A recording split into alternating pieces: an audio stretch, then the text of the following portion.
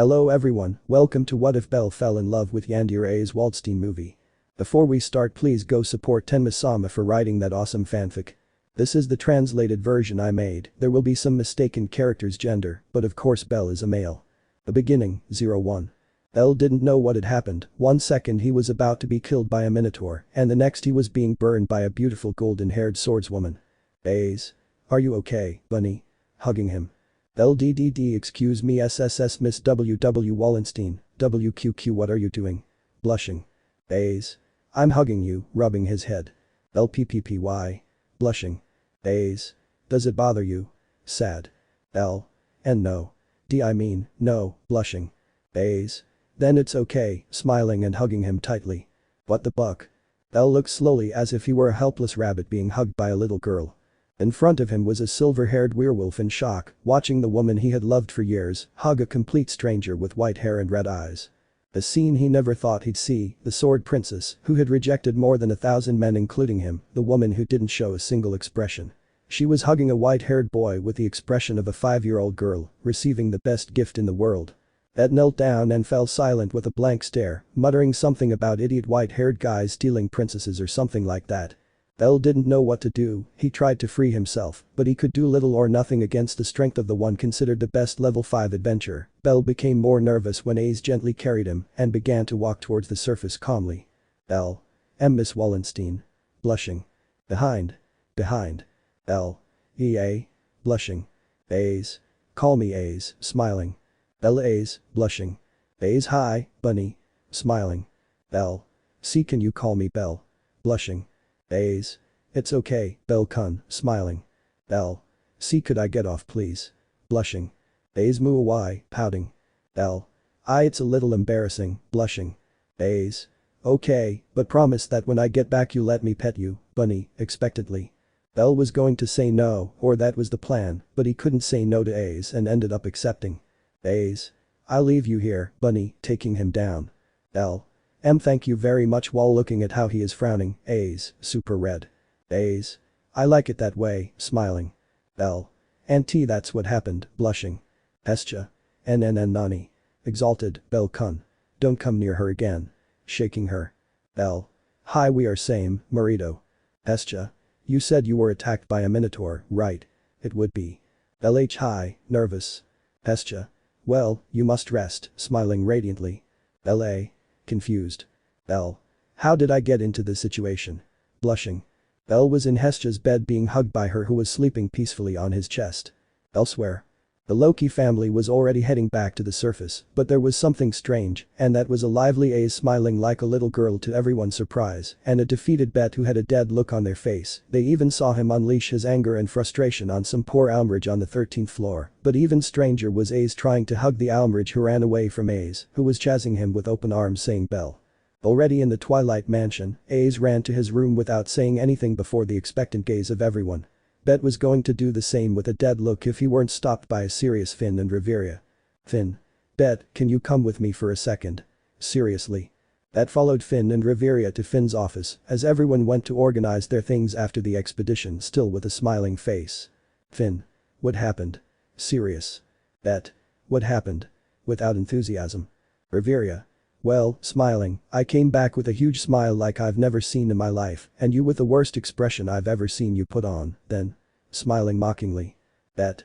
Shut up, old witch, no spirits. Finn beat. Seriously. Bet. When they sent us to kill the minotaurs who escaped, we saved a white-haired child from being killed by one of the minotaurs but sad. Riveria. But. Raising an eyebrow. That Aiz I hug him, whispering. Finn. What? Looking at Beth. Bet. That Aiz hug him. Angry, she hugged him and smiled at him and asked him to call her by her name, and she asked him for her super happy solo, empty look. Riveria. Phew, whistling, seems to have found someone, smiling. Finn. Heh, it seems that our little sword princess already has someone, smiling, leaving aside his serious expression. Bet. Shut up, dead stare. Riveria Finn. Ha ha ha ha. Aiz is in her room hugging a stuffed rabbit that she got from who knows where. She was thinking about Bell smiling at her adorably and let out a love-struck squeal. Aiz got up from her bed and opened her eyes in an instant. Aiz. Someone is with my Bell, would be. Aiz left her room still in her white pajamas and started running towards the exit of the Twilight Mansion. On her way she met Loki. Loki Izutan. Opening his arms. Aiz. Move away, would be. Loki. Huh. In shock. Aiz furiously pushed Loki and sent her flying in a second as she continued on her way to the exit. Finn left his office when he heard a loud bang outside his office. When he left he was surprised to see Loki passed out, stuck to the wall headfirst. Finn. Loki. What happened? Going to help her. Loki. Aiz, she ran away from the Twilight Mansion. I don't think it's a good idea to go looking for her, with swirling eyes. Finn. 2C, and I'm Droplet. Aiz was running with an extremely serious expression towards where her instinct guided her, after visiting many places and going to the poor area of Aurario, under the gaze of several adventurers and merchants who were passing by. After a 10-minute search he found an abandoned church and his instinct and Mini Aiz told him he had to go in there. Han Bell. Bell was already sleeping peacefully among Hestia's generous attributes until a loud noise woke them both up and the church door was kicked and smashed in a second with terrifying force. Bell and Hestia got up scared and Bell stood in front of his goddess looking carefully at the bedroom door. Strong and firm footsteps were heard that made Bell and Hestia more and more nervous. Bell was excited when the bedroom door was destroyed and someone began to slowly descend the small stairs. Bell Aiz. Surprised. Aiz looked at Bell for a second with an expressionless face until she started to hug him, throwing them both onto the bed. Aiz glared menacingly at Hestia and walked away from her with her Bell. Hestia. And Nani. A shock. Bell Aiz, what are you doing, blushing? Aiz sat on the couch protectively hugging Bell looking defiantly at Hestia. Aiz. I felt that a woman was very close to you and I came running from the Twilight Mansion, looking seriously at Hestia. Bell. But she's my goddess, nervous. Aiz made a silly face for a moment before Mini Aiz thought of an excuse. Aiz. But they were sleeping in the same bed, it would be. Bell. That was because I was a little exhausted because of the Minotaur and Kami-sama didn't want me to sleep on the couch, so he let me sleep on the bed, nervous. Aiz. I refuse, would be. Hestia. Why, what are you doing in my house, wall and whatever? Angry. Aiz. I'm coming for my bunny, would be, if you're tired, you'll sleep with me, smiling at Bell. Bell Hestia A. Blank. Aiz carried Bell and began to run at full speed towards the Twilight Mansion, with a screaming Bell and a furious Hestia running behind them, following them as best she could, but she could do little or nothing against Aiz's full power speed. Finn. What demons? Stick face. Bell. Help. Shy. Bell was at the Loki family headquarters, as it was already night there were very few people awake, so the guards let them pass, mainly because they didn't want to oppose a furious Aiz. When Aiz entered kicking the door Terminator style with Bell in her arms, they were seen by Riveria and Finn, who had just left Loki in his room. Riveria Aiz, why are you carrying a boy in your arms, calm down. Aiz. It's my bunny, expressionless. All. Belito, I have to go back to my Kami-sama, nervous. Finn Aiz, could you let the poor boy go? Rubbing his temple. Aiz. No, would be, she will sleep with me, expressionless. Bell Finn. A. Blank. Riveria. I understand, sleep well, quietly going to her room. Finn. Since, sighing going to his room. Bell. Are you? In shock, wait. Don't abandon me. Screaming. Aiz covered Bell's mouth and walked calmly to her room. Upon entering her room, she locked the door to prevent Bell from escaping and threw him onto the bed. Bell Aiz. Shy. Aiz. Don't worry, Konaj I too, flirtatious. Bell Aiz. Nervous. Aiz only knows how to make it more beautiful. Hang on. It was already daytime in the morning, after Aiz snuggled up to a blushing Bell's chest last night she slept peacefully, or so it was for her. Right now Bell was in the Loki family dining room eating cereal with big dark circles under his eyes. Aiz was next to him eating her cereal with the same spoon to Bell's embarrassment. The dining room was practically empty, plus it was Saturday, it was also almost 6. It turns out that Aiz wakes up at the same time as Bell, and Bell always wakes up at 5 in the morning to start her day, thanks to her internal clock that she got by helping her grandfather in her hometown. Bell turned to look nervously at Aiz and asked her. Bell. Can I go with my family now? Blushing. Aiz. Not yet, eating. Bell but, nervous. Oh. There they are. They both turned to look at each other and found Riveria smiling kindly at them. Aiz Riveria, expressionless. Bell hello, nervous. Riveria. Tell me boy, what is your name, sitting next to them. Bell. I'm bellcranel, shy. Riveria. What family do you belong to? Smiling warmly at her. Bell. I'm from the Hestia family, nice to meet you Riveria-sama, bowing. Riveria. There's no need for so much formality, Bell, smiling. You can call me mother-in-law, smiling. Bell. EA. Blushing. Finn suddenly appeared and looked at the three of them carefully. Finn sat next to them and then looked seriously at Bell. Finn. What's your name, boy? Seriously. Bell bellcranel, nervioso. Finn. What is your relationship with Aiz? Seriously. Bell. I don't know, lowering his head. Finn A. Confused. Bell. Well, she saved me from a minotaur on the 5th floor and then she carried me with her and asked me to tell her by name. Last night I was with my goddess sleeping in our headquarters and she came in, stick face. Finn. Am I coming in? Cara de Palo. Bell.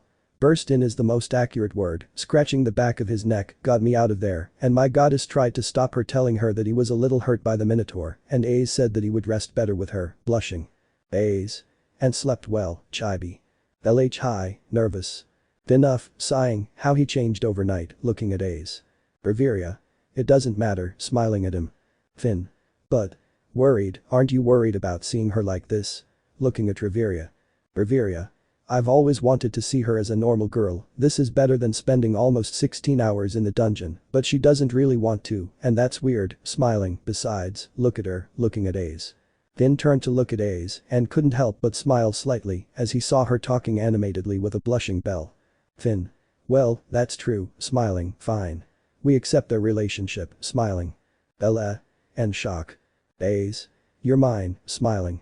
Bell. If I end up like this, defeated. End. War United, 02. Bell after Finn and Riveria accepted their relationship let him go, well, rather, Aiz let him go, promising to see each other soon. Bell left the Twilight Mansion and said goodbye to the guards who had been warned by Finn that he could enter whenever he wanted. When he left the wall of the Twilight Mansion he was excited to see his goddess sleeping out there shivering from the cold. Bell. We're the same. Despertandola. Hestia. Bell this. Lunching up to hug him. Hestia threw Bell to the floor which he could only reciprocate with his arm until he felt a look pierce him. He turned around surreptitiously and began to sweat profusely when he saw Aiz looking at him from the window of his room with murderous eyes, more exactly at Hestia. Bell. I think it's better for us to go Kami-sama, nervous. Hestia. Huh. Yeah, you're right. I can't let you spend another second here how did you get out? Looking at him. Bell. Finn-san, the captain of the Loki family, let me go after clearing up the misunderstanding, half lying. Hestia. Okay. Let's go, pulling it. Bell hi Kami-sama, I'm singing with her. Aiz was in her room looking at Hestia with death eyes until they were out of sight and Aiz pouted. Aiz bunny, pouting. Bell was in front of his guild advisor, Ina Tull, who was explaining to him all the events that had just happened. Ina and Nani. Surprised, this isn't a joke, right? Shocked. Bell and no, nervous. Ina. Ara, who would have thought that you fell in love with Miss Wallenstein? Bell, smiling mischievously, and it seems that the feeling is mutual, smiling. Bell. He, scratching his neck, well, I also wanted to tell you something else, laughing nervously. Ina. What thing? Curious. A minotaur on the 5th floor. To say that Ina was worried was an understatement, she almost seemed to burst with worry and anger. Ina.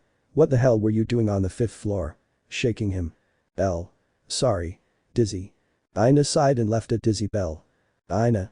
Well, I'm glad you're okay, smiling at her. Bell blushed slightly and smiled back at Ina. The other guild managers just watched the interaction in amusement. Bell lowered his head timidly and looked at a curious Ina. Bell. Iido, I would like to know if you could give me more information about Aiz, blushing. Ina. Ara, you really love her, right? Smiling mischievously, well, I trust you, let's see, she's 16 years old, her favorite food is Jug American, she's never had any affair with anyone, so I'll consider that lucky and lastly she's very respected inside and outside her family, she's considered the strongest level 5 adventurer, smiling. Bell. Perfect, scoring everything. Ina Bell-kun, tell me, does Loki-sama know about this? Curious, and Hestia-sama. Bell was shocked for a second, it was no secret that the goddess Loki held Aiz in high esteem and care, as well as being very protective of her, her goddess also fell into that category, but with him. Bell damn. Blank. Ina. It seems not, sighing, you'll have to be careful, I heard that the goddess Hestia and the goddess Loki are not on very good terms, you know that right? Looking at him. Bell. You have. Flashback. Bell was asleep on the couch in the small room in the abandoned church. He was slowly waking up and yawned. He was going to get up until he felt a weight on top of him. Bell lifted the sheet a little and smiled when he saw his goddess asleep on his chest. Bell had to go to the dungeon, so he tried to remove her, but it was useless. She was clinging to him like a koala. Bell sighed and was going to wake her up if it weren't for the fact that he heard his goddess whispering in her sleep. Hestia table stupid Loki, snoring, flat chest. Burning the bell. The drop of sweat fell from Bell's lips at the scene. He didn't know exactly the story of Hestia and Loki, but it seemed that they really didn't get along very badly. In flashback. Bell. I know perfectly well. Ina. By the way, Bell-kun, you haven't changed your valise since yesterday, right? Curious. Bell. Huh. Oh. That's right. I'll go change my valises, standing up. Ina. I'll go with you, smiling. It's 1,200 valise, giving him a few coins. Bell hi, disheartened. Ina. Don't be discouraged, you're still a novice Bell. In fact, I'm very surprised that you've reached floor 5 by yourself. It's not very advisable for an adventurer to go alone, much less a level 1, smiling at him. Bell. Thank you Ina, smiling. Bell said goodbye to Ina and went towards the abandoned church. Along the way he looked smiling at the streets of Riveria, where there were also plenty of food stalls and products of all kinds. Already entering a somewhat destroyed area of Riveria, Bell walked through there without fear until he found the church and entered calmly. Bell. Hello Kami-sama, smiling. Hestia, upon seeing Bell, did not hesitate to rush towards him and hug him. Hestia. Bell-kun. Didn't you go to the dungeon today? Looking at Bell. Bell. No, I went to tell my advisor about what happened in the dungeon, smiling nervously. Hestia. I see, thinking, hey, and you haven't seen that one again, Wallen whatever it is, right? Suspicious. Bell. No, not yet, smiling. Hestia. What do you mean still? Shaking him. Bell. Sorry. Apologizing. Aiz was in her room after going to the dungeon for less than 6 hours, something impressive according to Riveria. When Riveria asked her the reason, Aiz answered in an expressionless way that she had to go for a Bell JN. Riveria didn't understand anything at once until she saw Aiz sewing a white wig onto a red-eyed rabbit plushie. Riveria laughed amusedly and decided to help her daughter in her mission. Riveria. Don't you want to buy a brown jacket? Smiling. Aiz seemed to have had a great idea and nodded. Bell. What is this? Curious. Hestia. Well, since I attracted many clients where I work today, they gave me this as compensation, smiling proudly. Hello. Allegra. In front of Bell was a table with delicious steaming food which was crying out for food. Bell and Hestia looked at each other smiling and went up at the same time. Bell Hestia eyed Akamasu. Hestia. I still haven't found anyone who wants to join the Hestia Familia, sighing in disappointment. Bell. Well, no matter whose blessing it is, they are the same, right? Looking at Hestia. Hestia. It's true, but it also counts a lot for the family's prestige, sighing, although I don't mind if it's just the two of us, whispering flirtatiously. Bell. Did you send it? Curious. Hestia. Huh. Nothing. Blushing, just me, smiling. Bell. It's okay, smiling at him. Hestia. How about we update your status? Smiling. Bell. You have. Status bellcranel. Adventurer level 1. Family Hestia. Statistics. Strength 0012I. Resistance 0010I. Skill 0034I. Agility 0040I. Magic 0000I. Total 105. Universal power 105. Skills. Acquired skills. Bell. What is this? Pointing to some misspelled words. Hestia. Huh. A small mistake of mine, whistling. Bell. I see, discouraged.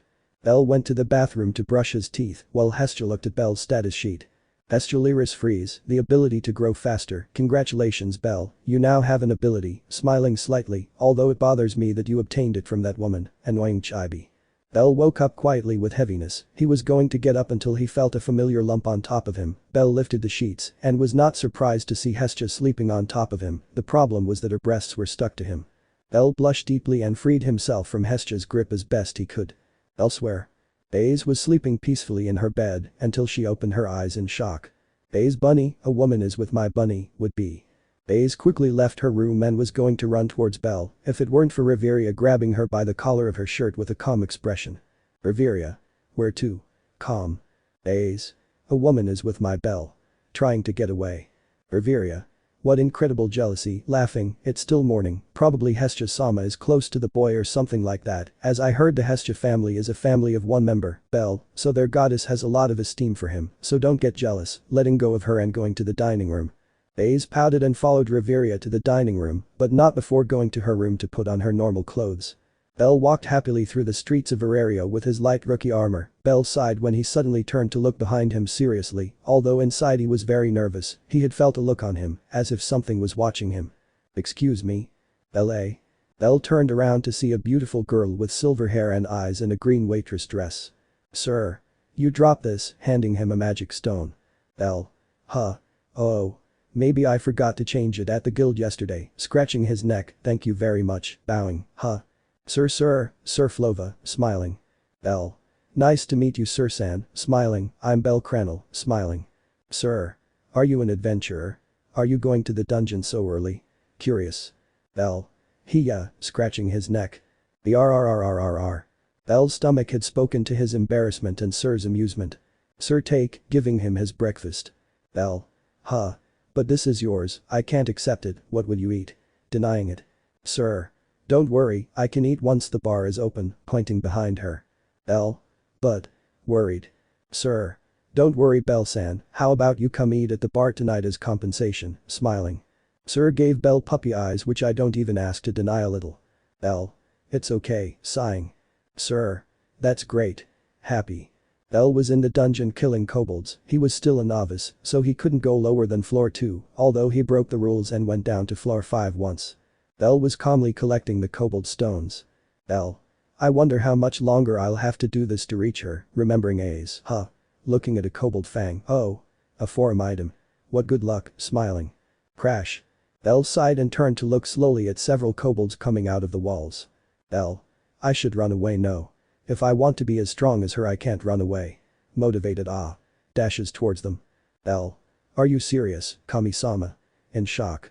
Bell stood in the abandoned church staring in shock at his status sheet. Bell. "My skill points went up by 160 points." Smiling. Bell. "And look. I only got hit once and my life points went up 30 points. Showing Hestia, my strength and skill too. Kami-sama." Hestia was standing with her arms crossed and pouting, she imagined something like this would happen, but she didn't think it would grow so much in just one day, and all because of that wall and whatever. Hestia stood up from her bed and went to her closet under the gaze of Bell nervously. "Bell W we are the same, nervioso." Hestia looked at Bell with a pout. Bell. "W well, why did it grow so much in such a short time?" Nervous. Hestia. "I don't know." Opening the closet. Hestia took out a long white coat with blue edges and put it on angrily, while Bell looked at her nervously. "Elito, where will Kami-sama go?" Nervous. Hestia. "I'm going to meet up with some friends." Annoyed, "So you can go enjoy dinner tonight by yourself." Pointing at him. Hestia ran out of the church angrily leaving Bell with his hand outstretched, not knowing what to do. Bell. "What problems?" sighing. Bell was looking at the entrance of the bar with doubt, it looked very lively at first glance, there were many adventurers celebrating and partying. Bell looked at the sign of the place. Bell. "The hostess of fertility," mumbling. "Bell-san." Bell looked at Sir who smiled happily at him from the entrance of the bar. Time skip. Bell looked in shock at a large plate of spaghetti in front of him, along with a jar of foamy beer. Bell. "Edo, I didn't ask for this," nervous. In front of him was Mamma Mia, a big hobbit very big, if it weren't for Sir telling him, he would have thought she was just a human, she was a head taller than Bell, unlike the others, she was wearing a blue cook's dress. "My mom. You are very handsome for an adventurer." Bell. "Please don't joke," sighing, "let's see, the spaghetti is 300 valis, the drink 200, thanks to that lost item I have 4,400 valis, counting, I should save that money for the family," sighing, "Oiga. Mamma Mia. Isn't that enough? Here's today's special." Putting a plate with a large grilled fish in front of Bell. Bell. "I didn't ask for that blank." Mom. "Haha, don't be depressed, kid. You're still young, you have to eat a lot." Smiling at him. Bell stared blankly at a menu posted on a wall and was shocked when he saw the price. Bell. "Today's special, it's 840 valis." Blank, Mia-san. Nervous. "Mamma Mia. Tell me Mamma Mia boy," smiling. Bell. My mom," hiding his gaze. My mom looked at him with curiosity. Bell. "Could you bring me more?" Scratching the back of his neck, pointing at the glass of beer. My mom looked at the glass, slightly surprised why it was empty, but she smiled. "Mamma Mia. That's the spirit. Here's another one, pouring it. Bell. Thank you, looking at his wallet, opportunities are taken, eating. Sir was going to approach Bell smiling if it weren't for a catgirl named Anya who announced something. Anya. The reserves have arrived. Screaming. Several adventurers immediately entered, including 3 that Bell knew. Bell slowly and surely hid behind the bar and continued eating calmly, drinking his beer. Bell. Now I understand why Grandpa loved to drink, but he said the hangover was horrible, let's see what happens. In the Loki family were his goddess, Finn, Riveria, Tiona and Tyan, Bet, Gareth, Lefiya, and finally. Bell Aiz, blushing. Loki stood up and put one foot on the table, lifting the mug of ale. Loki. Guys. You did a great job on the expedition today. Smiling, now enjoy this feast. Opening his arms. Everyone started eating, a quiet Aiz was simply drinking orange juice next to Riveria, and Lefiya who looked at her blushed like Bell. Sir noticed Bell's gaze and smiled at him. Sir. They are the Loki family, they are regular customers here, smiling, apparently the goddess Loki likes this place a lot, smiling. Bell looked at Loki who tried to touch her and received it with a blow to the head with a spoon. Aiz pushed Loki away with her hand and was going to hit her again if she didn't stop dead in her tracks at the expectant gaze of a curious Loki and a very calm Riveria. Aiz.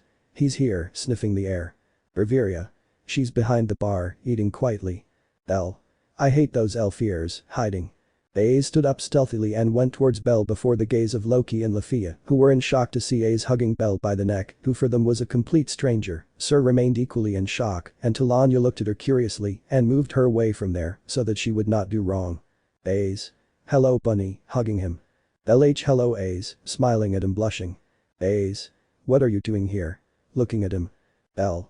Well I won a drop item in the dungeon and I wanted to take advantage of the money, scratching the back of his neck. Aiz. I'll go with you, sitting next to him. Bell hi, smiling happily. Aiz smiled too when she saw that smile, and to Bell's embarrassment, she grabbed her spoon and started eating her own food. Loki and Lefiya were still in shock seeing a very sweet Aiz eating from the same plate and spoon as a white-haired boy. While Riveria gave Aiz a thumbs up, Finn looked at them for a second and sighed heavily, he asked Mamma Mia for 2 of the strongest beers. When my mom gave them to Finn, he secretly exchanged them with Lefiya and Loki's glasses, who didn't notice because they were so focused on Bell and Aiz. Lefiya was going to hit that human, if not for the fact that she took a sip of her drink before and instantly fell exhausted onto the table. Loki was the same, only she drank the whole jar in one go to prepare to hit Bell, but she didn't know it wasn't her beer and, just like Lefiya, she fell exhausted at the table. Riveria. If you didn't do it, I'd have to knock them out, taking a sip of her juice. Finn Losi, sighing. But Bell and Aiz. Aiz had come up with an idea that Riveria suggested to her and Mini Aiz supported her. Aiz looked closely at the plate of spaghetti and watched Bell grab one of them. Aiz looked expectantly at the plate to find the other end of the spaghetti that was in Bell's mouth and smiled. Bell ate quietly, watching a little amused as Mamma Mia kicked out 2 adventurers who didn't want to pay. That was until he turned to see Aiz and got excited when he saw her very close to him eating the other end of her spaghetti, each time they got closer and closer. Riveria and Finn looked on expectantly with sweat on their faces waiting patiently until. Goodbye. Bell and Aiz had kissed tenderly, while Riveria and Finn celebrated by clinking their drinks with tears of pride before the confused gaze of the others. Bell separated from Aiz with his face completely red, while Aiz had a small blush and looked at him smiling. Aiz looked at Bell's jar with curiosity. Aiz. Tomas. Surprised. Bell. I just wanted to try, scratching his neck. Aiz looked at the ceiling for a few seconds before also taking all that was left in one gulp. Aiz had red cheeks and looked flirtatiously at Bell. Aiz. Do you want another one? Smiling. Bell. I think you're already drunk, nervous. Aiz just smiled more and kissed him passionately again, although her kisses were clumsy she tried. Bell gave a thumbs up to Mamma Mia who had filled her beer mug and Mamma Mia smiled giving her a thumbs up, telling her. Mamma Mia. She's on the house, leaving her the jar of beer. Aiz separated from Bell with a thread of saliva on her lips next to Bell's and pressed herself against his chest, still blushing. Aiz. I'm sleepy hick, hugging him. Bell. Huh. Don't sleep here, wait, I'll tell Riveria, trying to get up. Bell tried to get up, but Aiz stopped him and hugged him hard. Bell looked around nervously, but was surprised when Riveria smiled at him and pointed in the direction of the Twilight Mansion. Bell understood the message and quietly left the bar with Aiz leaning on him and they walked towards the Twilight Mansion. Finn. Huh. And behind the Bell. Confused. Riveria. Bell went to drop Aiz off at the Twilight Mansion, eating. Finn. Oh, I see, eating quietly. Bell reached the wall, and the guards let him pass after seeing who he was. Guard. Why is Aiz like this? Serious. Bell. I drink alcohol, scratching his neck. Instantly the guard lost color and let him pass without saying a word. Aiz was looking at him threateningly. The guards began to tremble, while Aiz held the handle of his sword, which caused the guards to tremble more. Bell. I think I'll leave you in your bed, carrying her. Aiz blushed more when she saw that Bell was carrying her in his arms like a princess. Aiz stuck to Bell's chest and hugged him by the neck so that he wouldn't let go of her. Bell nervously entered the Twilight Mansion, careful not to alert anyone, while the guards looked at him in admiration. Bell had saved their lives, literally. Bell arrived at Aiz's room and tried to open it, but the knob didn't turn. Aiz Riveria used a magic so that no one could enter another's room without their permission. She opened the knob. Bell. Great, amazed. Well, I'll leave you here, trying to get it down. Aiz. No. Take me to my bed, acting childish. Bell. But, blushing. Aiz. Come on. Come on. Stomping his feet. Bell. Are okay but don't make too much noise, nervous. Well, excuse me, entering his room. Bell gently placed Aiz on his bed, but he didn't count on her hugging him against her chest, pressing his face into Aiz's breasts. Aiz hugged him tenderly and wrapped them both in a blanket. Bell. Wait, blushing. Aiz. Aiz. Nervous. It was useless. Aiz kept squeezing him tightly. Bell. At least just let me take off my jacket, sighing. Bell felt Aiz's grip loosen and could move his arms.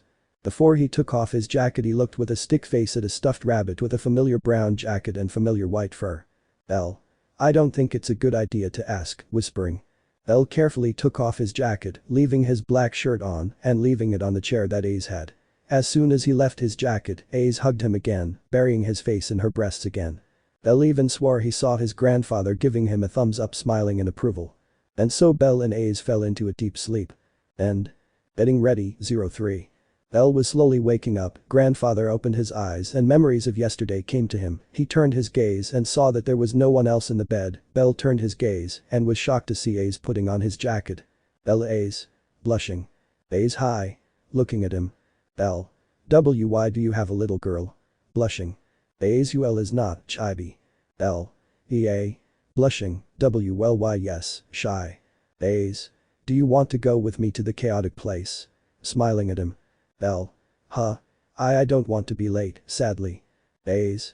I don't mind, I can help you, smiling. Bell. It's okay, blushing.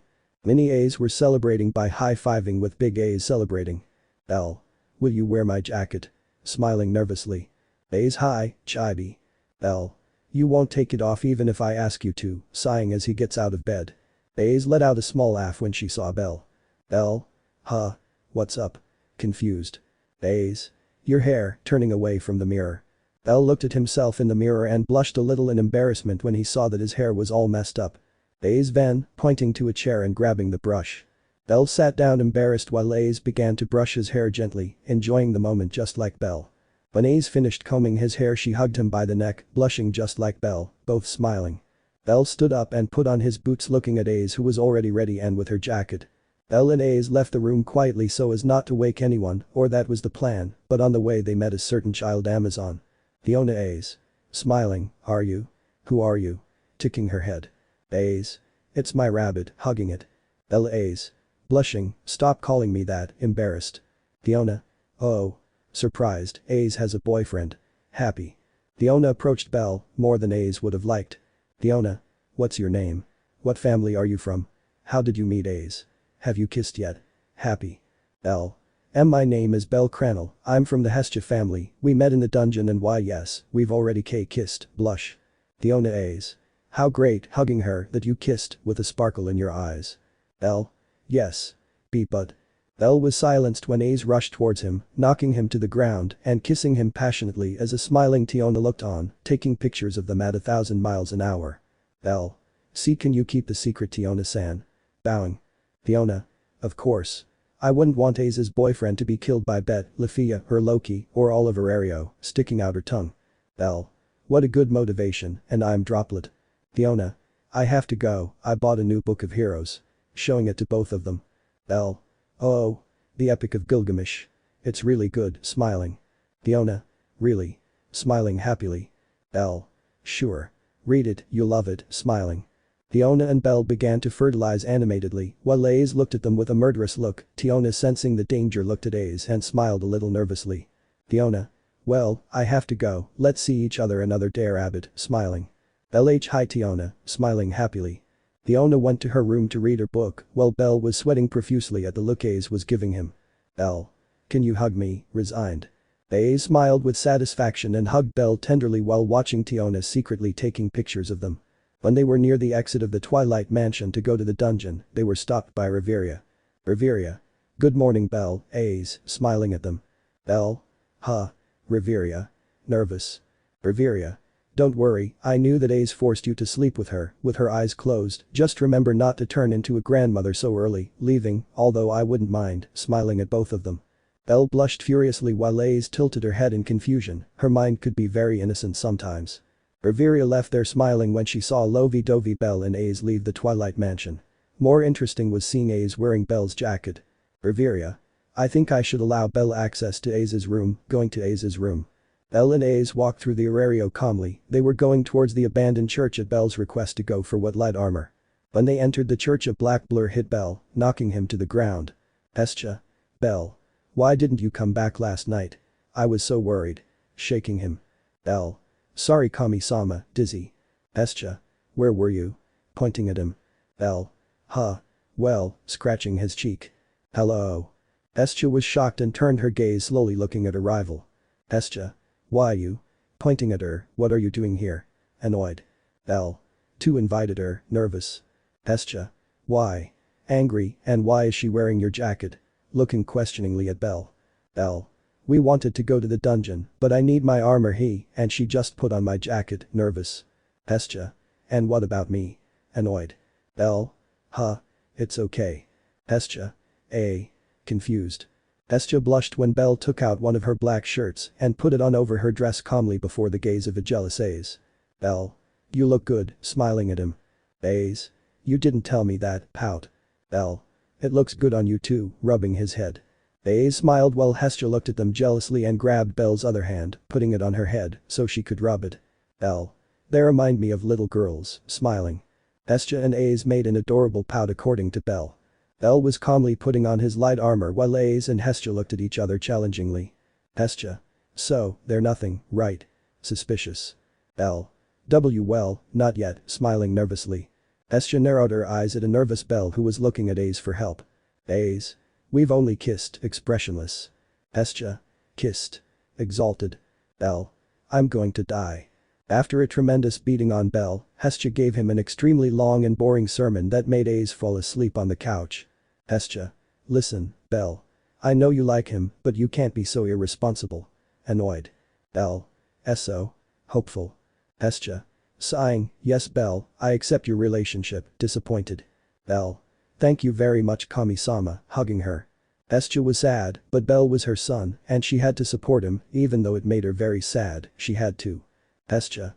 But you have to be careful with Loki, she won't be like me, sighing, that tablet won't understand it, her brain must be as small as her chest, whistling. Aiz just a little, chibi. Hestia. See. Smiling proudly. Bell hi, nervous. Bell looks at Aiz in surprise, they had been in the dungeon for almost 5 hours, Aiz was killing monsters with a single finger, literally, Bell even felt sorry for them. Bell. We're on the 5th floor, looking around, huh? Bell reflexively blocked with difficulty the slash of a goblin who looked at him with hatred. Bell pushed it aside with his knife and cut it in two with some difficulty. Aiz. You have good reflexes, but you are poorly equipped, looking at Bell. Bell. I know, discouraged with a drop of a nime. Aiz. For now, take this, giving him a knife. Bell. A bastard. With a twinkle in her eye. Aiz. Please use it, smiling. Bell.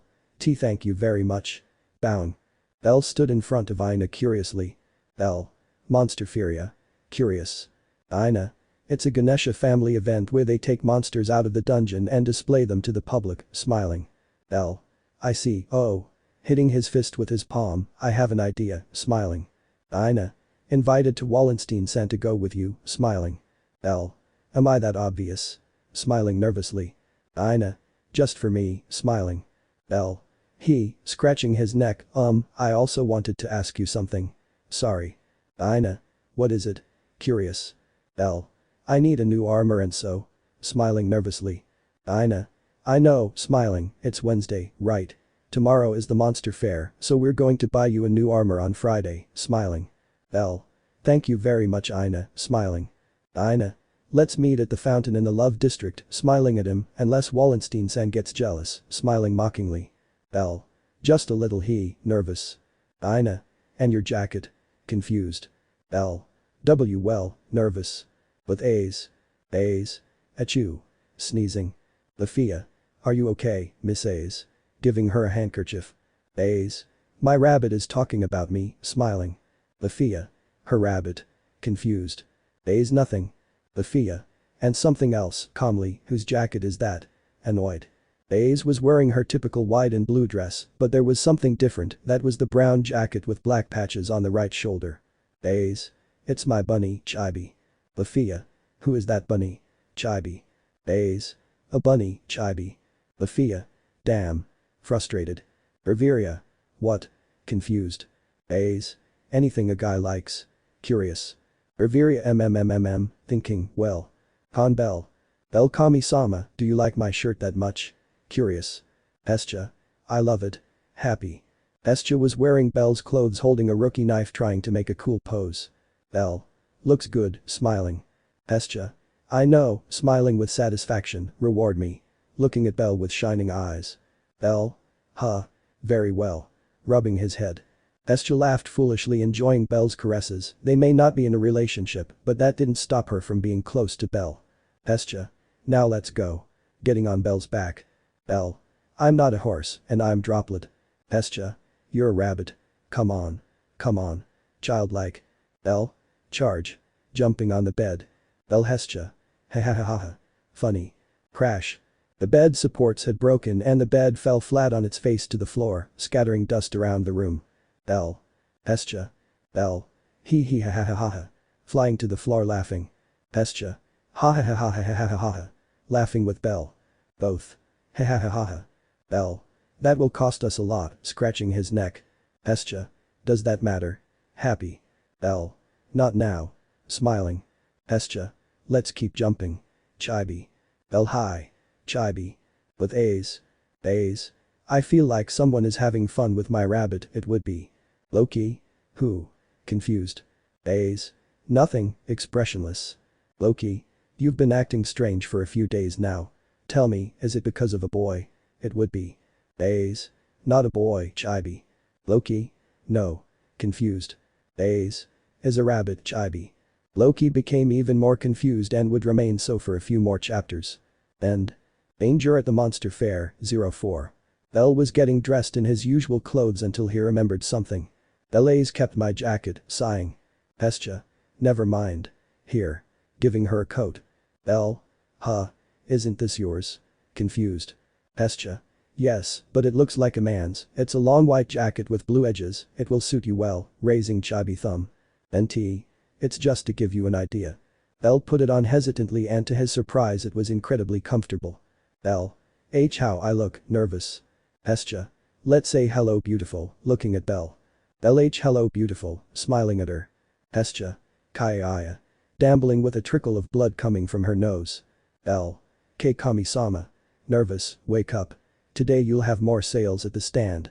Today is the monster fair. Excited. Hestia. Let me fantasize a little longer, Clara, silly. Bell.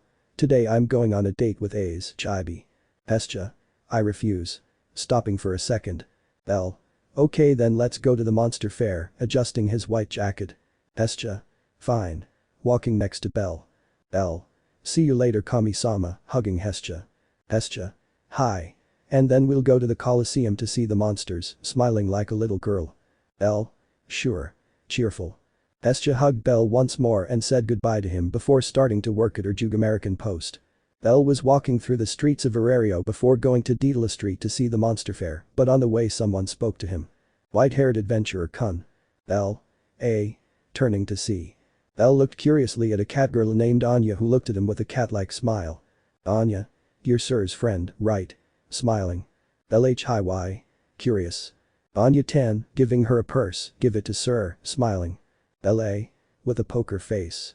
An elf with greenish blonde hair also appeared, sighing at Anya's nonsense. Ryu. Cranel-san, can you give that purse to Sir? She's at the monster fair, it would be a problem if she didn't have her purse with her, expressionless. Bell. Oh. Sure, smiling, see you. Running to the monster fair. Anya. Didn't you have a relationship with the sword princess? Looking at Ryu. Ryu. Unofficially, Sir still has a chance, only he is worthy of it, walking into the bar.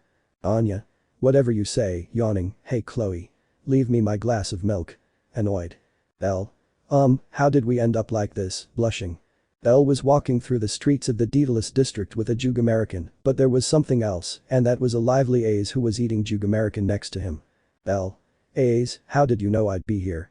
Blushing. Aiz. Intuition, biting his food. Bell. 2C, blushing. Aiz smiling at him. Bell blushing. Aiz fed Bell, and thanks to the fact that the streets were very crowded, no one could see them because they were more concentrated in the monster fair stands. Aiz smiled tenderly as she watched a blushing Bell eat like a bunny from his Jug American. Bell plucked up his courage and offered his own to Bell as well. Bell. Say blushing. Aiz looked at him slightly surprised but smiled happily and took a bite, making Bell blush even more. Aiz. What are you doing here? Looking at Bell. Bell. Kami-sama and I wanted to go see the monster fair, with a sparkle in his eyes. I was going to walk around Aurario, but Anya-san asked me to give her purse to Sir-san, taking out her purse. Aiz smiling innocently. Bell.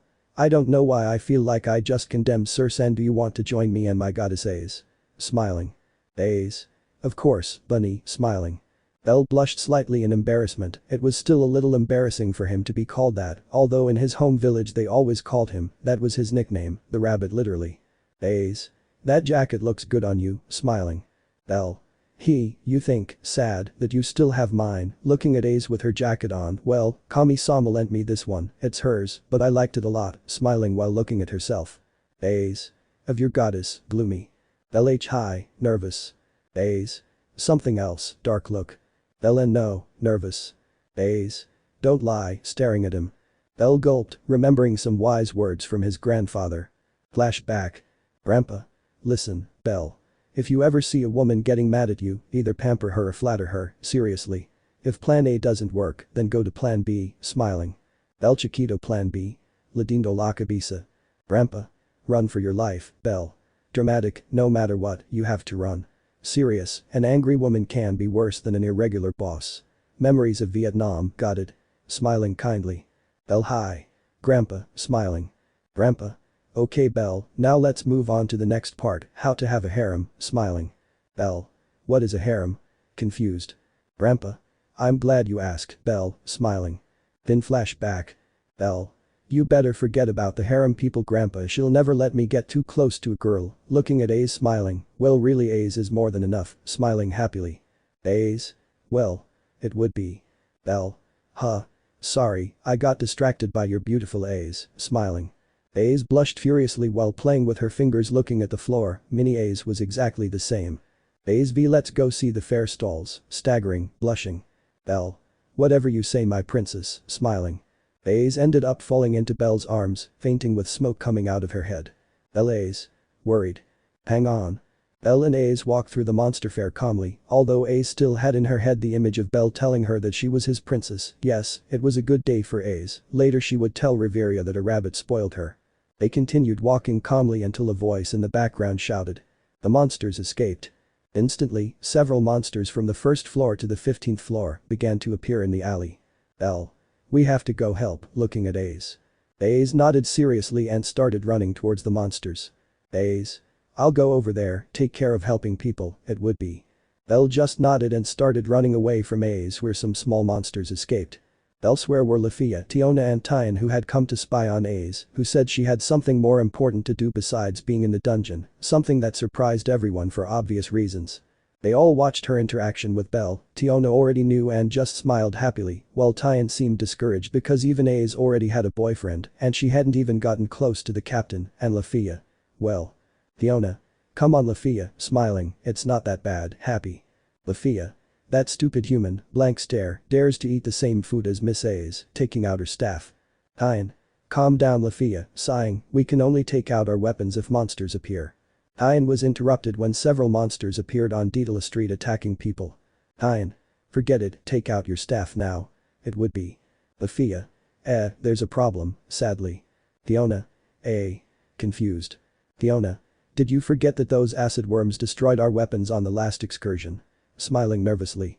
Ian made a silly face before reacting and looking around, finding guild advisors and assistants helping people and giving orders to the adventurers who were nearby. These were also sponsoring weapons and potions to help as much as they could. Among them was a certain very beautiful half-elf with brown hair and jade eyes who gave orders to all the adventurers in a serious manner.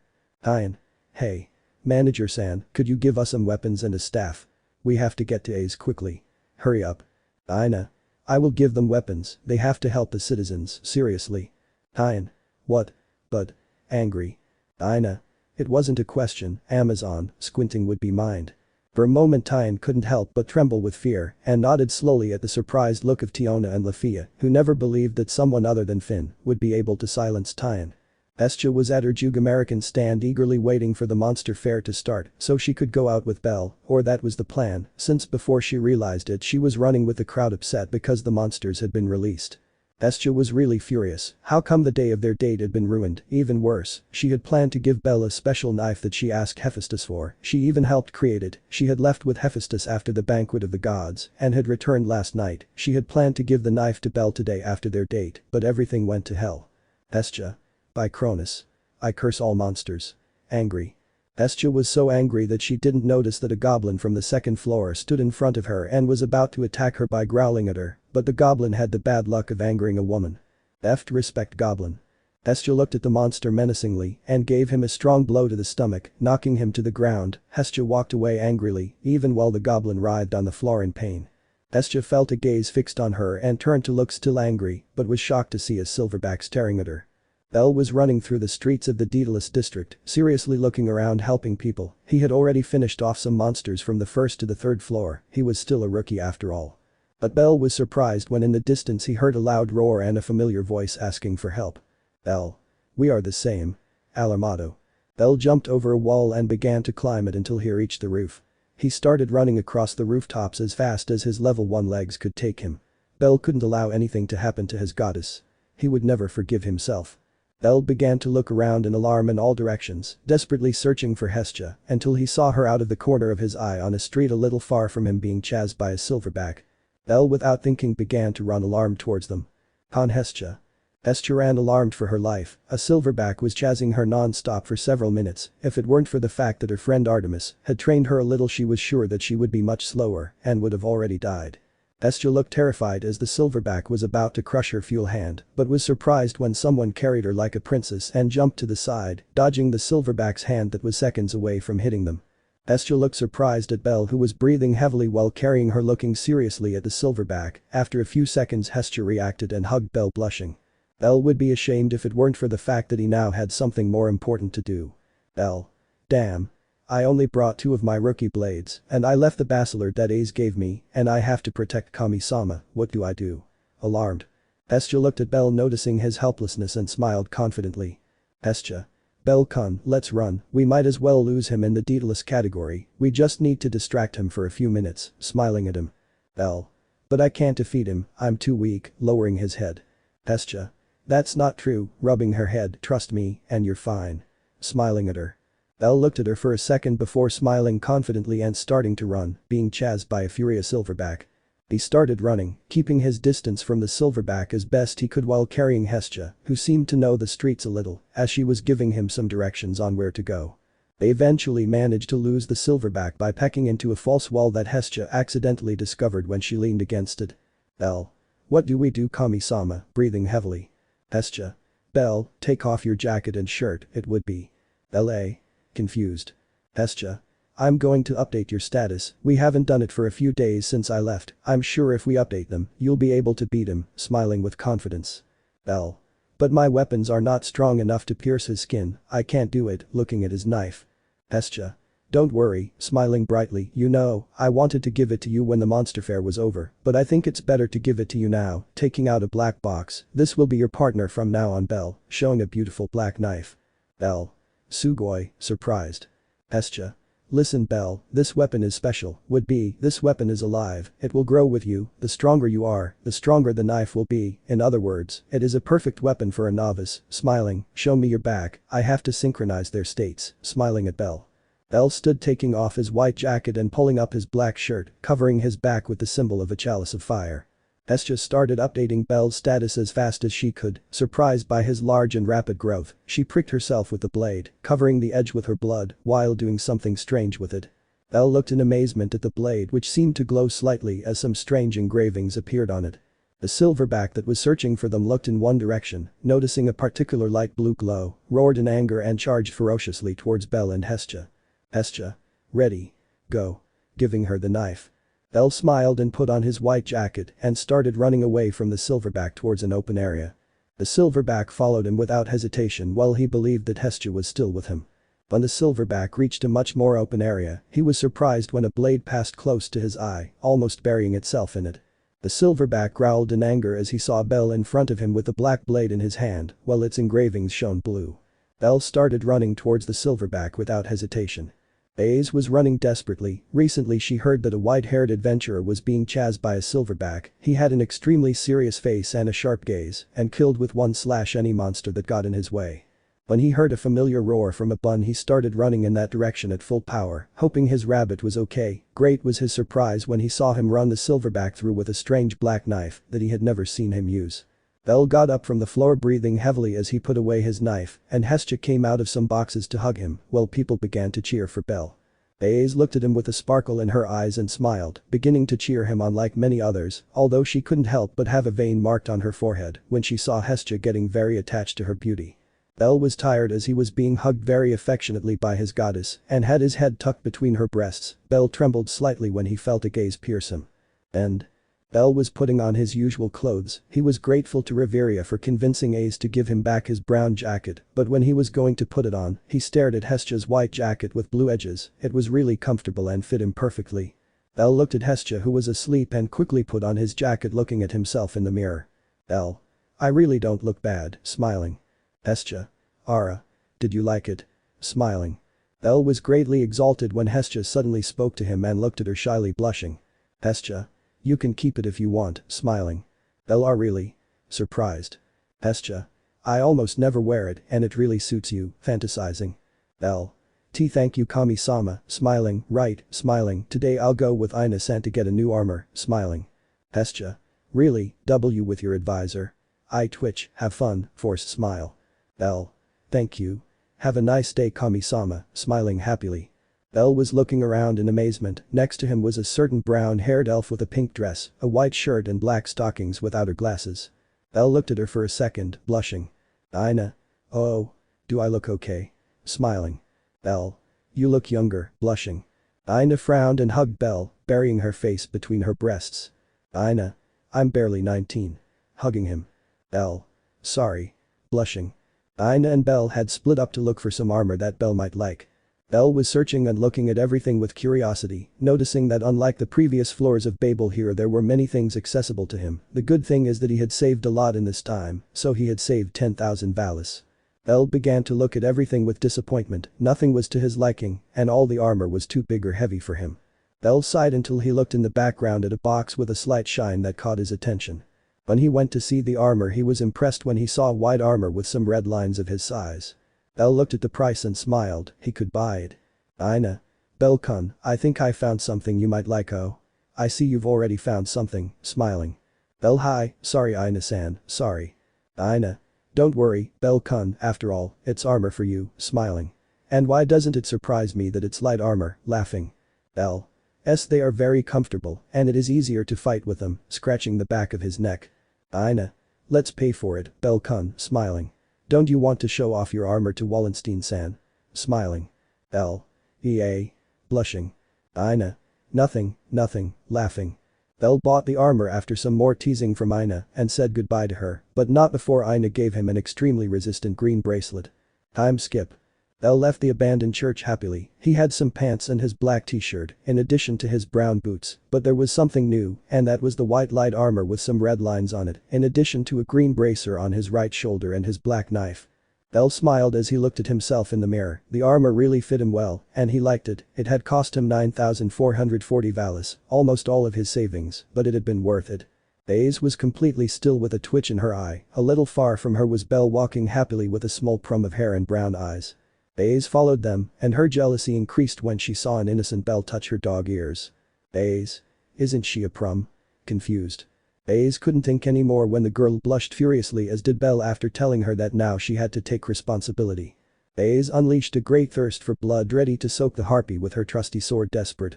He followed them for a while longer until night fell, and Bell went home and the harpy to who knows where. To increase Aiz's jealousy, Bell was wearing that white jacket with blue edges of her goddess, despite the fact that she had already returned her jacket after Riveria convinced her to give it back to her. Bell was still wearing the white jacket, although she had to admit that she looked good in it. It gave her a more serious and professional touch that contrasted with her shy and nervous attitude. Aiz had to return to the Twilight Mansion so as not to worry the others, and because she was already sleepy if she was going to the Twilight Mansion. Or not. Bell was in a bad situation. He was sleeping in Hestia's bed after much insistence on her part. Hestia was sleeping on his left side, pressing one of his arms between her generous breasts. Bell tried to sleep, or that was the plan, because before he realized it the bedroom door slowly opened, revealing a certain golden-haired swordswoman wearing bunny pajamas. Bell became very nervous that Aiz would get angry. He was very surprised to see her lying on her right side, and like Hestia, she held his other arm between her breasts and fell asleep. Aiz was very tired after spying as stealthily as possible on Bell and the harpy. She was so tired and sleepy that she didn't notice Hestia, who was also hugging Bell while he was sleeping. Bell could only remain silent as he thought about the terrible situation he was in. If either of them woke up it would be total chaos. Bell trembled as he imagined Hestia and Aiz pulling him to see who would keep him, breaking his arms. Bell. Why you wouldn't do that, right? Scared. Bell was eating cereal, watching Aiz and Hestia fight. They were shouting at each other after waking up at the same time and seeing the other one hug Bell's arm. Bell sighed and looked at the clock, which indicated that it was 7 o'clock. There was still a little bit left before I went with Lily, so I sighed resignedly. Bell. Do you want me to cook something for you? Nervous. Aiz and Hestia instantly calmed down and looked at him with shining eyes. Hestia. Aiz. Yes, please. Like little girls. A drop of sweat fell on Bell's face and he nodded slowly, going to the kitchen. Aiz and Hestia remained silent, watching Bell cook calmly. In the end I made them hamburgers and some onigiris with orange juice. Bell. Well, I have to go, smiling. Hestia. Aren't you going to eat? Looking at him. Bell. Huh. Don't worry, embarrassed. Aiz. Come, chibi. Bell. Huh. I have to go to the dungeon, I'll eat on the way too. Aiz. Come, chibi, squinting. Bell. Hi, sitting down resignedly. Bell began to eat, being fed by Aiz, who seemed more than happy with this, while Hestia looked at them with jealousy and approached Bell, sticking very close to her chest. Hestia. Bell kun, smiling at her, say ah. Bell. Ea. Blushing, blushing. Hestia also fed Bell and smiled innocently at Aiz, who glared at her. Aiz also attached herself to Bell's chest and began to feed him while she looked at Hestia with rivalry. Both continued fighting to feed Bell, who was already filling up. Bell. Hey, you guys have to eat too, smiling nervously. Aiz and Hestia looked at Bell with bright eyes, who sighed and began to feed each of them as if they were little girls. Bell. Aiz, why are you here? Curious. It's not that it bothers me, but I'm just curious, correcting upon noticing Aiz's frown. Aiz.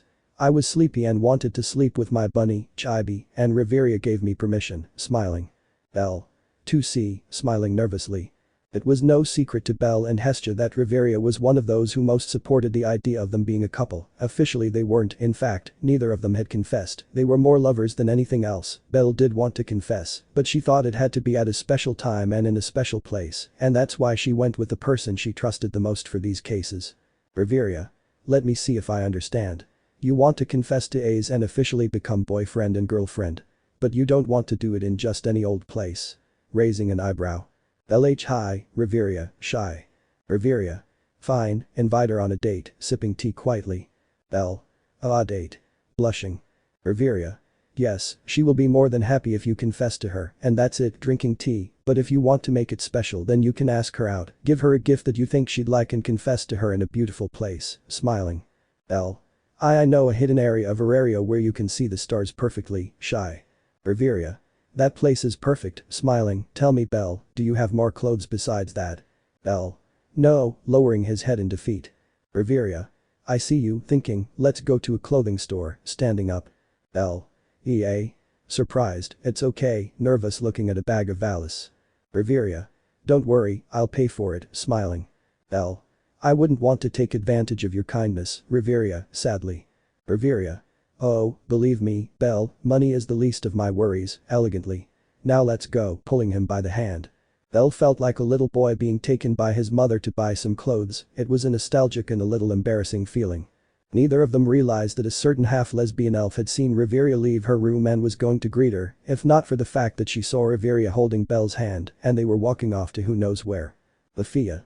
In shock, Riveria-sama, trembling, that human. Angry. Lefiya was going to follow them if it weren't for someone hitting her on the back of the head, causing her to faint. Fiona. Sorry Lefiya-chan, but Riveria has to go make Bell presentable for her date with Aiz, smiling. Fiona carried Lefiya to her room and used her hand to open the door and throw her onto the bed. Bell was nervous in one of the many clothing stores in Arario, Riveria was in front of him looking at all the clothes examining them. Riveria. Tell me, Bell, what would you like? Curious. Bell. Huh. Well, I'd like it to have some white and blue touches, nervous. Riveria. I think I know what you can use, thinking. Riveria grabbed some clothes and gave them to Bell, ordering him to try them on, while she waited for him sitting down. Riveria whistled when she saw Bell come out of the locker room wearing a white shirt with a blue collar and sleeve ends, black pants with blue boots and white laces. Bell. I look good, blushing. Riveria. If it weren't for the fact that you're from Aiz, I would have already made you mine. That's good enough for you, smiling flirtatiously. Bell blushed furiously in embarrassment. Bell and no joke, Riveria, shy. Riveria. Try the next one, smiling. Bell was modeling several outfits of a fun Riveria, giving her honest opinion. In the end, Riveria ended up buying several sets of clothes for Bell, insisting that money was not important, while Bell resigned himself to rejecting it, knowing that he could not compete with Riveria. Riveria. Come on, you have to buy a gift for Aiz, smiling. Bell walking next to her. Bell and Riveria went to a jewelry store where Bell looked at everything with a sparkle in her eyes, but her illusions died when she saw the prices. Bell looked at the necklaces for several minutes, until she saw one in the shape of a white heart. Bell looked at the price sighing, it cost almost all the savings she had made with Lily. Riveria. I can buy it if you like, curious. Bell. No, firm, that is a special gift, I want to buy it for Aiz, serious. Riveria looked at Bell slightly surprised and smiled letting him pay, although she couldn't help but laugh when Bell looked at her savings with a dead look, noticing that there was almost no Valis left, but Riveria could notice Bell's nervousness as he stared at the Kala. Riveria. What worries you? Smiling maternally. Bell. I'm afraid he'll ruin it, lowering his head. Riveria. Have confidence in yourself Bell, stroking her head, take it. Bell. A necklace. Confused. Riveria. In the Alf Kingdom where I lived, it is customary to give a jade necklace as a symbol of good luck. If you feel very nervous or scared, squeeze the necklace and breathe slowly, that will calm you down, smiling maternally. The necklace was one that at first glance looked expensive, it was a silver necklace with a precious stone, jade to be more exact, a tone very close to that of Riveria's hair, on it had the words luck written in Elvish. Bell looked at Riveria with a sparkle in his eyes. He had heard from Aiz that many of the Loki family's employees called her mom. Now he understood why the nickname. It really suited Riveria, who cared for everyone in the family like a mother, even when she took care of the goddess Loki and her pranks. Bell smiled brightly at Riveria and hugged her like a little boy hugging his mother. Riveria only reciprocated the maternal hug with affection. No one noticed the light brown eyes that watched the scene with amusement. Riveria returned to the Twilight Mansion after saying goodbye to Bell, who thanked her for everything with a little more and also apologized for having hugged her suddenly, since the elves did not like to be touched, although Riveria seemed to put it aside, knowing that Bell was a good boy without bad intentions. Riveria was going to enter her room if she weren't stopped by a certain child Amazon. Tiona Riveria, smiling foolishly. Riveria Tiona. What's going on? Calm. Tiona. So you're going after Aiz's boyfriend, huh? Surprised. Riveria A. Stone. Tiona. I didn't know you were a pedophile, Riveria, laughing out loud. Tiona was going to keep laughing if she didn't feel a strong killing intent behind her, she slowly turned her gaze with a stupid face when she saw Riveria looking at her with murderous eyes. Tiona. I was joking, nervous. Riveria. Oh. I see, dark look. Tiona. Hey, we're on good terms, right? Nervous. Riveria. Tiona R. Riveria, scared. Riveria is only slowly approaching Tiona. F your respect Tiona. And. The quote, 06. Bell was in front of Aiz's room door very nervous, he was ready to ask Aiz out. Bell grabbed the jade necklace that was around his neck and began to control his breathing. Once calm, he looked at the door with determination. He knocked several times, but no one responded. His nerves reappeared, and just when he was about to knock again, Riveria appeared and looked at him with doubt. Riveria. Why don't you just open the room? Confused. Bell. Huh. But you put a spell so only Aiz could open it, confused. Riveria. I recently gave you access to Aiz's room too, calm. Bell. EA. Blushing. Riveria. Just open the door, calm. Bell. Excuse me, shy. Bell opened the door and blushed when he saw Aiz asleep with her white dress a little high, revealing her white skin, hugging the stuffed rabbit he had seen the other time. Riveria whistled and smiled a little maliciously at Bell. Riveria. Well, I have to go, don't do anything to Aiz, remember that no one else apart from you and Aiz can enter this soundproof room, even if Aiz screamed nothing would be heard, whistling. Bell. Blushing. Riveria. Huh? I didn't say anything, leaving, closing the door. Bell stood in the middle of the room still blushing. Any man would take advantage of the situation immediately, but Bell was not just anyone, he was a gentleman. His grandfather may have been a hopeless pervert, but not even he would take advantage of a woman like this. His grandfather said that a man, and especially a hero, would never take advantage of a woman like that if you wanted her you had to earn her. It was the only good thing his grandfather instilled in him. Leaving aside the fact that he always said that he had to have a harem that was every man's adventure. Bell smiled nervously as he remembered things from the past and shook his head, leaving those thoughts aside. Bell approached Aiz and began to shake her lightly to wake her up. Aiz slowly opened her eyes and looked at Bell for a second before hugging him to her chest and lying back down. Aiz. My bunny couldn't live without me. Smiling like a girl. Bell. Aiz, could you please let me go? Blushing. Aiz. Don't you want me to hug you? Sad. Bell. And it's not that. Shaking his hands, but blushing. Aiz looked at him with expectant curiosity, making Bell more nervous. Bell. Calm down, you can do it, holding the jade necklace. Would you like to go on a date with me? Closing his eyes. Aiz was surprised for a second before smiling widely looking at Bell. Aiz. I would love to, smiling. Bell felt his chest and face heat up and looked at Aiz blushing. Bell. Be the day after tomorrow at 7 p.m. Let's meet at the destroyed statue near the church, okay? Blushing. Aiz hi, smiling. Bell. Can you let me go now? Blushing. Aiz. No, smiling.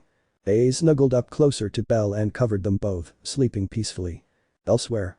Finn. Hey Riveria, Aiz hasn't left his room, do you think he's okay? Worried. Riveria. Don't worry, I suggested it to him, calmly. Finn. Huh? Why? Confused. Riveria. We'll have a date with Bell, drinking tea. Finn. And why doesn't he leave his room, even more confused? Riveria. I asked her to pretend to sleep so she would force Bell to sleep with her, calm. Finn. Oh. I see what? In shock. Riveria. What's going on? Curious. Finn. What if Bell does something indecent to her? Exalted. Riveria. Oh don't worry, she won't, it's still early for her to be a grandmother, smiling, I really wouldn't mind dreaming of a girl with golden or white hair and red or golden eyes calling her grandmother.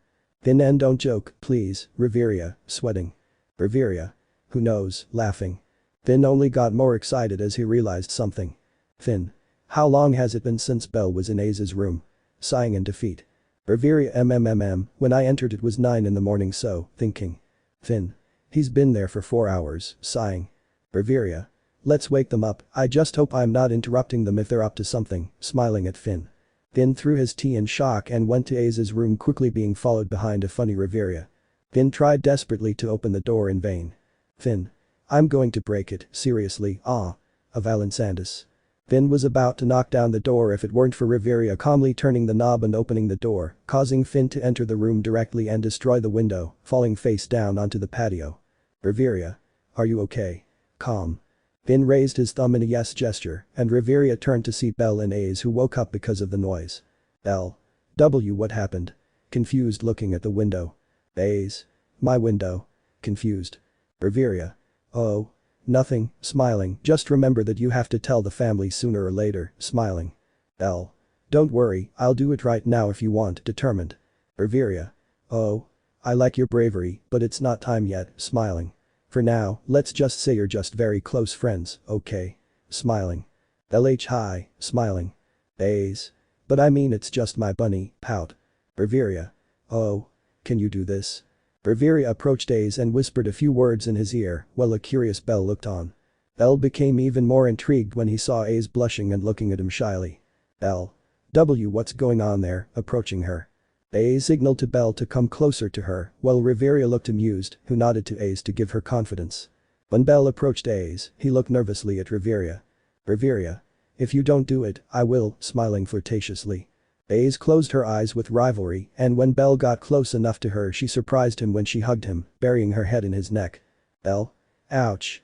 Blushing. Bell blushed when he felt Aiz bite his neck a little hard, letting out a little blood.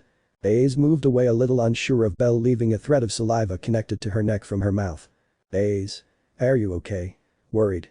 Bell. I haven't been better, fainting with a silly face. Aiz looked at him worriedly while Riveria laughed amusedly. Aiz. Riveria, what do I do? Worried. Riveria. Oh. You can give him a lap pillow, smiling. Time skip. Bell woke up slowly looking at a blurry figure of someone, for some strange reason he also felt like his head was in a very comfortable and soft place. Bell. Mom. Sleepy. Aiz. I'm not your mother, smiling. Bell. Riveria. Confused. Aiz. I'm not her, with a twitch in her eye. Bell. Aiz. Nervous. Aiz. Hi. Smiling. Bell. I love you. Aiz. Me too. Bell was nervous being cornered by Hestia and a double-caped Dawn, although it was funny considering that Bell was a little older than Hestia, it was already daytime, there was one day left for his date with Aiz, but there was a problem. Bell. Kami-sama, nervous. Hestia. Bell-kun, what is that, dark mark? Bell stood with a silly face thinking of an excuse. Hestia. So. Annoyed. Bell. Well, I asked her out, blushing, yesterday I invited her on a date for tomorrow. Hestia remained silent with a blank look and went to the bed, lying down silently. Bell. Kami-sama. Nervous. Hestia. Bell. Hestia, sitting on the bed. Hestia looked at him slightly surprised that he called her by her name. Bell. I've been getting a lot of money in the dungeon with Lily, and my date with Aiz will be the day after tomorrow. I wanted to thank her for the knife, so how about we go out somewhere when you can, smiling. Hestia's face lit up in a second, leaving her face sad as if they had never existed. Hestia. Like a date. Happy. Bell. Huh. Well, you can see it like this, noticing Hestia's sad face. Hestia smiled brightly, hugging Bell tightly. Hestia. Let's go today.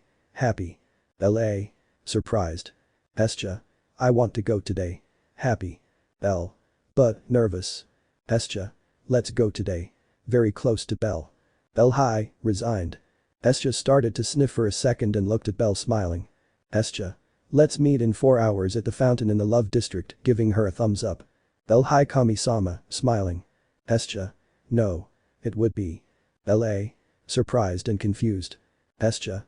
I don't want you to treat me like a goddess, treat me like a woman. Call me Hestia. It would be. Bell looked at Hestia for a second, it was true, he had always treated her as just a goddess, he never treated her as a woman. Bell smiled nervously, but nodded. Bell. Hi, Hestia, smiling. Hestia seemed to glow as Bell stroked her head lovingly, despite the morning it had been a good start to the day. Hestia. Would you do that to me? Pointing to the bite on her neck. Bell. That's a bit out of bounds now, smiling nervously. Hestia. I know, hugging him.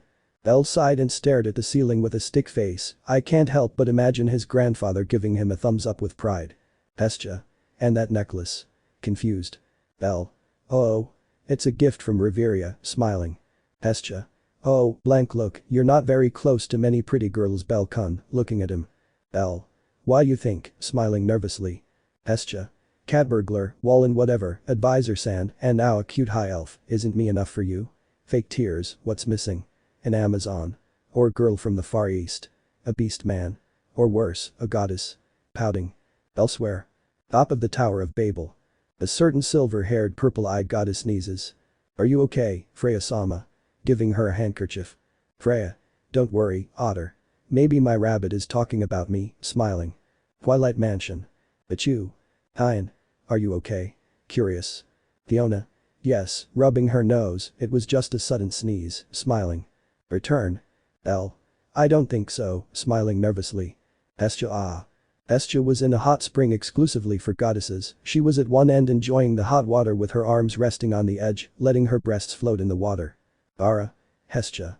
Hestia turned to look and found herself facing a beautiful goddess with sandy hair and eyes, and a body that many would kill for just being covered by a pink towel. Hestia. Demeter, surprised. Demeter. It's very strange to see you here, Hestia, smiling. I assume it's a special situation, smiling. Hestia. That's right, smiling, I have a date. Happy. Demeter was shocked by this, not only her, but also several goddesses of the place were the same, and how could it not be, one of the 3 great virgin goddesses was on a date actually, her first date since her existence. Demeter. How would Cronus or Ray feel if they found out, laughing. Hestia. He true, laughing.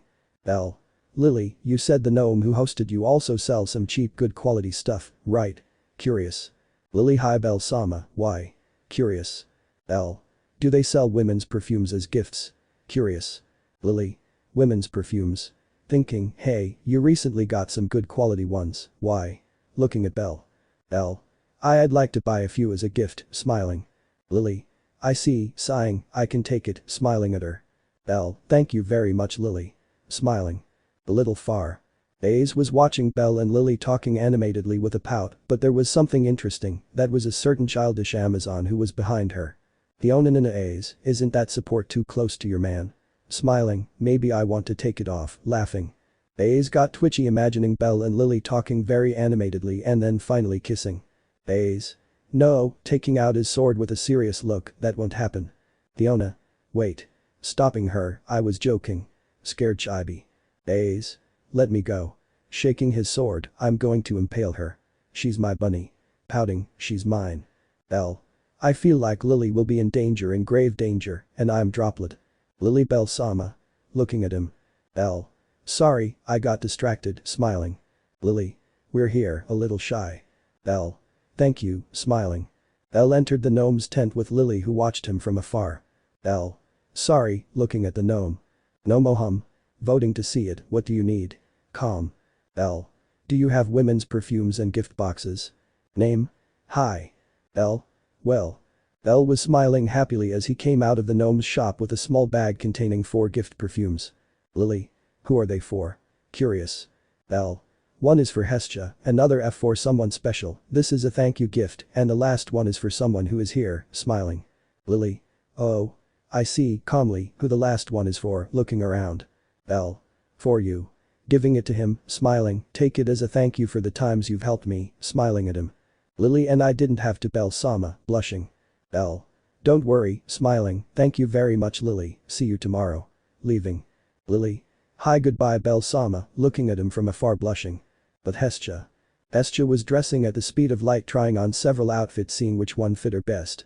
Hestia. Damn. Annoyed. In front of her was Hephaestus who looked at her with a drop of sweat and a slight smile. Hephaestus. So.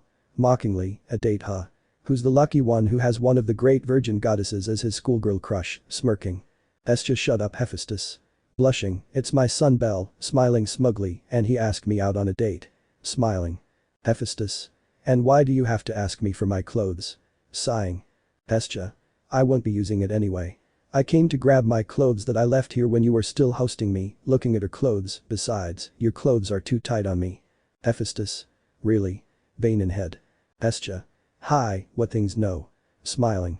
Bell was in front of the fountain of the Love District with a small blush looking at the surroundings. He had a black t-shirt with red details and black pants, in addition to his brown boots, and his now new white jacket, in addition to his jade necklace. Bell looked around, blushing as he saw several very affectionate couples. Bell kun. Bell turned around and blushed, there was Hestia with a white shirt with blue edges and blue shorts with white heels and her hair loose, leaving it in the air. Hestia. How do I look? Smiling. Bell. Why you look very pretty Hestia, blushing. Hestia.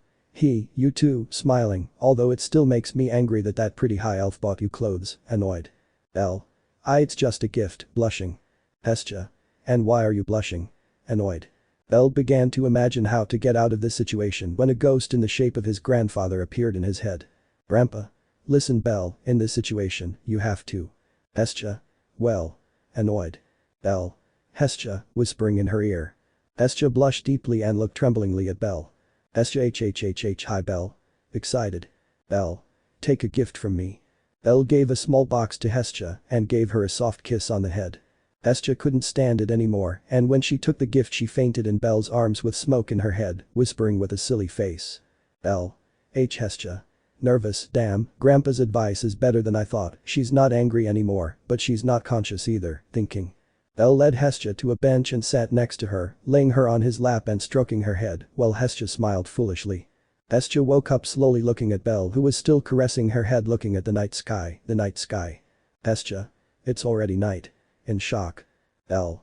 Don't worry, we can still do something, smiling. Hestia. Right, motivated, let's go. Bell hi, smiling. Bell and Hestia began to walk going to several food and jewelry stands. Hestia looked at everything with a sparkle in her eyes, holding the arm of a blushing Bell, until she remembered something. Hestia. The gift. Bell. Oh. I have it here, taking out a small box. Hestia looked at him expectantly, and Bell smiled at her giving it to her. Hestia opened it quickly seeing a beautiful white perfume which had the symbol of a blue flower. She poured a little and was amazed by the smell.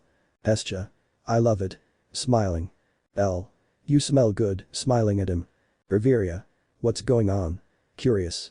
Aiz was sitting eating in the dining room, but there was something curious, and that was that she was very restless. Aiz. Someone is having a date with my Bell, would be. Riveria. Huh?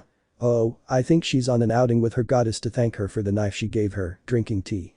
Aiz's eyes seemed to sparkle for a moment. Aiz. Bell likes knives, right? Riveria. Oh.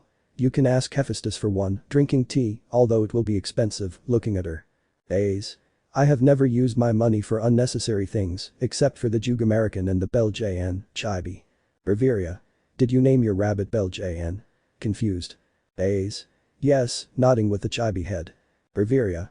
I see, reading a book. Aiz. Can you get me an order from Hephaestus? Looking at her. Riveria. I think I can, standing up, follow me. Aiz happily followed Rivera. Bell and Hestia were returning to the abandoned church after eating something from the stalls and talking about trivial things, but there was one detail, and that was the blushing Hestia being carried by Bell who had her on his back. Bell. You got drunk on a beer? Incredulous. Hestia. Adorable bunny, hugging Bell. Bell. And don't hit me with your breasts too much, blushing. Hestia. Ara. Does the bunny like my breasts? Flirty, do you want to play with them, bunny? Hugging him. Bell. And don't say that, blushing, Hestia. Hestia. Turning around, she fell asleep. In shock. Bell sighed and went to the abandoned church to drop off Hestia who was still smiling silly. Bell left Hestia in her bed and was going to retire if it weren't for the fact that Hestia, half asleep, grabbed him by the arms and pulled him towards her, crushing his head between her breasts. Bell. Hestia. Blushing, don't fall asleep. Shy. It was useless, Hestia was already deeply asleep fantasizing about him, fantasizing about private things. Bell was nervously sitting on the edge of the bed, Hestia was hugging him by the waist enjoying the hug before she left with Wallen whatever. Bell. What can I say? Blushing, let's see, suggesting the jade necklace, according to Riveria, I should first praise her for what she wears, then the gift, I take her to eat at the top of the snail tower, where you can see the sky perfectly, and then I confess. Am I missing something? The necklace. Taking out a white heart-shaped necklace, and I give it to her, smiling. Bell. I'm ready. Standing up. Hestia. Are you going to wear those clothes? Looking at him. Bell broke out in a cold sweat and ran to the bathroom, taking a shower at the speed of light. Bell came out of the shower in a towel and with his wet body blushing Hestia. Bell. Let's see, looking at the closet, can I wear this, or this? Okay, taking out a white shirt with blue edges and black pants with the same blue edges. Hestia covered her face with both hands and a strong blush on her face, but she opened her fingers, enjoying the spectacle of seeing Bell changing with only a towel covering him. Bell. Ready. See you Hestia. Giving her a kiss on the head, wish me luck. Leaving. Hestia. Wishing luck to the person I love so that he goes for another girl is bad. Bell, sighing. Hestia lay down on the bed, and a memory of Bell half naked came to her head, making her blush. Hestia. Just once. Bell was running towards the destroyed fountain near the abandoned church. As soon as he arrived he saw in the distance a golden blur passing quickly, reaching the Bell covering himself. Bell waited for the blow, but opened one eye when he didn't feel anything. When he opened it, he looked at Aiz and blushed looking at her with a silly face. Aiz looked at the floor blushing from Bell's fixed gaze. Aiz. Do I look okay? Blushing. Bell. Beautiful, whispering. Aiz blushed more, but gave a small happy smile that Bell would like it. Bell looked at Aiz who was wearing a black dress with gold details and long black stockings, as well as gold heels. Bell. Shall we go? extending his arm. Aiz hi, taking it blushing. Bell took Aiz to a very large abandoned building. When they both entered, Aiz looked with curiosity at the spiral stairs which led to the top. Bell. Let's go, smiling. Aiz and Bell climbed up to the top, and Aiz looked at a table with 2 chairs and a small candle that lit up the place. There were plates with hot food and 2 glasses of wine, as well as flowers. Bell. May I? Pulling out a chair. Aiz sat in the chair Bell pulled out and smiled at his chivalry. Bell. Good. Etiquette, like Riveria taught you, nervous. Bell sat in front of Aiz and smiled at her. Aiz smiled back happily. An awkward silence formed. Bell looked to the side and smiled. Aiz looked surprised as a red-haired boy came out of some rubble wearing an elegant suit while carrying a tray that had food. Next to him was the brown-haired prum who made tender pouts looking at Aiz jealous. She was carrying a wine from the Soma family. Welf winked at Bell and left the food, imagine it, for both of them, just as Lily served the wine. Bell whispered to both of them.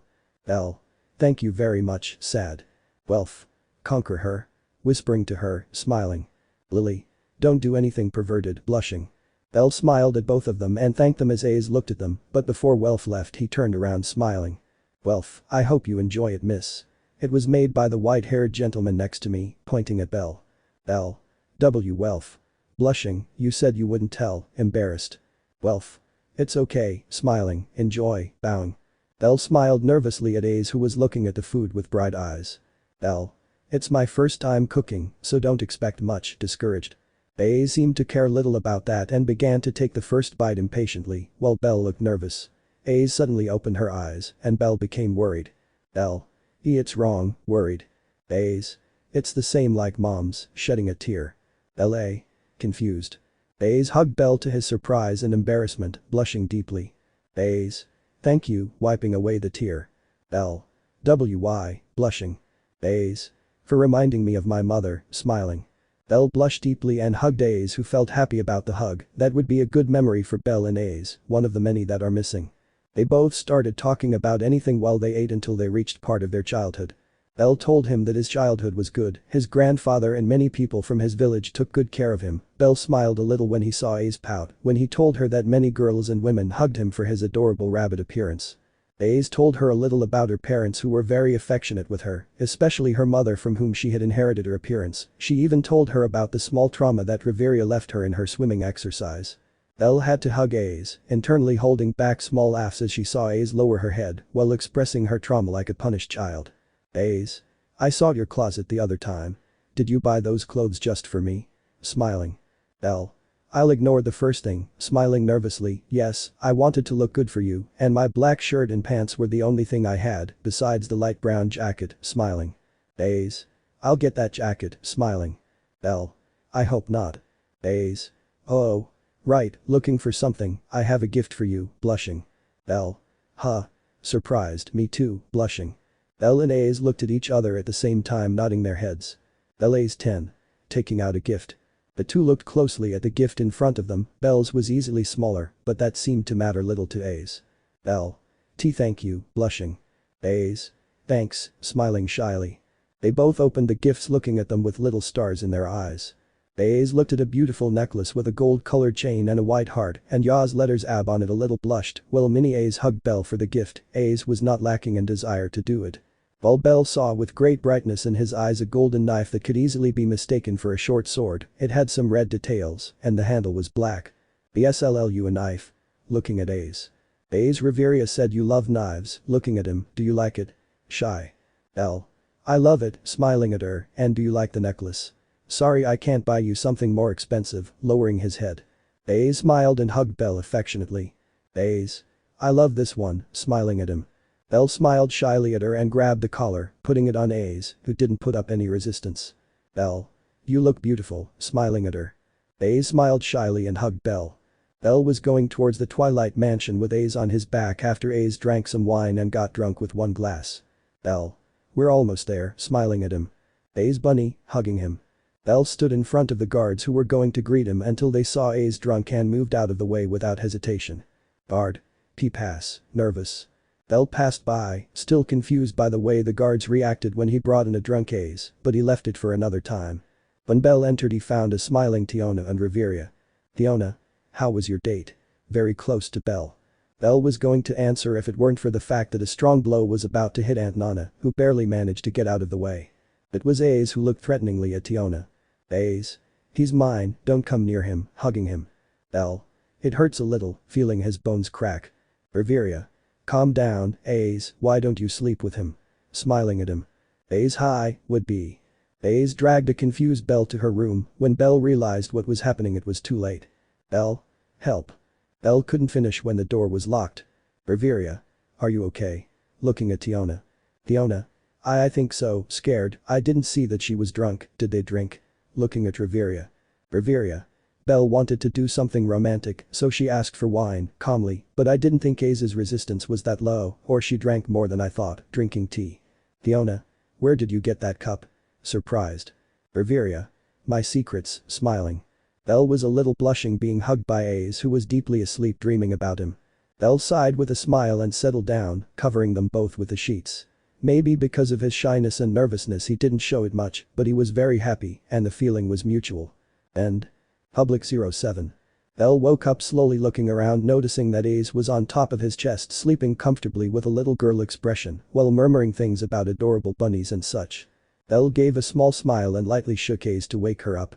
When Aiz woke up, she looked at Bell with a silly face until she reacted and moved her head from side to side, waking up completely.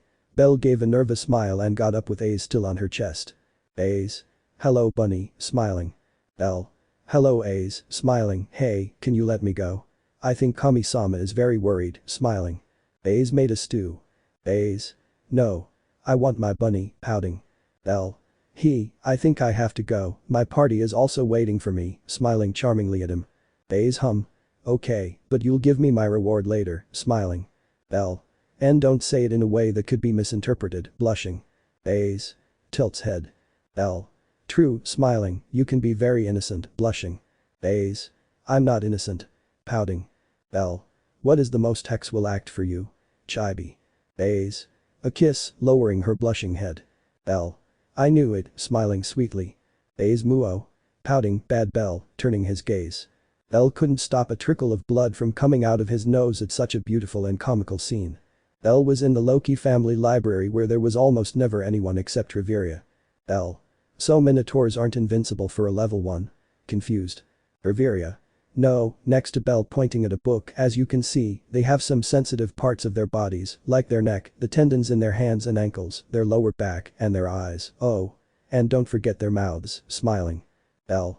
I'm starting to get scared of Riveria, nervous. Riveria. Haha. Laughing, calm down Bell, I would never do that to you, unless you were unfaithful to Aiz, but to be honest, it's unlikely, right? Looking at Bell. Bell. Of course. Exalted, as she's the person I love, lowering his head, blushing. Riveria. I'm glad to hear that, smiling. Bell.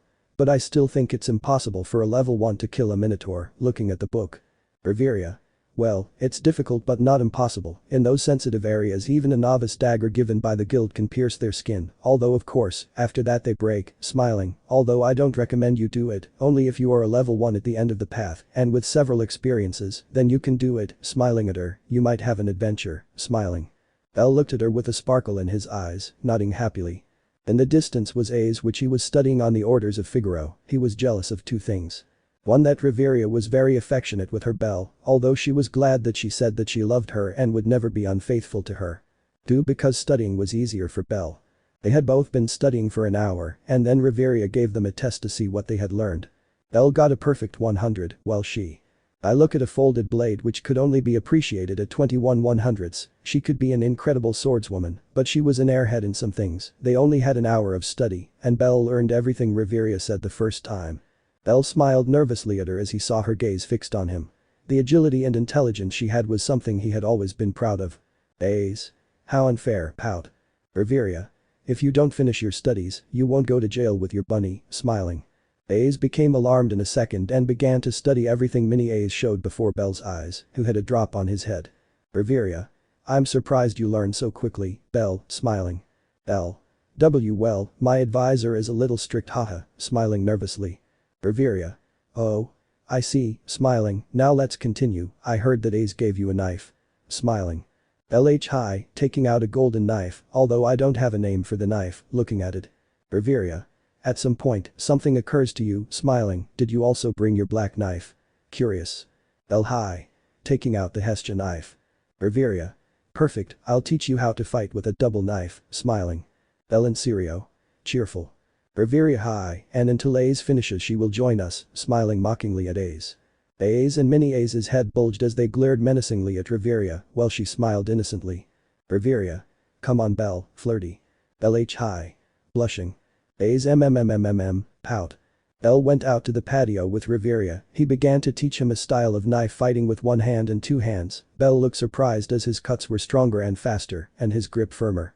Riveria.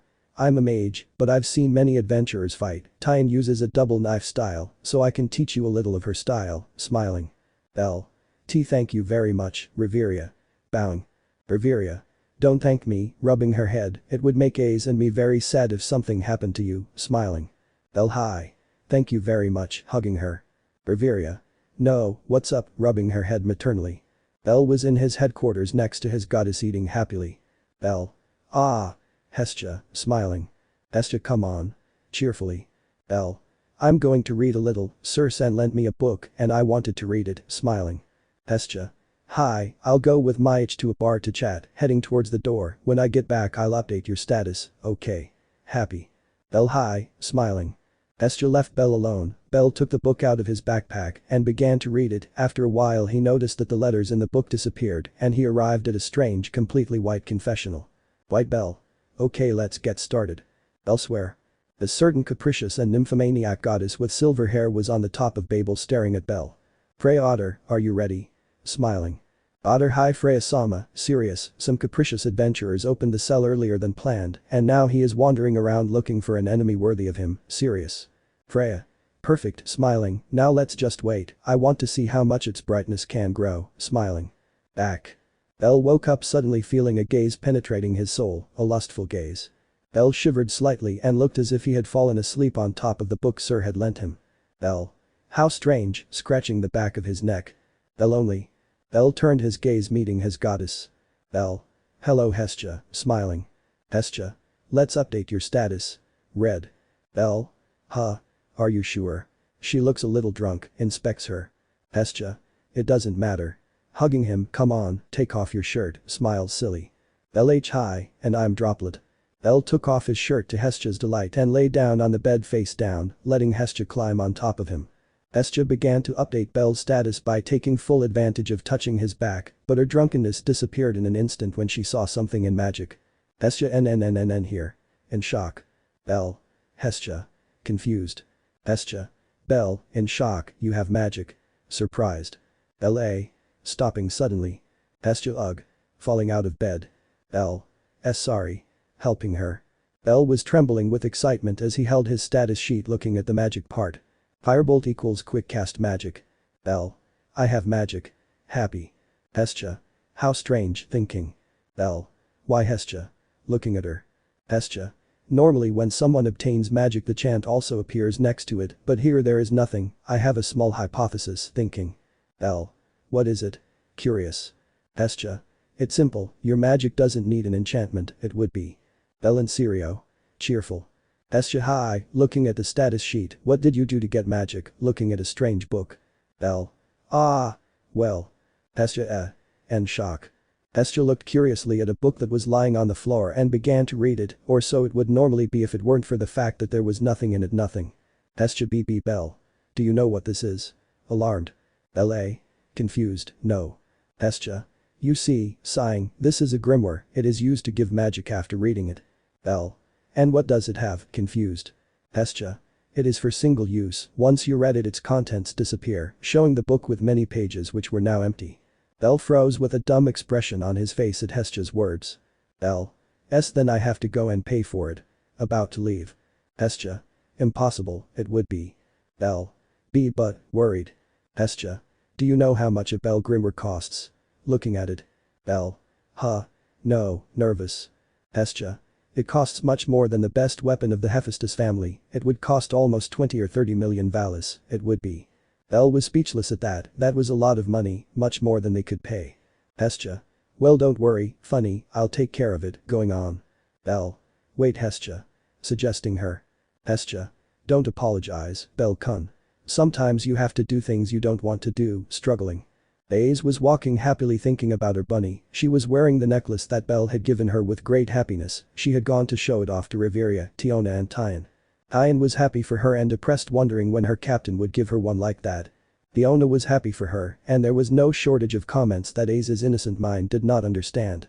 And Riveria congratulated her by patting her on the head, although there was also the obvious comment of insinuation that if she left Bell alone she would take him. And to Riveria's amusement, Aiz became so jealous that she went to Bell's headquarters, where she stayed with him to sleep for a week, much to Hestia's jealousy. Bell was already finding it normal to wake up with Aiz asleep next to him or on his chest with an adorable expression. But anyway, leaving that aside, Aiz walked quietly through the streets of Riveria, thinking about whether to spy on her bunny or go to the dungeon, but her answer came quickly when she saw Bell walking in the distance with a worried expression. Aiz followed him silently, wondering where he was going. She was confused when she saw him enter the Hostess of Fertility. She stared at the entrance for 2 minutes until she decided to get closer and look through the entrance, but something surprised her and made her blood boil. It was Bell being groped by 2 catgirls while he stood still, blushing and nervous, not knowing what to do. Anya. Come on, bunny-kun. Naya, hugging him, come to my room, flirty. Chloe. No Naya, come to mine, flirty. L.A. Blushing. Sir. Squeezing a knife with an adorable smile. Ryu Kalman's goddess pervertidas, sighing, striking both en la cabeza. Aiz was already unsheathing her sword until something pulled her out of her thoughts. Sword princess. Aiz turned to see Sir, who looked at her worriedly. Sir. What's going on? Worried. Aiz. Nothing, expressionless. Wiene. Aiz. Where are those harpies? Dark look. Bell. Aiz. Looking at her. Aiz reacted immediately, turning to see Bell, who looked at her with curiosity. Bell. What's going on there? Looking at her. Aiz grabbed him by the hand, to Sir's disbelief and Bell's embarrassment, and pulled him away from the harpies who wanted her bunny. While Bell was pulled without complaint, in reality, it's not like he minded that Aiz was carrying him. In a way he liked that Aiz was possessive with him. It was a way of saying that she loved him very much, and in fact if it was like that. Bell smiled foolishly, giving off a calm and peaceful aura, unlike Aiz, who gave off one of death and jealousy, while pouting adorably. Everyone who saw them felt a drop of sweat fall from the strange combination. Everyone who was near Aiz trembled with fear, especially the women, but when they passed by Bell, they felt a deep peace that contrasted with that of Aiz. Aiz and Bell arrived at a fountain where Aiz sat next to Bell with an expressionless face that was somehow adorable.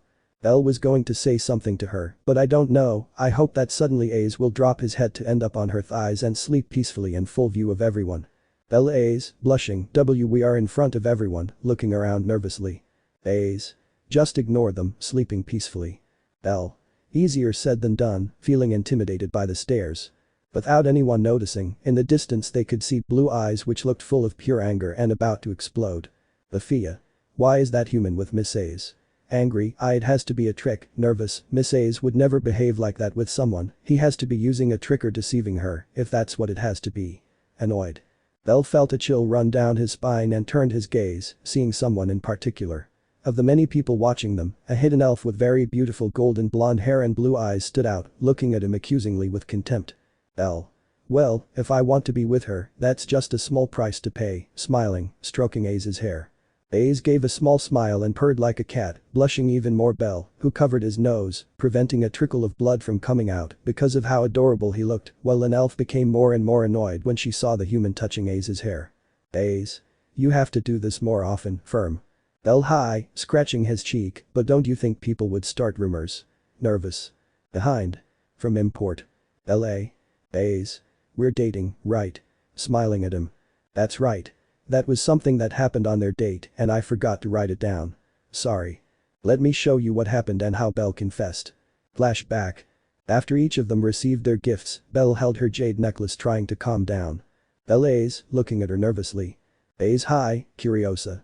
Bell. Well, nervous. I've never had a girlfriend and I don't know if I'll be any good as a boyfriend, but I promise to do my best. Motivated. So, Aiz Waldstein, would you like to be my not girlfriend? Stuttering nervously. Aiz looked at him for a second before a huge grin appeared on her face and she rushed to hug Bell. Aiz. Yes. Kissing him. Bell blushed and reciprocated the kiss, and when Aiz separated from him, Bell looked like a cherry because of how red her face was. Then flashback. And that's what happened, right? Also after Bell took Aiz to the Twilight Mansion, he gave Aiz the perfume he bought, which Aiz uses constantly, and he also gave one to Riveria for helping him many times with Aiz. Aiz. Kiss me, smiling. Bell. Surprised, why don't you think doing it in front of everyone is a little embarrassing? Nervously looking around. Aiz. Don't you love me? Pretending to cry. Bell went white before slowly approaching Aiz's face as she looked at him expectantly. All the people also looked at them expectantly, making Bell even more nervous, but he didn't back down. Bell brought his mouth to hers and kissed her timidly, but I don't know, he expected Aiz to hug him by the neck, deepening the kiss. Oh. Yes, they are boyfriends. The Sword Princess has a boyfriend. I kiss her. And so the comments rained down while two young lovers kissed in full view of everyone. End. Bell vs Minotauro, 08. The author. Please excuse the spelling mistakes. Yuki, let's get started. The author. Oh sorry, healing his hands. Yuki, camera eye action. Bell was walking through the dungeon on the 7th floor with Lily, who had a jealous expression on her face and glared at Bell. Bell. What's wrong, Lily? Nervous. Lily.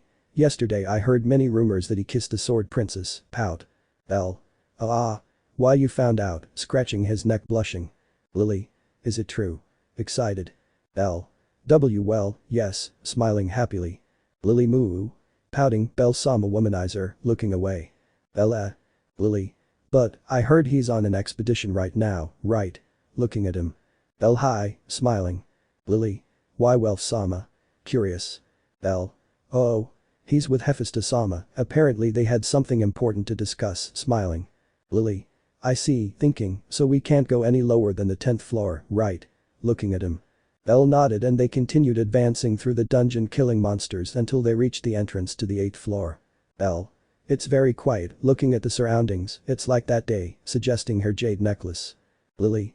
Bell-sama, I have a bad feeling, looking everywhere. Bell. I think we'd better go for now. Aiz was walking through the dungeon with her family, who were still slightly surprised by her change of attitude, except for Riveria, who seemed quite happy about this. Aiz simply killed an orc monster from the 10th floor. Her family was on an expedition and wouldn't be able to see Bell for a while. She was sad about that, but nothing that a goodbye kiss from Bell and a photo with him wouldn't fix. Aiz continued walking happily, killing every monster that approached her with great ease under the nervous gaze of her family. Everyone looked at Aiz, especially two people, a lesbian elf and a tsundere wolf, who seemed like their worlds had been destroyed by a rabbit. They continued like that all the way with a little ghost coming out of their mouths. Finn. At least she's very happy, with a drop of an I'm looking at Aiz. Riveria hi, smiling, I'm glad you're finally behaving like a girl your age, smiling. Finn. But why with him? Curious. Riveria. Who knows? Playing it down. Finn was going to speak again if it weren't for a cry for help. Everyone ran to see who was asking for help, surprised to find it was two of his dependents, one with serious injuries and unconscious and the other a little less injured and barely conscious. Finn. What happened? Helping him. Adventurer on. Riveria on. Giving her a potion. The adventurer took the Sarabdas potion and gave half of it to his unconscious friend, curing him. Adventurer. A minotaur, sighing in relief. Finn. A minotaur on the 10th floor. Seriously. Fiona. Do you think it's that time? Distressed. Riveria. I don't think so, it's been a month and I haven't seen any ads about a minotaur roaming around the lower floors. It would be. Adventurer. It wasn't a normal one, horrified, it was a damn irregular with a big butcher sword, distressed. Finn. Tell me, was there anyone else fighting the minotaur? Seriously. Adventurer. Yes, he was a white-haired, red-eyed adventurer, he's probably already dead. Before he could even finish, a golden blur, followed by a strong gust of air that sent some flying, he headed towards the upper floors looking for a certain rabbit. Everyone knew who he was, white hair and red eyes, there was only one person with that description, and knowing how important he was to Aiz, they started running in that same direction. Aiz ran as fast as she could, she had an anguished expression and killed any monsters that got in front of her quickly, or simply ignored them, wanting to get to her bunny faster. Every time she advanced more, she heard more and more screams and sounds of fighting, weapons clashing fiercely. She got closer and closer, until she finally reached the last tunnel where she took Bell, and their fight. From there a small brown-haired hobbit with a bleeding head came out running terrified. But she ended up tripping over a stone and fell face first onto the hard stone floor. Riveria, who had followed her the fastest, was going to cure the hobbit if it weren't for the fact that she was so excited. Lily? Please. Bell-sama is in danger. Help me. Excited. Aiz, neither stupid nor slow, ran back towards that tunnel and was about to go through it if it weren't for a large butcher's sword getting stuck in it, blocking her way. Aiz looked with pure hatred in front of him. There was the strongest adventurer of all, the King Otter, and the poor wretch who was getting in his way. Otter. Fight with my pry. Aiz, get out of the way. Angry. Otter had to dodge a slash from Aiz's sword that was covered in full power wind magic. Aiz. Little rascal. Aiz stabbed Otter, who covered himself with his great sword, but I don't know what I expect, it will end up breaking into 1,000 pieces when a strong gust of wind hit it with great concentrated power. Otter was sent flying but quickly recovered, blocking Aiz's path once again, who became more agitated with each passing second. Everything got worse when nothing could be heard from the other side where Bell was fighting. Aiz in a burst of speed hit Otter on the right side and directed a powerful cut with his sword at his face, a cut that Otter barely dodged by moving to the left with great speed. Aiz jumped towards the wall, propelling himself towards the ceiling using it as support, giving a powerful jump towards Otter, who covered himself with the handle of his now broken sword. Otter was going to hit Aiz, if not for the fact that a golden spear was sent flying towards his head and he had to dodge it. Otter looked seriously in front of him, noticing several adventurers, among them the captain and vice-captain of the Loki family. Finn. The king, sonriendo. Otter. Brave, serious. On either side of Otter appeared Tiona and Tyan, who tried to land a massive blow on his face, which he parried with his bare hands. But he accidentally slipped his guard, leaving Aiz free to pass. Otter, seeing that Aiz had already passed, stopped putting up all resistance. He had already failed. Otter. I hope I have given you enough time to overcome your limits, formidable warrior, Lendis. Everyone ignored Otter and went with Aiz to the other room to help Bell. All except Finn, who spoke to Otter before he left. Finn. Should I take this as a declaration of war from the Freya family? Seriously, are these your goddess's orders? Otter. Otter. Everything I did was my decision, my goddess and my family have nothing to do with it. Finn, serious. Before Finn could say anything else, Otter had already left. Finn sighed, hoping not to see him for a while, and just like the others he went with Aiz. When he entered the room he was confused to see all his executives staring in disbelief at him, blocking his view. Finn became confused and stopped to look at Bell, and what he saw left him speechless. There he was, an adventurer who hadn't been an adventurer for more than half a month, an adventurer who was barely level 1, an adventurer who was supposed to die in seconds if he faced an irregular minotaur, even worse if this one was considered level 3, and yet he saw him, bellcranel, fighting hand to hand against that minotaur. Both clashed their weapons with ferocity. The obvious supremacy of the minotaur was seen as he was much stronger than Bell, but every time the minotaur was about to hit Bell, he dodged or evaded him with a great display of agility and skill. His black shirt was a little torn and his white armor was no longer there, he only had his knee pads and arm protectors, as well as a jade green bracer that looked damaged. Bell dodged a slash from the minotaur and approached him, ready to give him a powerful slash that would kill him, or that would be the plan if it weren't for the fact that the minotaur kicked him hard, sending him several meters away. Bell looked up, noticing blood coming out of his head, obstructing the view of his left eye.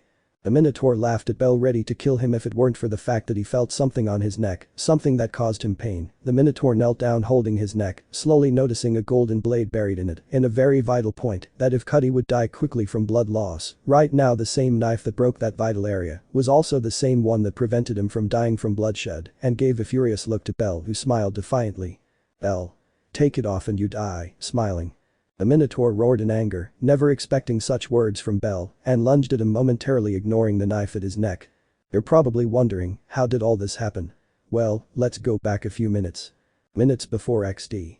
After that roar, Bell remained static. It was a roar that he recognized very well.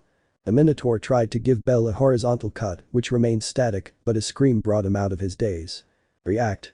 Bell was pushed surprisingly before the sword touched him. When the sword hit the floor it was destroyed by the colossal force, sending several magic stones and other things flying. In the middle of the great sword there was a large bag where everything Lily had was previously stored. Bell was lying on the floor holding his head in pain. He looked down in horror as he saw Lily, who was at her feet with her head bleeding, probably from the damage from the fall. At least it wasn't split in half like his backpack, much to Bell's relief, but he had to pick it up and jump to the side as a large cut headed towards them.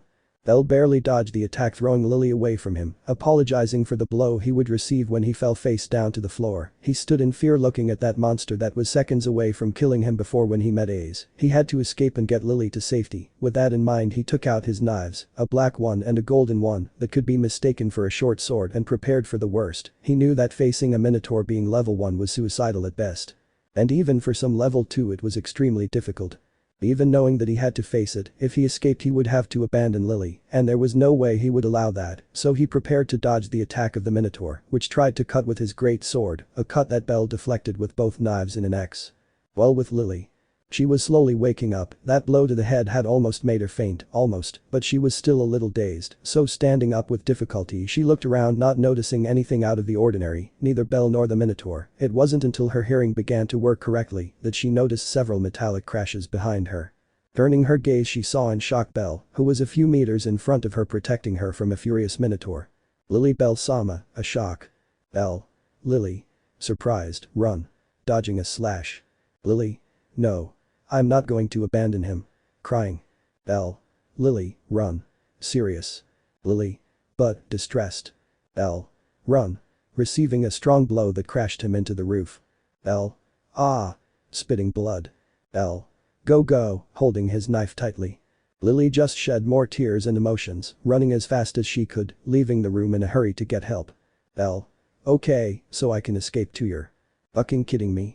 Blocking a slash, if he escapes, he'll go after Lily, or even another adventure. I have to hold on until the memories come. Breathing heavily, I have to get over her, I'm not worthy of her, but I want to be, I have to be strong. It was at that moment that Bell noticed it. Behind. The girl he loved and admired, the girl who was responsible for his abnormal growth, that same girl who called him her bunny, that girl was there, out of the corner of his eye, he could see her desperately entering through the entrance of the 8th floor. Bell was surprised and didn't realize when the Minotaur was preparing to attack him. When he realized it was too late, he couldn't avoid the attack, so he only had to receive it. He put on his green bracelet as protection from the Minotaur's horn, but even so, it was penetrated with great ease, burying the Minotaur's horn. It began to shake violently, causing Bell great pain until it lowered its head towards the ground, dragging Bell with it and crashing her against the floor. Bell fell painfully in front of Aiz, trying to stand up desperately, while his golden blade fell in front of him. Aiz helped him immediately, and once he was better, he took out his sword standing in front of Bell. Aiz. Don't worry, I'm already here, would be.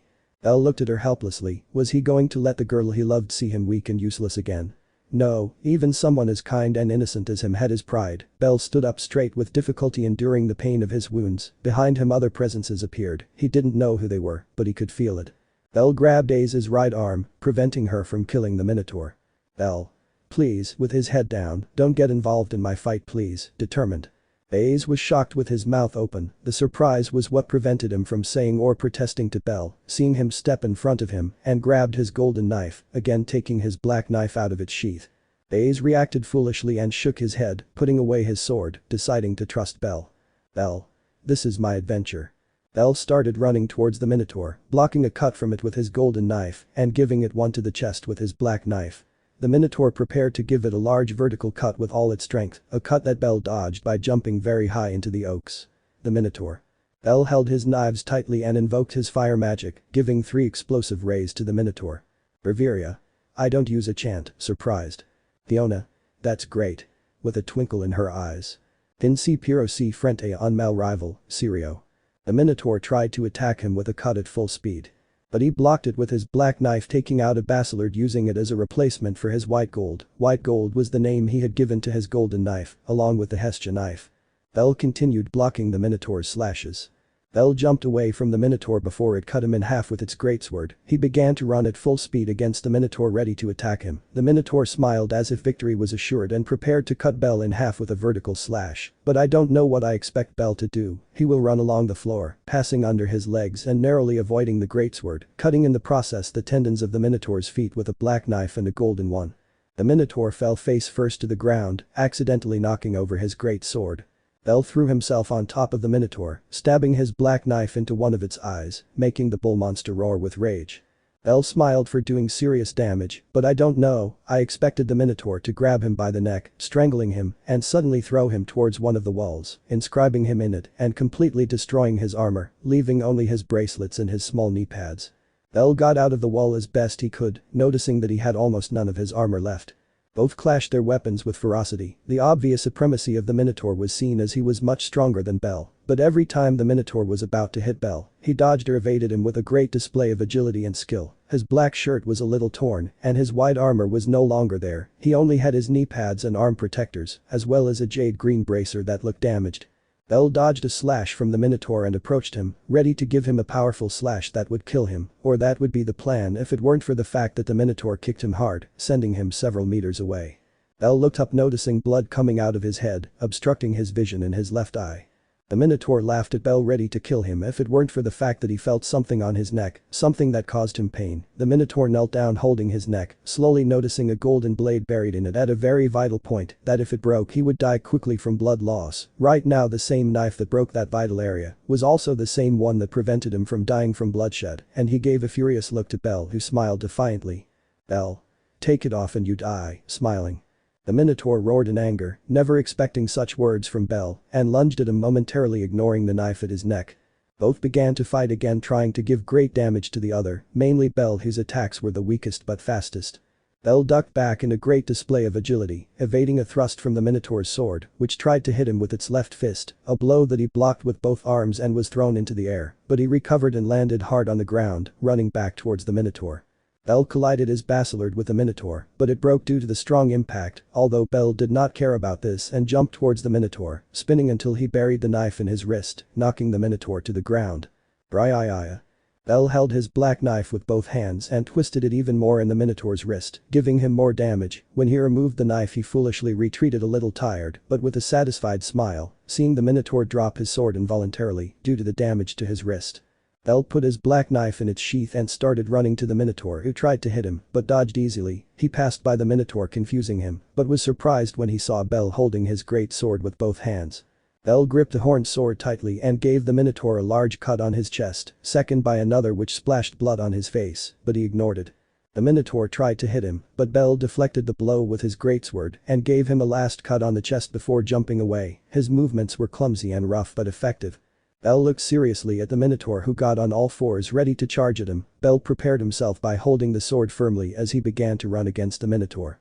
The Minotaur was not far behind and also began to run straight towards Bell, ready to ram him with his single but powerful horn. Bell made a small jump towards the Minotaur, brandishing the sword to try to cut its horn, while the Minotaur put its horn forward to destroy the sword. Riveria. What a risky move, whistling. That is going to die, playing it down. Lily, who was on Riveria's legs and being healed by her, looked at Bell worriedly. Lily bell-sama. Preoccupada. Aiz. It will be fine, smiling. Bell slashed against the Minotaur's horn, and as expected the greatsword broke into pieces. The Minotaur tried to stab Bell with its horn, but he slid to the left and stuck his black knife as deep as he could into Bell's chest. Bell. Firebolt. Inside the Minotaur a typhoon of flames lit up, which came out of the Minotaur's wounds as well as coagulated blood. The Minotaur spat blood from his mouth but looked at Bell defiantly, ready to hit him. But I don't know, I hope Bell will hold the knife to his neck and tear it out, taking away much of his strength. Bell plunged both knives into the Minotaur and Golvia repeat his magic. Bell. Firebolt. Bell smiled as the Minotaur inflated slightly again while his bed was lit by the flames within him. Bell. Firebolt.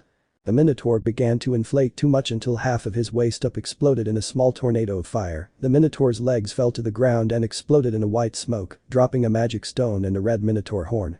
While everyone was expectantly looking at Bell, who was not moving, he was simply in the same place as before without moving. His clothes were torn, leaving his condition visible, while he held both knives unconsciously.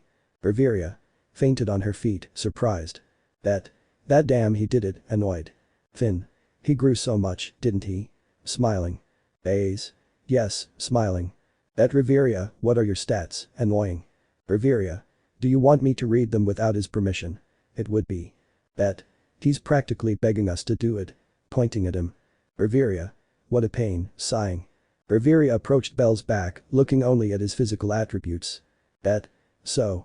Speak up now. Angry. Riveria turned to see everyone smiling. Riveria. All her skills are in S, smiling. Everyone opened their eyes at this, without exception. Fiona. Argonaut, smiling. Riveria. He'll be very embarrassed if you call him that, smiling. Finn. Well, but he's right, smiling. Bell woke up slowly on a nursing gurney, got out of bed looking around curiously. Bell. Where am I? Curious. Bell looked down, blushing at the sight of Aiz asleep on the stretcher next to him in a slightly provocative manner. Bell had to do something fast. If someone saw them like that there would be a big misunderstanding. But he was just about to get away from Aiz when the door opened, revealing two goddesses, one with red hair and one with black hair. Both were shocked to see Bell and Aiz in the same bed and with Aiz on top of Bell. Ellie, wait. It's not what you think. Scared. Hestia. That damn thing, kneeling, got there before me.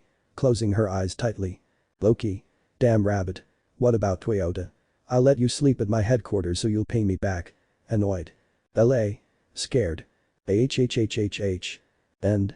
The grumpy elf, 09. L was sitting on a stretcher while his goddess updated his status with a blank stare. Hestia. This will give us a lot of trouble, smiling. L. A. Nervous. L looked at his state in surprise, it was a level 2. NT. I won't put his status because you already know it, just imagine that it's the one I always put but with all the stats at 0 and the level at 2. L. P. Sorry Hestia, lowering her head. Hestia. Don't worry, smiling, you are my son, I will never abandon you Bell-kun, hugging him. L blushed heavily, looking away as he tried to ignore Hestia's breasts pressing against his back. LD goddess, turning her head away. Hestia.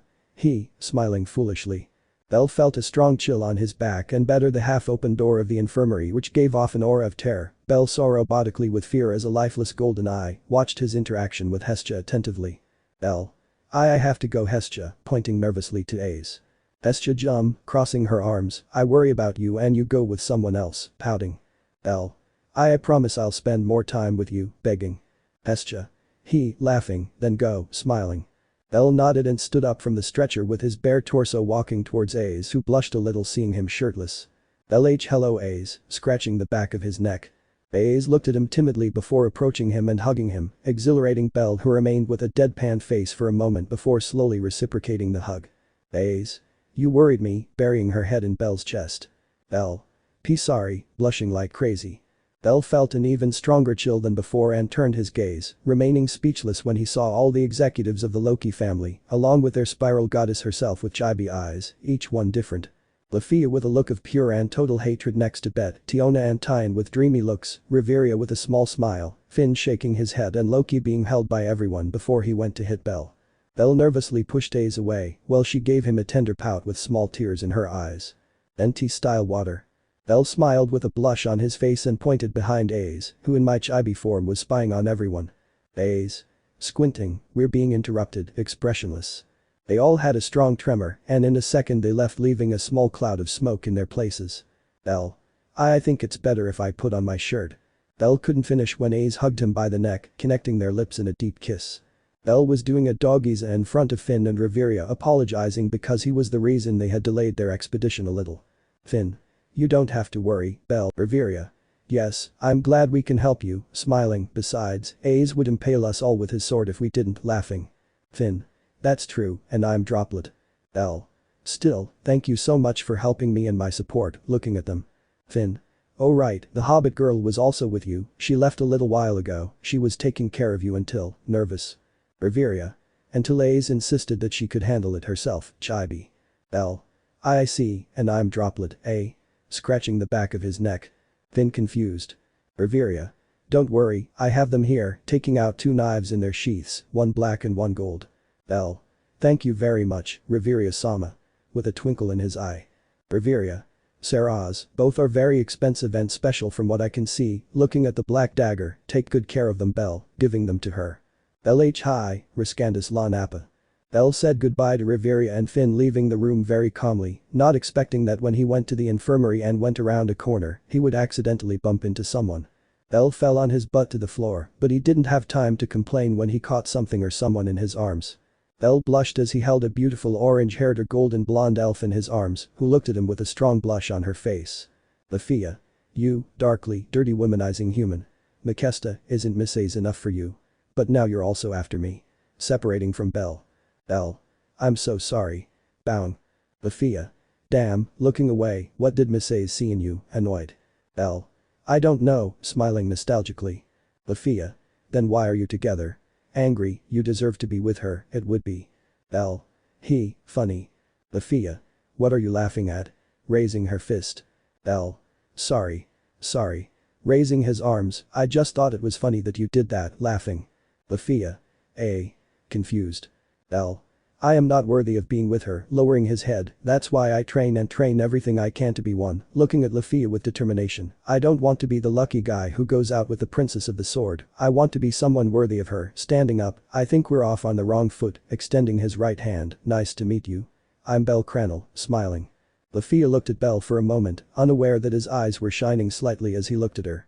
Lefiya. Nice to meet you, accepted the greeting, Lefiya Filvis, shy. L. Ah. Taking his hand away, sorry. I forgot that elves didn't like being touched, blushing. Lefiya looked at Bell for a second before laughing amusedly with a small blush on her face. Lefiya. Don't worry, wiping away a tear, where are you going? Nervous. L. I'm going to the infirmary, pointing across the hall. Lefiya. But that's the women's room, laughing amusedly. L. Ea. Surprised, but that's where it came from, confused. Lefiya. The infirmary is over there, pointing in the opposite direction. L. Thanks, scratching his neck. Lefiya. Come on, walking to the infirmary, I'll take you, smiling. L. Thank you very much, scratching the back of his neck. Lefiya smiled at Bell and walked with him to the infirmary, where Aiz and Hestia were with an atmosphere of pure tension. In a few seconds Loki joined them without saying a word. Bell was innocently going to enter the room without knowing the danger he would run, but fortunately the blue-eyed fairy saved him. Lefiya. Wait, stopping him, don't you see what's happening? Whispering. L. Ea. Looking at the room, and no, nervous. Lefiya.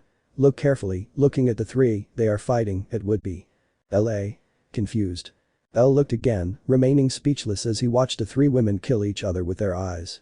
They're just looking at each other very angry, nervous. Lefiya. You don't understand, it's a women's fight, it would be. L. I think it's better if I don't ask, I'll follow Grandpa's advice and get out of here, walking away from the door. Lefiya. Where are you going? Curious. L. As you said, I don't think it's a good idea to go in there. I'll go somewhere else to rest, smiling. Lefiya looked undecided and after a long internal debate looked at Bell timidly. Lefiya. Ito, you still need to heal, right? Blushing, let's go to my room, I have some bandages there that I can use to change those, pointing at Bell. Bell. Huh. Surprised, thank you very much, Lefiya-san. Joyfully waving her hands. Lefiya blushed even more, looking away from Bell without removing her hands from Bell's. It was a warm but firm touch. She could feel the calluses on Bell's hands a little, demonstrating that he was very hard to fulfill his goal of being with Aiz. That only motivated the beautiful fairy even more to train to surpass her now rival and friend. Wait. She hadn't even asked if they were friends. Lefiya was shocked and looked Bell straight in the eyes, making him nervous. Lefiya-san. Nervous. Lefiya and Bell. Curious, are we friends? Expectant. Ea. Surprised by the question, only if you wanted, Lefiya-san, blushing. Lefiya gave a small smile, wondering if that shy and adorable boy was really the one who killed an irregular minotaur being level 1 and unknowingly caressed Bell's cheek with her left hand, smiling, seeing him blush like an adorable rabbit. Lefiya. Just tell me, Lefiya, Bell, smiling. Hi, Lefiya, blushing. They both stayed like that for several seconds before Lefiya reacted, blushing and removing her hand from Bell's cheek.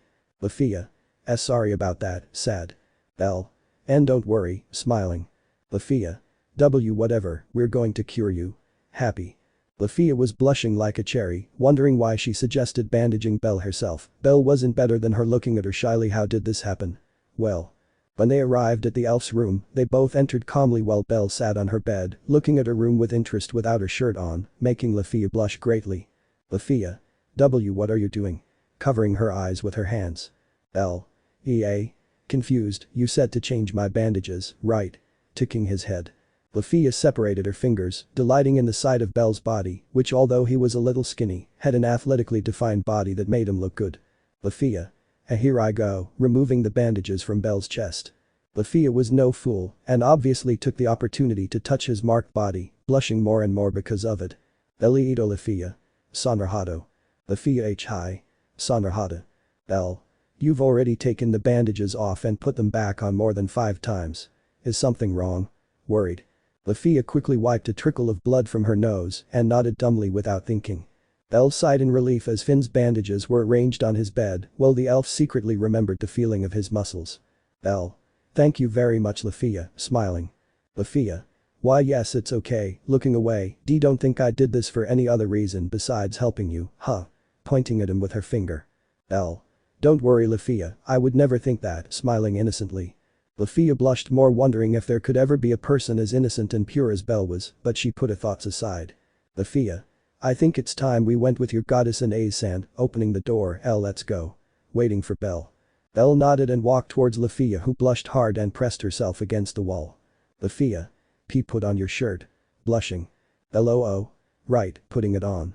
Bell and Lefiya walked towards the infirmary calmly, but as they walked one of the Loki family's attendants passed by their side talking to them. "Hey, excuse me, are you going to the infirmary?" Hi. "Could you take this?" Giving 2 glasses of water to Bell and a bottle of wine to Lefiya, Loki-sama requested this. "Thank you." Lendus. Bell and Lefiya looked at each other, deciding to ignore that and simply give the water and alcohol to Loki, Aiz and Hestia, not expecting that just when they were at the door of the infirmary, Lefiya accidentally tripped, dropping the wine, sending it flying into the sky and falling on Bell, spilling the water on both of them, knocking him over. To make matters worse, the door of the infirmary opened while they fell to the ground with a thud. The 3 girls who were in the infirmary watched expectantly as the door was knocked down, and their pulling were Lefiya completely soaked on top of Bell in a provocative manner, while Bell was underneath her also wet, unable to move. The worst thing was that both were kissing with their eyes wide open, without knowing what to do. Such was the surprise that they did not move at all, continuing with the kiss accidentally. Lefiya was the first to react and turned her head away from Bell, looking very nervously at the 3 women in front of her. "Lefiya. This is not what it looks like." "Nervous, tell him something beautiful." Shaking him. Bell had a little ghost coming out of his mouth with his eyes rolled back, apparently the impact of the fall had knocked him out. Both women looked at Aiz, who had a dark and deathly aura, looking at Lefiya. "Loki. This can't get any worse." Loki was silenced when the bottle of wine that Lefiya was carrying earlier fell on the aforementioned's head, breaking and spilling the wine on her and Bell, while she also fell, fainted by the blow, joining her lips again with Bell's, only this time they did not separate, both were in their dream world, completely fainted to know what they were doing. And an annoying swordswoman 10. Loki and Hestia were hiding, trembling, looking at the infirmary, which already looked more like a war zone. They looked with pity at an agitated Lefiya crying comically as she ran from a furious Aiz who was sword in hand, trying to impale her at all costs. "Lefiya. I'm sorry."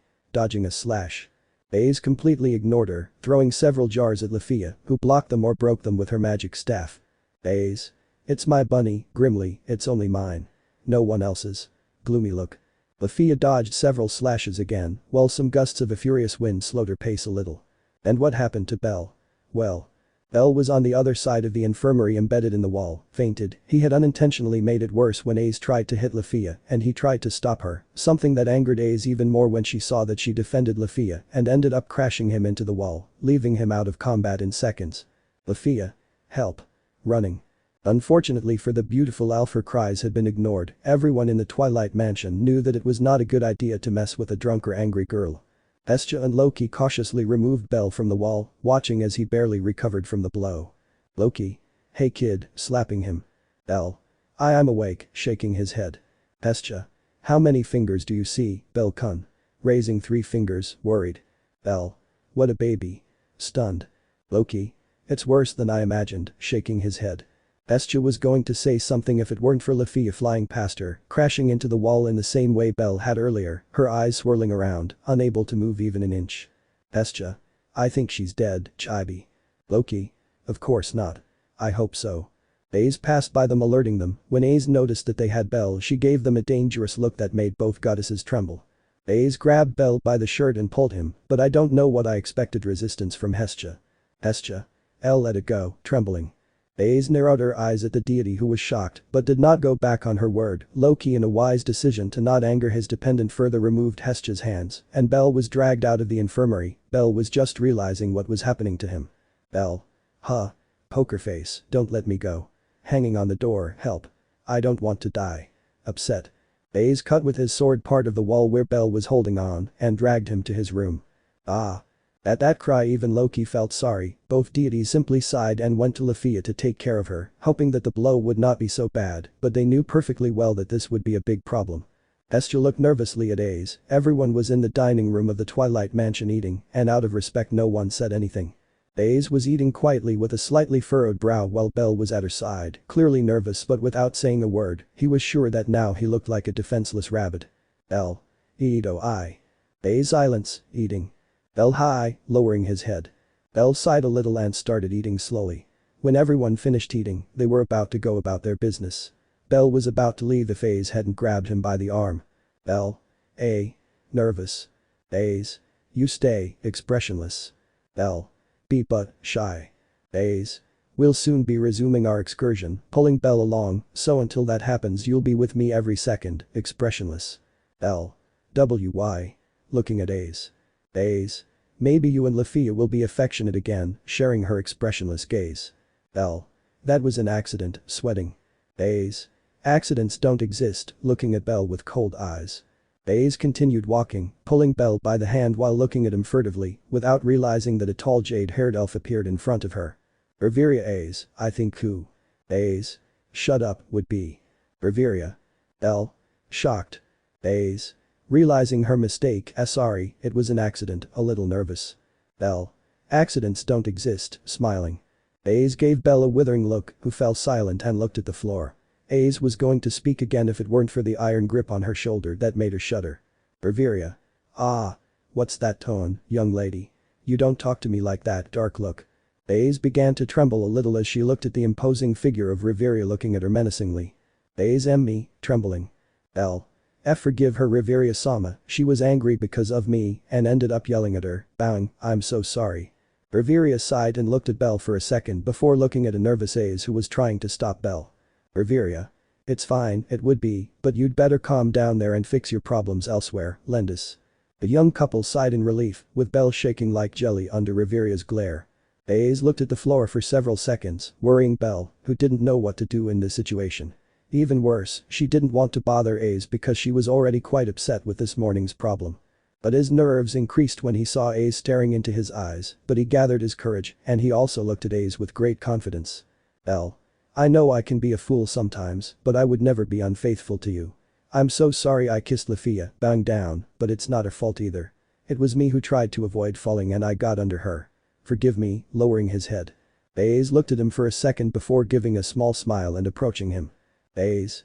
I know I can be jealous sometimes. Wiene Aiz. Sometimes. Chibi. Aiz. But it's because I don't want you to leave my side, you are very important to me, you are my bunny, you always have been even if you don't remember it, hugging him, I forgive you, just don't kiss another woman again, dark look. Aiz-sama, smiling nervously, now we have to go and apologize to Lefiya, scratching the back of his neck. Aiz hi, Manando Bell. Bell. Then we're going wincing, Aiz. In pain.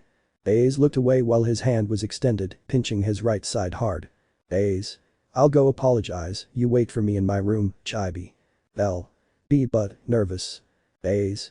You are not allowed to come closer than 1 meter to Lefiya, smiling. Aiz-sama, lowering his head. Aiz. Good, now go to my room and wait for me there, smiling. Aiz, smiling nervously. Bell went to Aiz's room praying to his goddess that Lefiya wouldn't do anything stupid. In a room you could feel the total tension, in it there were 4 women, Aiz, Lefiya, Loki and Hestia.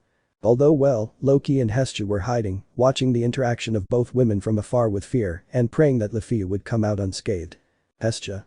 May Cronus have mercy on your soul, lowering her head. Loki. May Odin welcome you with a great feast in Valhalla, sadly.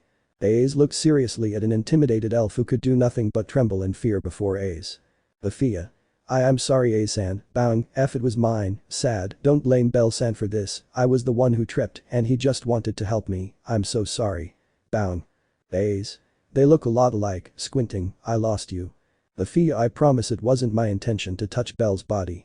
Behind. Lefiya. It's not my fault that he's a stupid, hexy rabbit. Staring at Aiz, damn, realizing what she said. Loki of the Kago. Hestia. What is she? In shock. Elsewhere. L. I feel like I'm in great danger.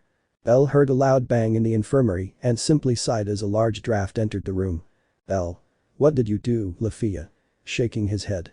With Aiz. Lefiya was lying on the ground trembling, unable to move or stand because of the boot of a swordswoman on top of her. Aiz looked at her with sharp eyes, pointing at her with his sword. Aiz. How did you touch my rabbit? Squinting. Lefiya. Me well, trembling. Aiz. Speaks, bringing his sword closer. Lefiya. Well, I had to change his bandages and he couldn't do it alone, so I helped him, looking away, blushing, hiding her face. Aiz. Murderous look. Aiz got off of Lefiya and stood in front of her. Lefiya. Forgive me? Illusioned. Aiz looked into her eyes for a second while Lefiya waited for an answer that came when a blue buoy landed hard on her face and she ended up embedded in the wall again with her nose broken. Aiz. In an hour in the yard, leaving.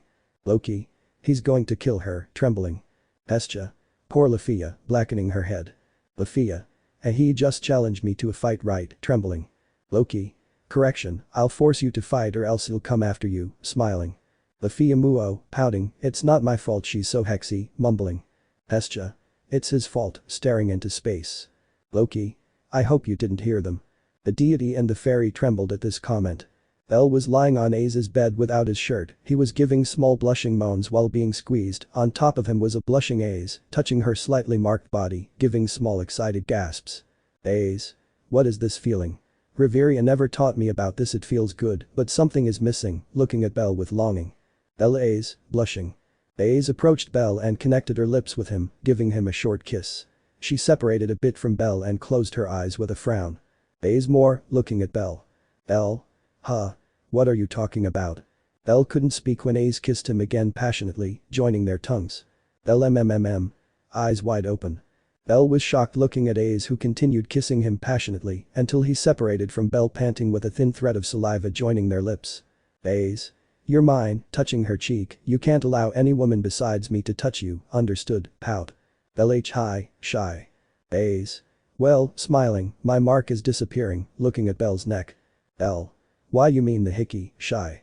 Aiz looked into his eyes before approaching his neck and leaving another hickey on his neck. Aiz. Don't hide it, that way they'll know you're mine, hugging him tightly. Aiz smiled at Bell nodding shyly and lay down on his chest remembering something about Riveria. Listen, a man, no matter how kind and innocent he is, will always be attracted to a woman's body.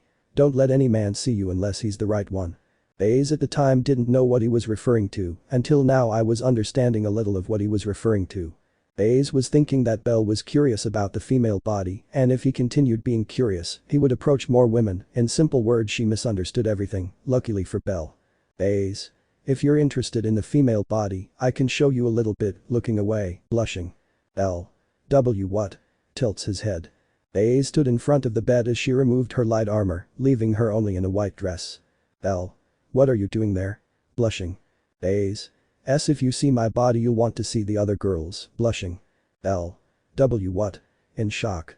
Aiz looked shyly and with a big blush at Bell, she tucked her dress between her breasts, leaving them exposed, she crossed her arms under her breasts highlighting the most. Bell was shocked watching Aiz's breasts bounce, while her pink nipples were perfectly visible. Bell. Aiz. Do you like them? Shy, Bell. Bell fell to the ground with a trickle of blood from his nose and a stupid smile. Aiz be Bell. Alarmata. Aiz left Bell on the floor and gave her a pillow, forgetting that her breasts were still exposed. Aiz held Bell's head slightly higher in her arms, accidentally bringing him very close to her right nipple. Aiz be Bell, blushing. Aiz blushed and looked at Bell who was still on her lap, but there was something interesting. He was sucking her right nipple, like a baby, Bell kept sucking and licking her nipple sweetly while her eyes were closed. Aiz looked at him blushing before calming down and giving him a small smile, caressing his hair while watching him suck her nipple. Aiz. There won't be any milk coming out of there, Baka, a little blushed. Bell just kept sucking, ignoring Aiz's small gasps which seemed to enjoy it while he caressed and played with her hair. Aiz decided to stay a little longer with Bell, letting him suck her breasts. She had an hour before going to her massacre. Aiz. My little rabbit, smiling. Bell blushed even more and as revenge against Aiz, he sucked her breast harder. Aiz blushing, bad bunny, pouting. Bell. See, can we continue like this for a few minutes? Shy. Aiz. We can stay like this for an hour if you want, smiling. Bell at Hatakima's, whispering. Bell continued sucking the breast of a smiling Aiz who seemed to be in heaven, not unlike Bell who was living every man's fantasy right now. Elsewhere. The slightly old god was celebrating with a big smile, he had next to him a black-haired man with ruby red eyes also celebrating, both watching the scene. On one side of them stood three women, a beautiful goddess with sandy hair and eyes, and an enviable figure as she grumbled. Hera. I didn't think I was like them, sighing. Materia. Well, my son is not like that, shy, he is only doing it with the girl he loved, so he is not a womanizer, blushing. Alfia. I agree with her, calmly, leaving aside her kiss with the elf. Hera.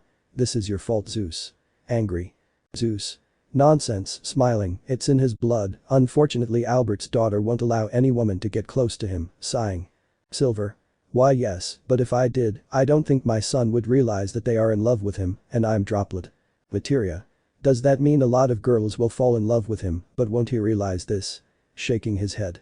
Everyone nodded in disappointment. Zeus and Silver, why wouldn't Bell have a harem and Alfia and Hera, why would many women fall in love with him?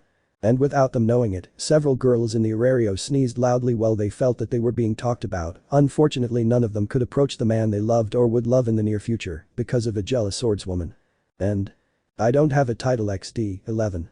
In a small field of flowers you could see a large tree that covered a small boy with white hair from the sun. He was sleeping peacefully in the grass with his arms and feet extended. He had an open green jacket with short sleeves and a black shirt with white edges with blue jeans and a brown leather belt. He slept peacefully while a white butterfly landed on his nose. He let out a small sneeze that alerted the butterfly, which flew away in seconds. The boy opened his eyes, revealing beautiful ruby orbs that shone with innocence. Hey? Ahaha. The little boy turned his gaze seeing a little girl with golden hair that reflected the sun and a beautiful smile on her face. The little girl opened her eyes, the same gold as her hair, and smiled at Bell. She was wearing a crimson red dress with a white collar and sleeveless, and had a basket with flowers in her hands. Hello Aiz-chan, smiling happily. The little girl laughed a little before pointing at the boy. Aiz. Your hair is messy, Bell-kun, pointing at it. Bell. I am sorry, I just fell asleep by accident, embarrassed. Aiz laughed a little before slowly approaching Bell and hugging him from behind. Bell Aiz-chan. Nervous. Aiz blushed a little before snuggling up to Bell and looking into his eyes. Aiz. My bunny, blushing. Bell. Why you know I'm embarrassed that you call me that Aiz, looking away. Aiz just snuggled closer to Bell before saying. Aiz nana, Bell, when we grow up. Would you be my hero? Looking at him.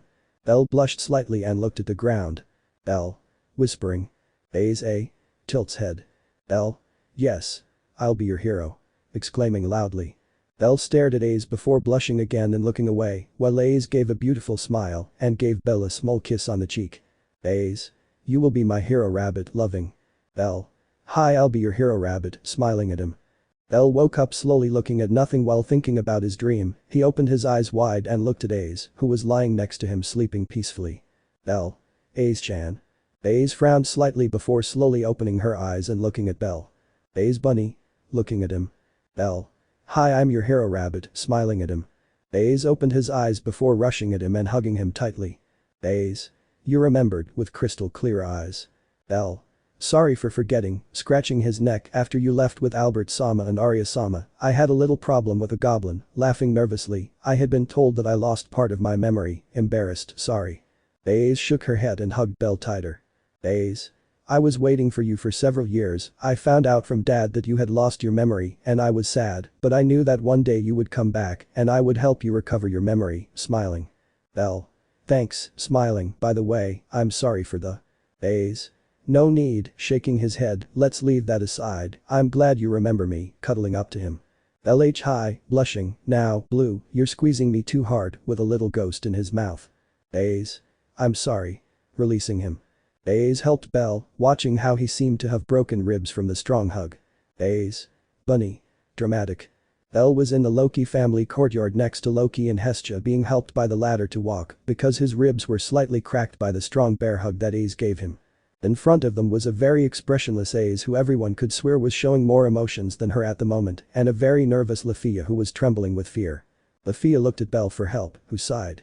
Bell Aiz-chan, looking at her. Aiz left her expressionless face and looked at Bell happy like a little girl. Bell. Don't hurt her, Mew. Aiz. Dark look. Bell. And just don't kill her please, nervous, leave her even if she's half alive, okay? Laughing nervously. Aiz nodded happily at having her rabbit's permission to beat Lefiya, who was trembling like jelly, looking at Bell with pleading eyes. Lefiya beat Bell-kun. Nervous. Bell. Plead to your goddess Lefiya-chan, lowering her head, I will have the recovery potions ready, smiling confidently. Lefiya looked at Bell with teary eyes before a nervous Loki lowered his hand. Loki Hajim. NT. I don't want to be so mean to Lefiya, so I'll make a little teaser. The situation was bad, or well, that was little. Aiz had literally beaten Lefiya, treating her like a rag doll. Both deities and Bell looked with a drop of sweat as Lefiya was on the ground with her staff buried in the ground a little far from her, while Aiz pointed her sword sheath at her desperately. Lefiya. Cough cough, Adolorita, beat Bell coo. Lefiya couldn't finish when Aiz kicked her in the stomach and sent her back right in front of the 3 spectators very calmly. Loki H. Hey, she's not dead, right? Nervous. Bell. I don't think so, calm. Hestia. How can you be so calm? Bell. Aiz promised he would only leave her half dead, scratching his neck. Loki. I don't know if that calms me down or worries me more, and I'm droplet. Bell smiled nervously before a loud bang sounded in front of them. Everyone looked at Aiz with her fist extended and Lefiya exactly in front of Bell lying on the ground motionless with smoke coming out of her chest. Bell. Are you okay, Lefiya-chan, Phil to help her. Just as Bell was about to help her, he was stopped by a strong murderous instinct. Bell. It's okay, raising his hands, being it, looking at Lefiya. Bell stood up and walked away from Lefiya, watching her heal herself with magic and get up as best she could from the ground. Lefiya, I can still fight, trembling. Bell sighed looking at Lefiya as if she were stupid, and he wasn't the only one, Loki and Hestia were the same. Aiz smiled creepily pointing at Lefiya with her sword. Aiz. So you can take more? Happy.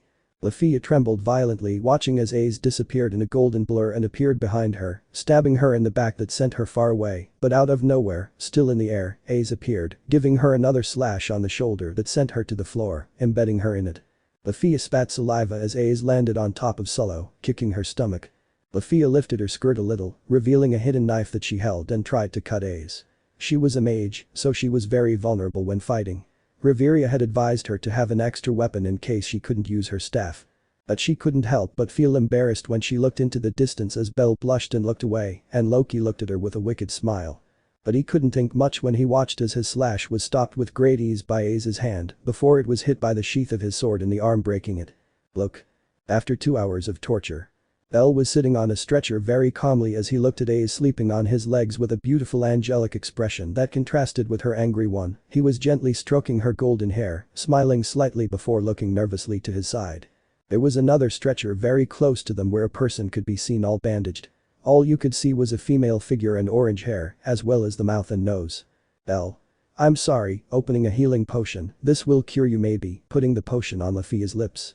Lefiya was still conscious, surprisingly so she was able to take the potion without much help from Bell, while crying comically. Bell left Aiz on the stretcher and stood up, starting to walk to the exit of the infirmary where his goddess, Loki and Finn were. Bell. Aiz is asleep, Chibi and Lefiya. That's better not to know. Finn. Okay, first thing tomorrow morning we'll head back to the expedition. We can't leave Raul in charge of the whole family. It's too much pressure for him. Thinking, by the way, how the hell did Lefiya end up like that? Looking at Loki. Loki. Aiz angry, laughing stupidly. Finn. I'll leave that for later, sighing, what will you do? Looking at Bell and Hestia, you can stay until tomorrow if you want. Well, looking at Bell, you have no choice, remembering Aiz hugged Bell, but you Hestia-sama. Raising an eyebrow. Hestia. I will stay firm, so I will make sure that Wallen whatever he is doesn't overstep his bounds with Bell-kun, pouty. Loki. I agree with the dwarf. Raising his fist. Finn. What are you going to do? Sighing, at least Riveria is here too, but she's buying potions for the expedition. When she returns, she can cure Lefiya, or maybe it would be better to take her with Airmind. Sighing. Bell. Sorry, lowering his head. Finn. Don't apologize, fine, we have a guest room and you, looking at Bell, well the answer is obvious, now we just have to go eat and call the others, standing up. Oh hi. Riveria. How the hell did it end up so bad? In shock. Riveria was in the infirmary next to Bell looking at Lefiya while she was being healed by a beautiful silver-haired girl. Airmind. How did she end up like this? Expressionless, she has a shattered arm, 3 broken ribs, several bruises, some superficial cuts, and others not so superficial, extreme fatigue, she's close to mental zero, her left knee is dislocated, etc, etc. Bell. Let's just say he said something he shouldn't have in front of the worst person he could have said it to, scratching his neck. Riveria.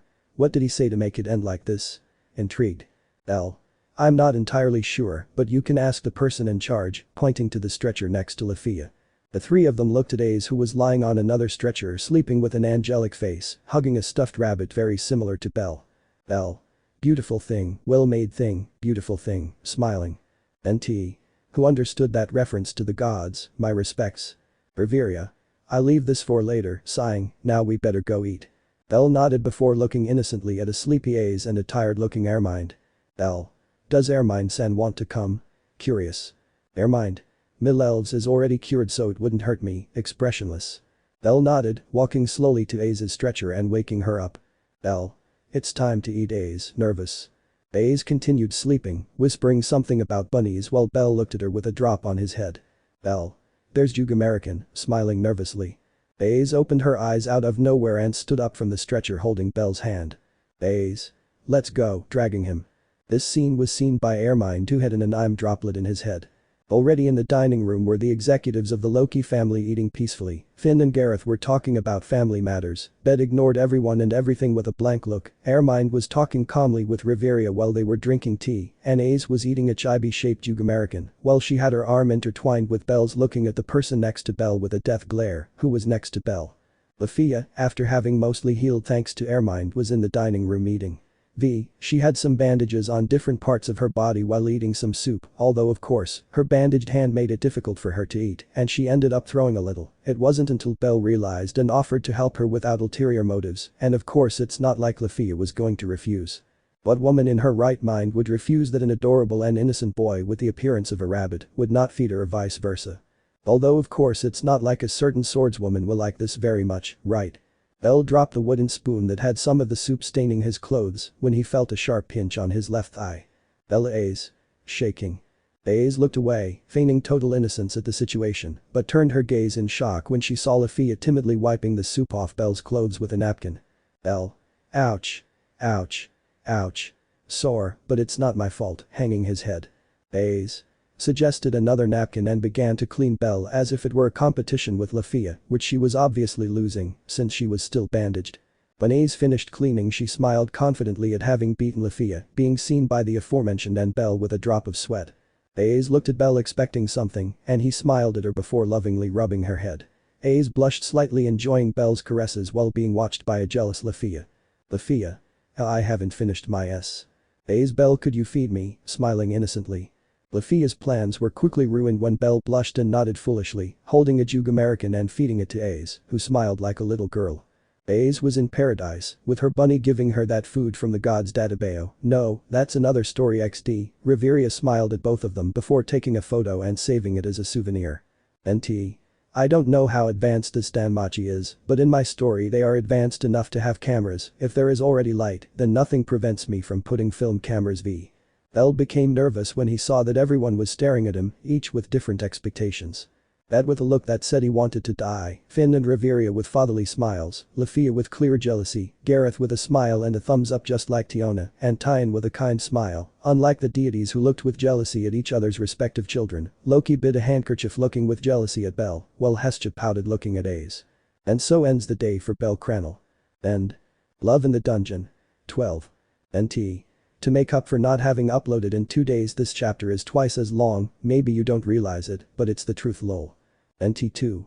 I'm going to ask you to leave your little star with style. What do I mean by style? Like this. Behind. She was happy. Or that was saying something, her heart was jumping for joy. Why? Let me explain from the beginning. They had recently arrived at the 18th floor, where Finn took control of the family again to go on the excursion, but there was a problem, and that is that while they were reaching the 18th floor, a monster sprayed a strange poison on some of the family, and they had to stop there to help those poisoned as best they could, while most of the fastest had run to the surface for an antidote. She had stayed for.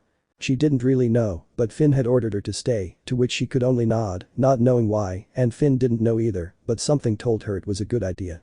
And it turned out to be so. While Aiz was investigating at the entrance of the 18th floor to see if Goliath had reappeared, she was surprised when a white-haired adventurer came out of the tunnel carrying on his shoulders a red-haired adventurer and a brown-haired hobbit.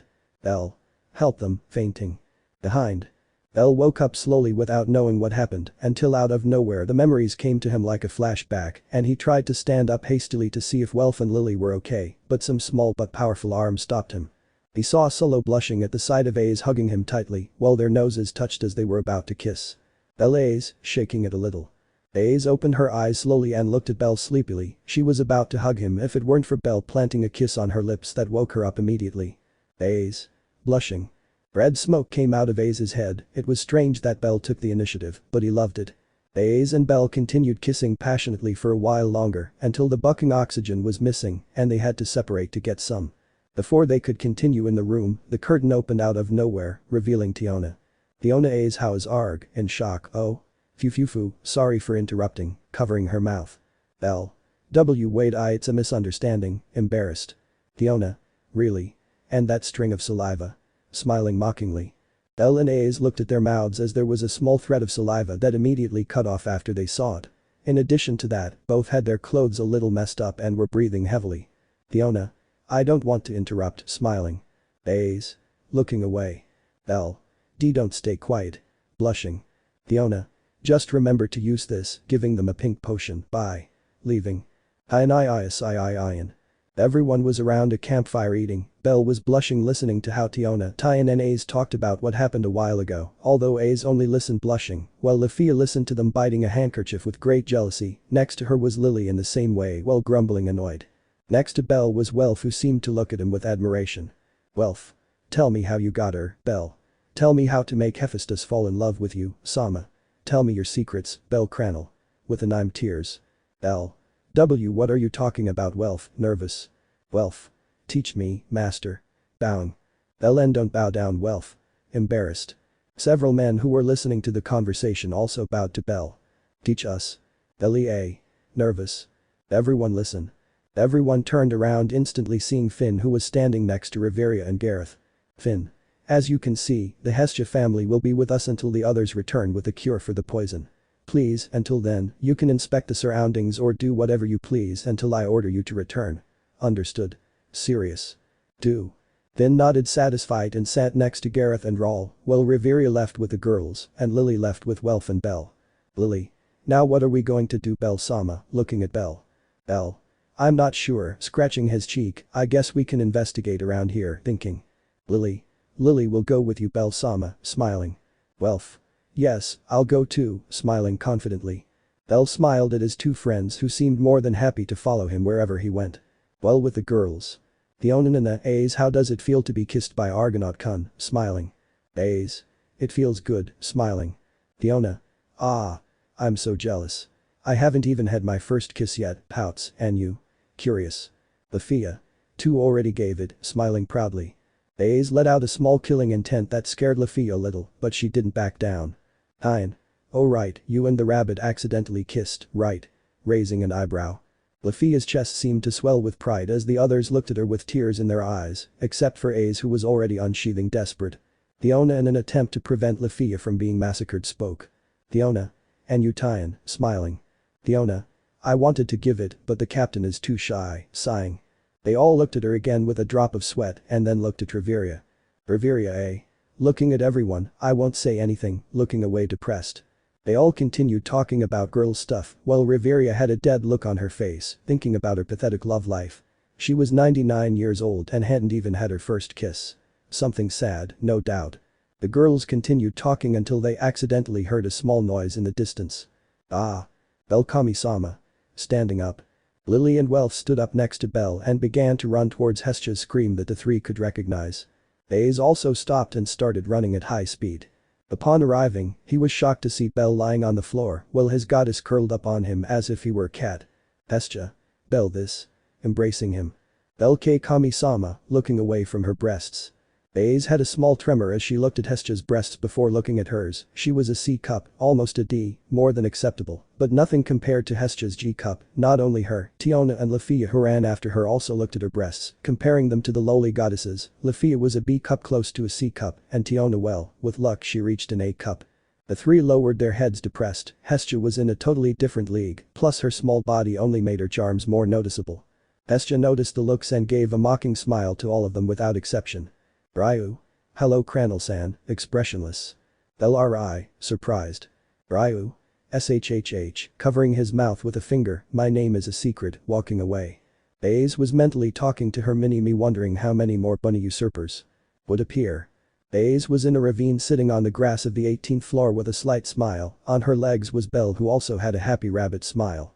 A beautiful moment as a couple, but hidden were Lily, Lefiya and Hestia spying on them jealous. Bell felt a small chill when he felt several glances fixed on him and looked in the direction of the glances. The same was true for Aiz, who when she saw Bell turn around, she did the same and looked at the others, who when they realized that they were discovered, tried to hide without success.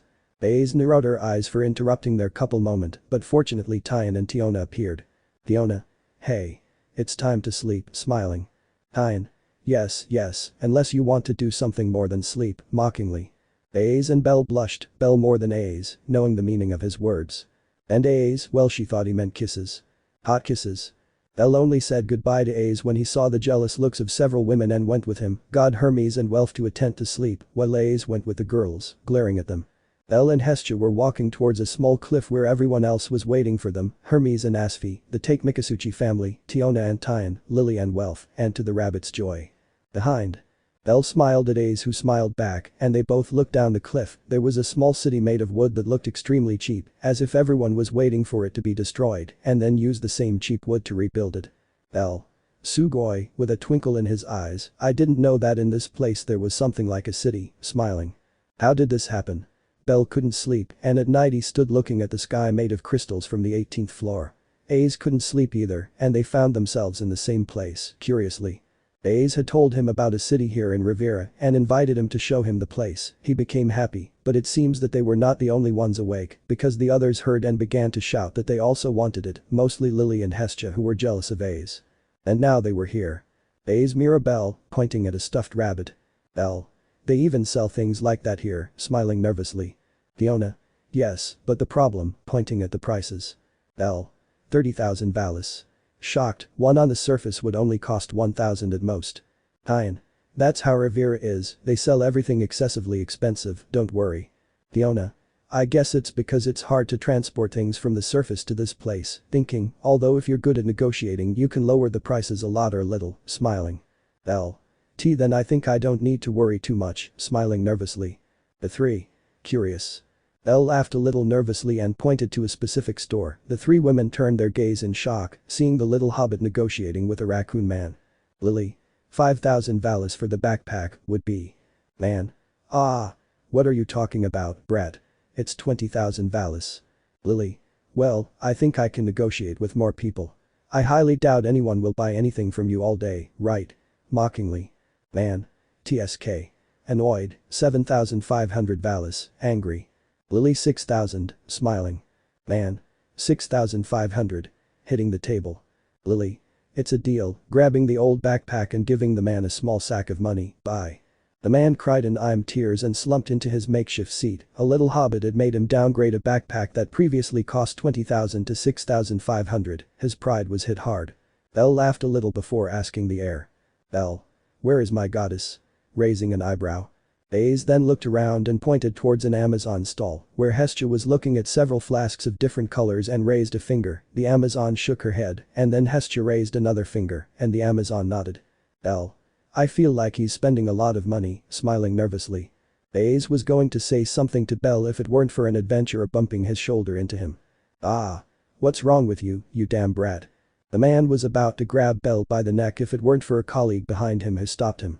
Hey, don't you see? Whispering, it's the boyfriend of the sword princess, and look there, she's looking, scared. The man looked at Aiz with anger that turned into fear when he saw that she was giving them a terrifying look, as if she were ready to murder them without mercy. Aiz. Are you done? Dark look. Bold. Oh hey princess of the sword, scared, why are you dating a level 2 huh? Is it because he has the record for leveling up? Come on don't tell me you're with only. For th.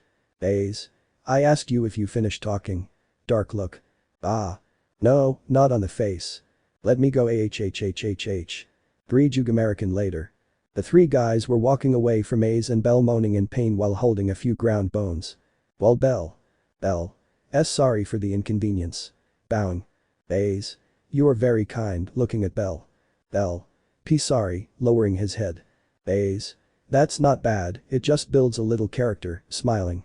Bell hi, smiling happily, but how? Confused. Aiz. Blushing, try to yell at me or be a little more aggressive, chibi. Bell. Ea. Blushing.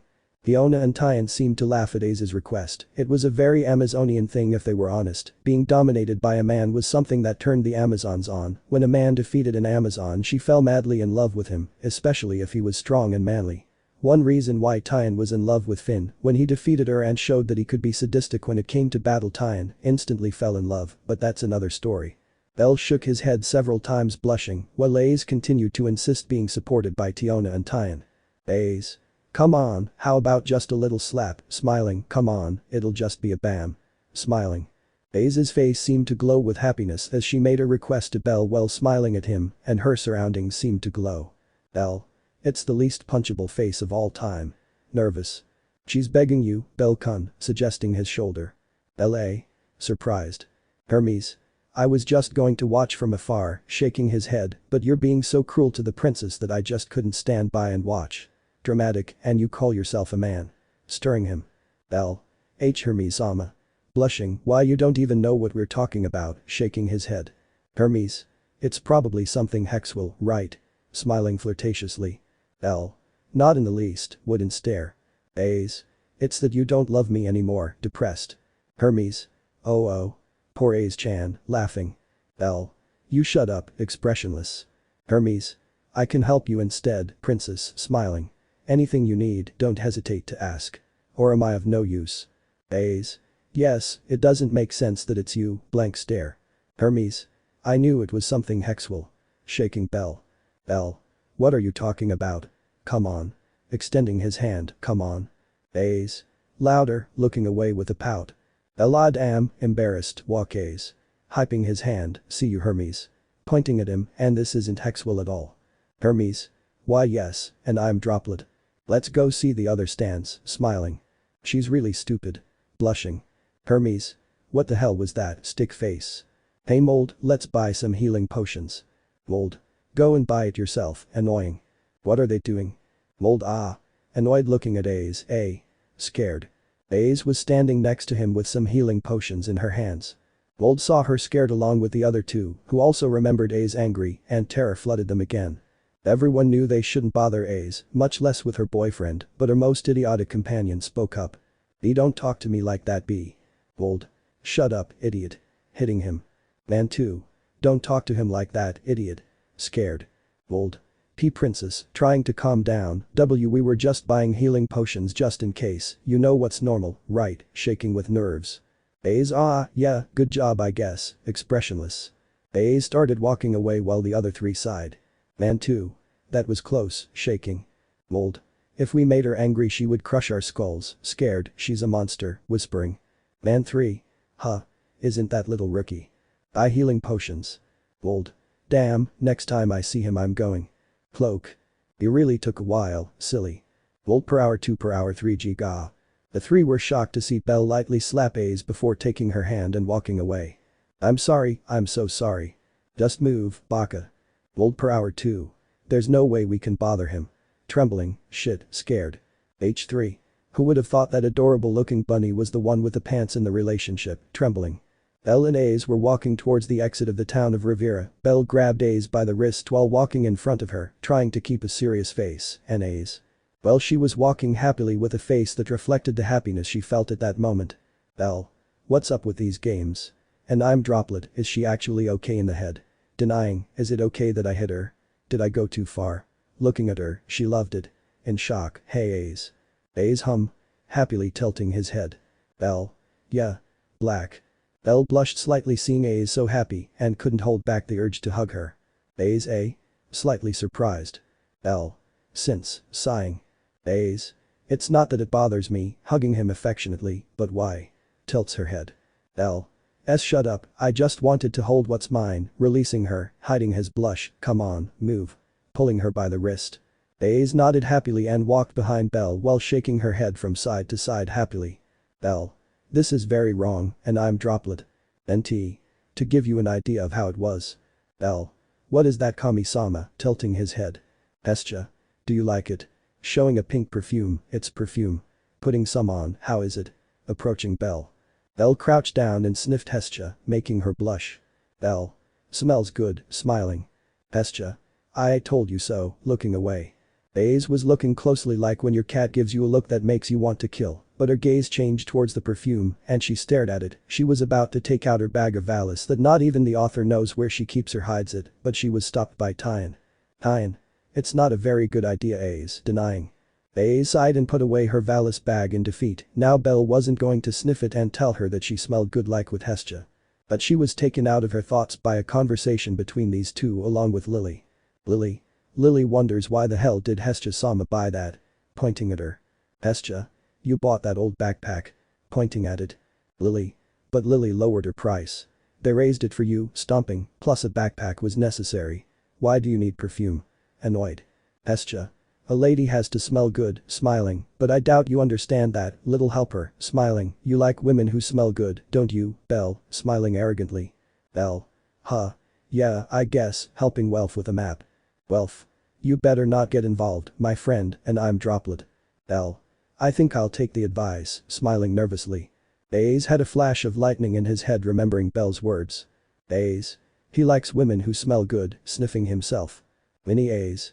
You smell foul. Aiz. Lowering her head depressed. Fiona and Tyan reacted instantly and said. Fiona. Hey. There's a lake nearby, I think we can go swimming there, smiling, what do you say girls? Tyan. If it's not a bad idea, smiling, let's invite the other girls too, does Hestia-sama want to come? Smiling. Hestia. Yes, that would be good for me, smiling. Lily. Lily wants to go too. Excited. Makoto and Chigusa who were nearby looked at their captain who nodded and raised their hands. Both. Us too. Riveria. What's going on? Walking towards them. Fiona Riviera. Smiling, we were about to go swimming in a lake. Do you want to come? Happy. Riveria. Yes, that would be good for me, nodding. Fiona. We'll go tell the others too, leaving. All the girls started to leave to warn the others, leaving Bell and Welf alone. Bell. Welf. Bell. Bell. What? Welf. We have to go spy, determined look. Elia. Smiles. Welf. It's every man's paradise, Bell. Dramatic besides, think about it, smiling, wouldn't you want to see your girlfriend bathe, alerting him. Bell. No need, smiling nervously. Welf. Oh come on, don't tell me you've already seen her naked, laughing. Bell. Welf. Damn it. Shaking it, I thought you were one of us. And I'm tears. Bell. Sorry. Well, I wanted to tell him something about spying on Bell, but it seems like they got ahead of me. Both boys turned their gaze to see a certain god with a feather hat who looked at them with pride. Hermes. So, hugging Bell by the neck, you've already seen paradise, huh? Smiling. Bell. Jay just once, looking away. Hermes. And wouldn't you like to see it a second time? Smiling and raising his fist. Bell. And no it's not okay, shaking his head, plus the other Hermes-sama girls will also be there, looking at him. Hermes. Although you just disappointed me, you just have to look at your girl Bell, smiling, you don't look at anyone else and just see your girl, and that's it, smiling, and out of respect we will only look at the others, right Welf, looking at him. Welf. Of course. Raising a thumb. Bell. Okay, sighing, but didn't you have Hephaestus-sama? And I'm Droplet. Welf. She doesn't love me, making circles on the floor. Hermes. She's hard to conquer, nodding his head, she generally likes good blacksmiths, only then and with a lot of luck, you will be more than a good blacksmith for her, and you will be able to see her D-cup breasts, smiling. Welf. Yeah hey, how do you know that? Pulling him by the neck. Hermes. Oops, acting stupid. Welf. Answer. Agitating. Bell. I'm starting to regret it, and I'm Droplet. Bell and Hermes were walking along the branches of the trees with great care. And Welf unfortunately when Bell and Hermes were already on the branches of the trees waiting for Welf to also climb up, the unthinkable happened. What are you doing? The trio of perverts were shocked to hear someone speak and looked at Asfi who was looking at Welf with narrowed eyes. Welf wasn't in the best possible position, he was halfway up the tree trunk climbing it to reach the branches, while Bell and Hermes were already hiding among the leaves very carefully. Asfi looked in the direction where he thought Welf was going, and that's where we were going to bathe with all the girls. Welf. It's a misunderstanding, sweating. So, is that so? Cracking his knuckles. Bell and Hermes watched in pity as Welf was mercilessly slaughtered by Asfi, who had already expected something like that from his god, so he was watching the surroundings. Hermes. Let's go Bell, whispering as best as possible. Bell. But, looking at Welf. Hermes. Don't worry about him, smiling, he gave his life for us, let's not make his sacrifice in vain, dramatic. Bell looked worriedly at Welf, seeing how he somehow discreetly raised his thumb in his direction. Bell wiped a manly tear and nodded to the god Hermes, and both went towards the much-acclaimed paradise. Bell and Hermes reached the last branch just above the lake, and they could both hear a splash. Hermes. It seems they've already entered, smiling. Hermes parted the leaves from the branches and smiled as he looked at all the practically naked girls bathing, but his attention was drawn mainly to a beautiful woman with short sky-blue hair, his prized assistant and captain, asphyxiant. But Bell instantly looked away blushing, somehow he knew that Aiz wasn't there so he didn't look at anyone. Hermes. I can hear a splash on the other side of the waterfall. It could be the princess. Why don't you go and see? Smiling. If it's not Aiz, blushing. Hermes. You gain nothing if you don't risk, smiling. Bell sighed and avoiding looking at the girls walked towards the other waterfall. He looked at the waterfall carefully and a massive blush adorned his cheeks when he saw Aiz totally naked with her body wet. Somehow, the drops of water falling down her slim body made her look sexy, according to Bell, who didn't look where he was walking, and due to a small mistake, he ended up slipping and falling right in the middle of where all the girls bathed and where Aiz bathed. Ah. Splash. Aye. Hermes oh. All the girls could see was a white blur falling into the water from the sky. Makoto and Chigusa hid in some bushes covering their privacy blushing, Asfi did exactly the same, but she looked at the place where the white blur fell where she could see a small shadow hiding, although a small bird feather could be noticed. Coffee eh? Coming out of the water. Bell looked ahead and could only find both Amazon sisters. Fiona. Argonaut-kun. Smiling. Tyan. Ara. Well, you're a boy after all, shaking her head. Bell same. Bell turned his gaze in shock looking at a blushing Lily who was hiding behind some rocks. But right in front of her, his goddess came out of the water with her hair loose and stuck to her body, barely covering her private parts. Something to add is that when she came out of the water, her breasts bounced a little right in front of Bell. Bell? Huh? In shock. Bell? Bell turned his gaze robotically, turning whiter than his hair when he saw a surprised Riveria completely naked. Bell looked away with a massive blush but didn't realize where he looked and was greatly surprised to see that he was now right in front of Aiz's butt. Bell? Huh? In shock. Aiz was bathing in a waterfall with her back to everyone until she heard the roar and Riveria's words. She turned her gaze and was confused when she saw no one, she saw that all the girls were looking at her, no. Not to her, she looked down at Bell with a chibi face, who was face to face with her intimacy. Both eh? Bell didn't know what to do, so he just stared at Aiz's private part in shock, just like you, who was surprised to see Bell and didn't cover herself, giving Bell a magnificent view of her body. Aiz B. Very sorry. Bell ran out at high speed towards the forest completely blushing. With his mind in the sky, he felt that somewhere his grandfather was totally proud of him while giving him a toothy smile. The El Harryim. The Buluuo. End. Problems in the dungeon, 13. NT. After Wappa deleted a 5,000-word caption, I had to rewrite everything with a little time I had, so here is the caption. In the end it was shorter and ended up being a little less than 3,000 as always, sorry. Bell was extremely scared running through the streets of Riviera, the reason. The thousands and thousands of elves who chased him hysterically, it all started when they found out that he had been the only man to see Riveria naked. It was well known that an elf would never let someone they didn't love see their body, much less a high elf, and Riveria was not only a high elf, she was literally the princess of the elves, so. Come back here. How dare you see Riveria-sama? Damn rabbit. Riveria-sama's body is divine. How dare you spy on her? Bell. G. Gamenesai. Scared. All this was seen by Riveria, Aiz, Lefiya, Tiona and Tyan, who had an eye drops watching the scene. Although Aiz felt clear jealousy when she realized that Bell not only saw her, but several other girls, she was really jealous. Mini Aiz was almost the same, only that she was yelling at her to go help her bunny in trouble. Riveria. This is a bit exaggerated, and I'm droplet, and who was the one who spread the news that they saw me? Looking at everyone. Tyan. He, scratching the back of his neck, I might have accidentally made fun of Lefiya with this in the middle of the whole city, giggling. Fiona. And then they say I'm the fool, shaking her head. Tyan. Hey. Annoyed. Bell was resting after a long chase by elves. And now he was taking a break like a big champion, just like that. Well, he was inside a tent resting comfortably between Aiz's breasts, who was asleep and using him as a stuffed animal. Aiz. Mr. Rabbit, cuddle him. Bell gave a small smile before curling up in her arms and sleeping peacefully. Or that was the plan since a stupid god with a feather hat came in. Hermes. Hello. D. Hermes had to duck in fear when a silver sword passed inches from his neck. Hermes looked at Aiz Chibi, who looked at him with cat eyes while releasing a murderous aura and scorched Bell. LH Hermes-sama, smiling nervously, I think he has to go if he wants to save his neck, sweating. Hermes. Why yes, leaving slowly, Finn calls them, it seems they are about to leave, running away. Aiz upon hearing Hermes's words released a murderous aura even stronger than before. Bell could swear that everyone on the 18th floor felt that murderous instinct, and he wasn't wrong. Elsewhere. Finn was at his temporary desk sweating nervously. He had asked the god Hermes to go call Aiz to leave since they had to resume the expedition. Now to the problem is that Aiz was starting to get used to being with Bell's warm and protective presence. When she found out that he was about to separate them she would get hysterical. Finn was sure that Aiz would get angry, and that was not good. Just as if he read Aiz's thoughts, a strong murderous instinct was felt by the entire Loki family. The women downplayed it, but the men could feel absolute terror when that murderous instinct reached them. One of the many that reached him was Finn, who lived up to his name and instead of running, stayed at his desk to await his inevitable end. A manly tear came out of Finn's right eye, which he quickly wiped away and waited for his tragic end. Finn. It's our time, Fiona-sama.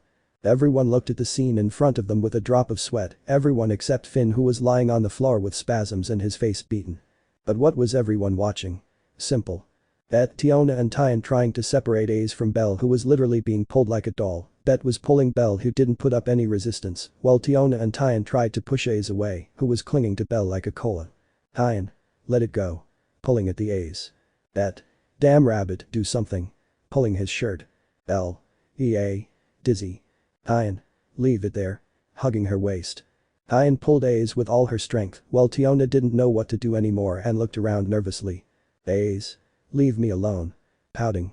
Bet tried to pull Bell at the same time as Aiz, while the aforementioned felt as if they wanted to split him in two. Bell. Oh. Oh. Oh.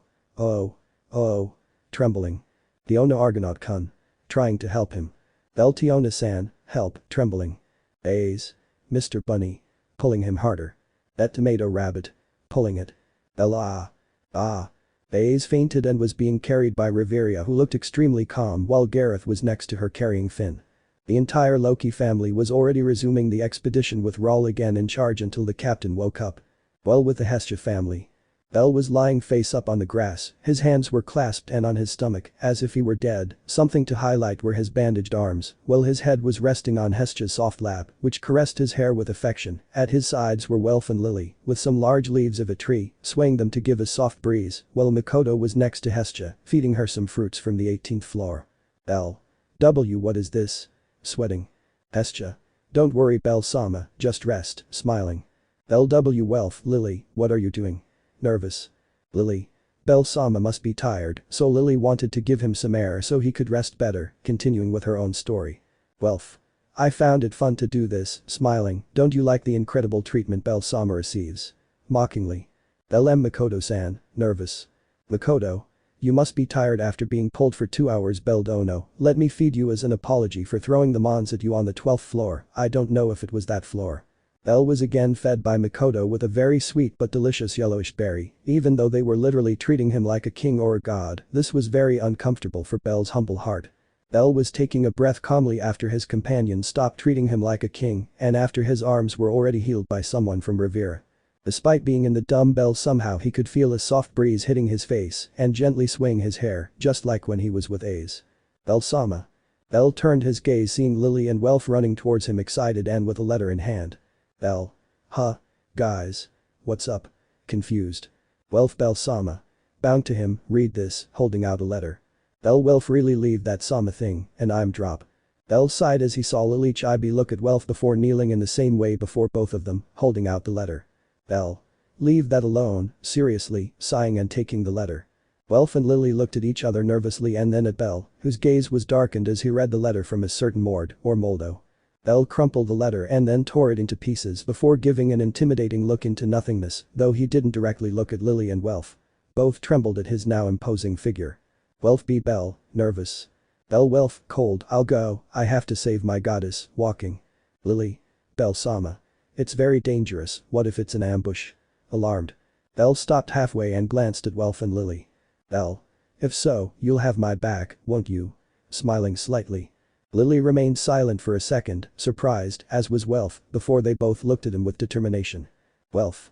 Of course. Energetic. Lily. Lily will help Bell-sama whenever she can. Motivated. Bell. In that case, I need your help. Mold was annoyed waiting on a hill for Bell, next to him there was a large crystal that illuminated the place, giving the appearance that it was daytime. Mold stopped thinking about why it was taking so long when some footsteps could be heard. Mold annoyed. Mold looked in front of him and held it there slightly to see the imposing figure of someone approaching. Quickly the figure was visualized, revealing a white-haired man with red eyes so cold that they would freeze hell itself. Bell looked at him indifferently before asking. Bell. Where is Kami-sama giving? Expressionless. Wold. Ah. Don't get so cocky just because you put on a serious face. Wold said that but instinctively he was trembling. Wold. Damn it, don't betray me. Slapping his trembling legs. Bell continued to stare at him blankly before quickly drawing his knife and pointing it at Mold. Bell. If you don't tell me, then I'll force you to say it, sharpening his gaze. Mold felt a chill run down his spine and instinctively covered himself, as if he wanted to avoid an attack that Bell had not yet given. Mold didn't know why he couldn't stop shaking, but Bell did.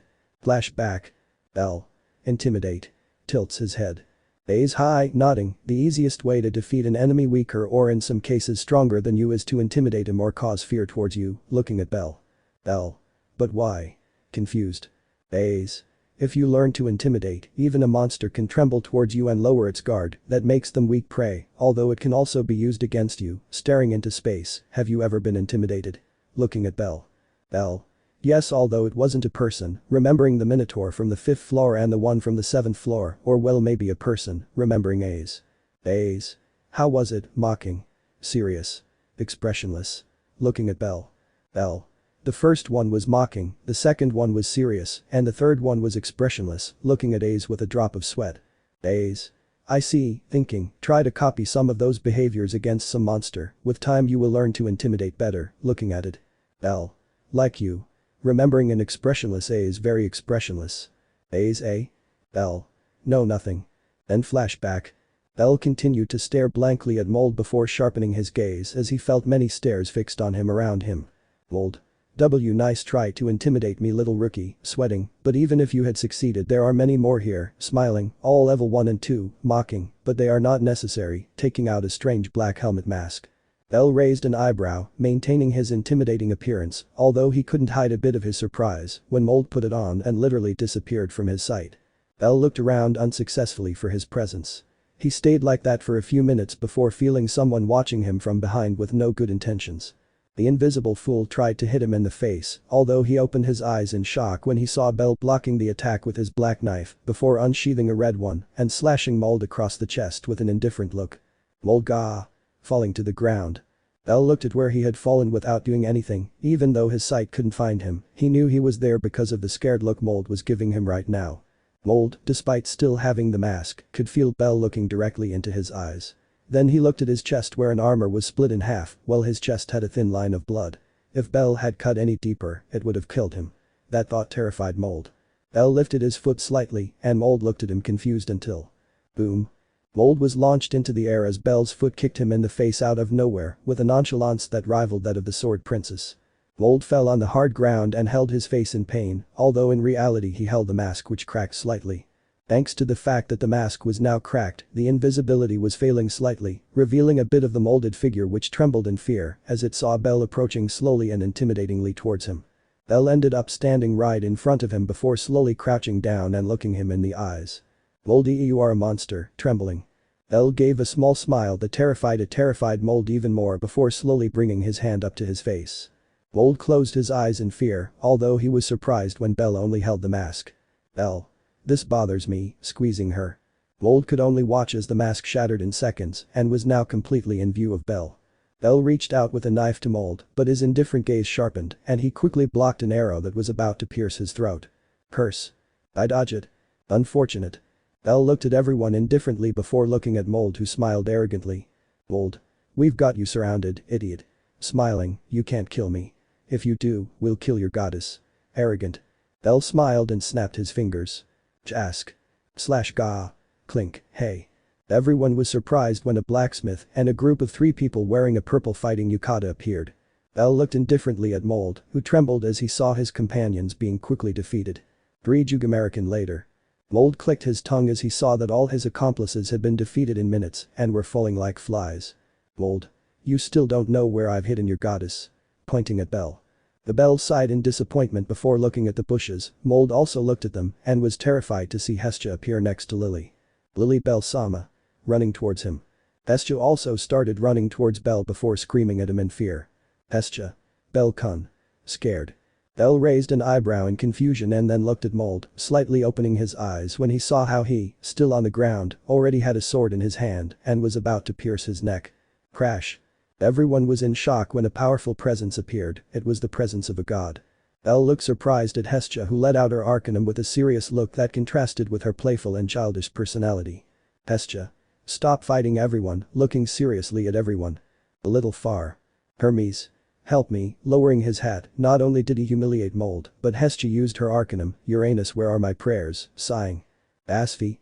I told you this was a bad idea, annoyed, huh? Noticing a small tremor, what is this? Slightly scared. Hermes. The dungeon hates us for locking it up thousands of years ago, that's why a god can't enter the dungeon, looking at the ceiling. With Bell. Bell was surprised when a tremor appeared out of nowhere throughout the 18th floor. Something he noticed was that some fragments of glass were falling from the ceiling, and he also looked horrified at what he saw. A large shadow appeared on the glass roof which was beginning to collapse. The great calamity was approaching. End. A hero, 14. Lady Yuki. Come back, damn you. D. Laskara-kun.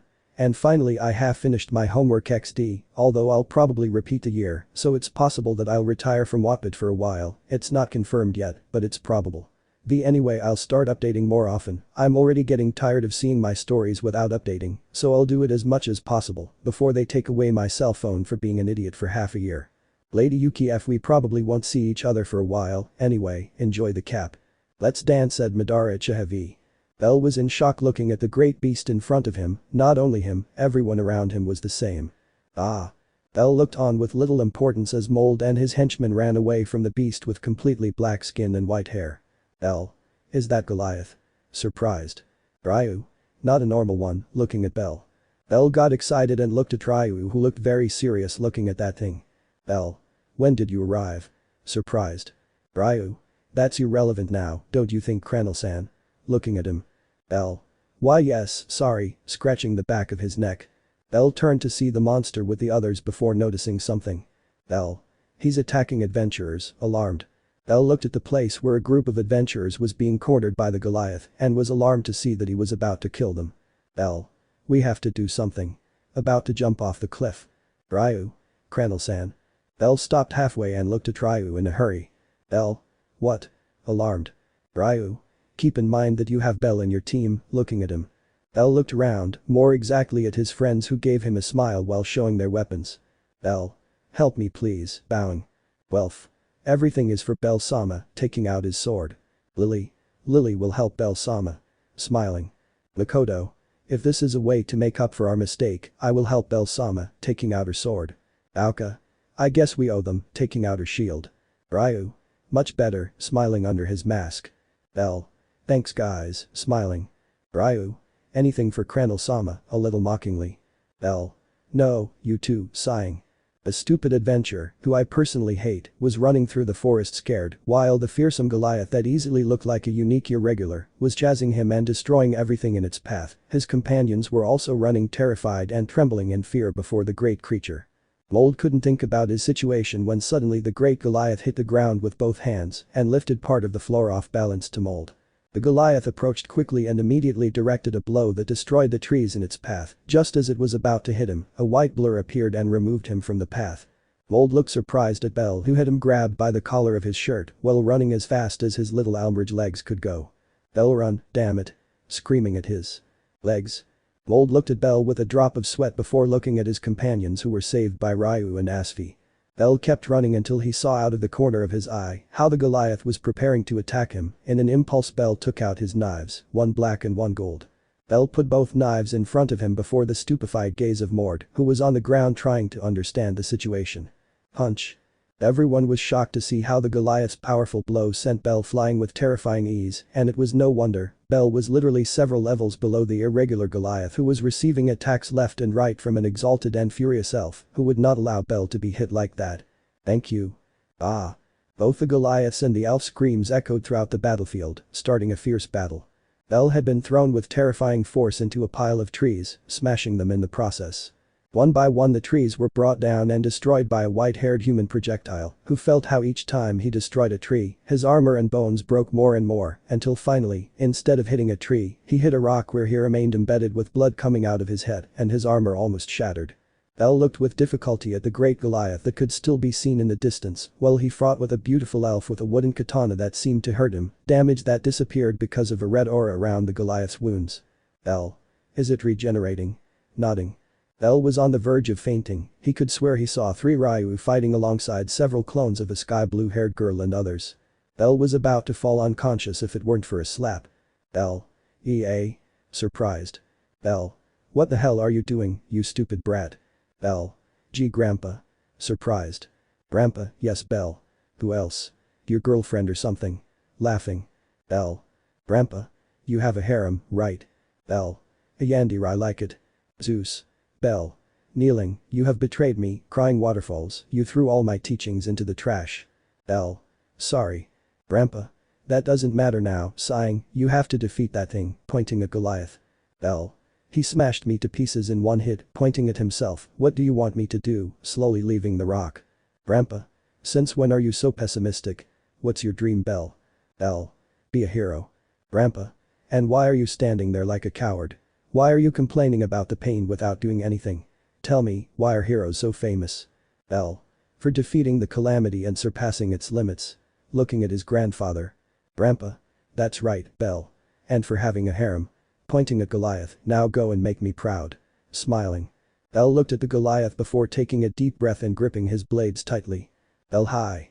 Bell ran out, already recovered from his head blow and contusion, before looking back at his grandfather and thanking him. Bell. Thanks, Gran. Nothing there was nobody there. Just a rock with his silhouette carved into it, implying that he was crashed there.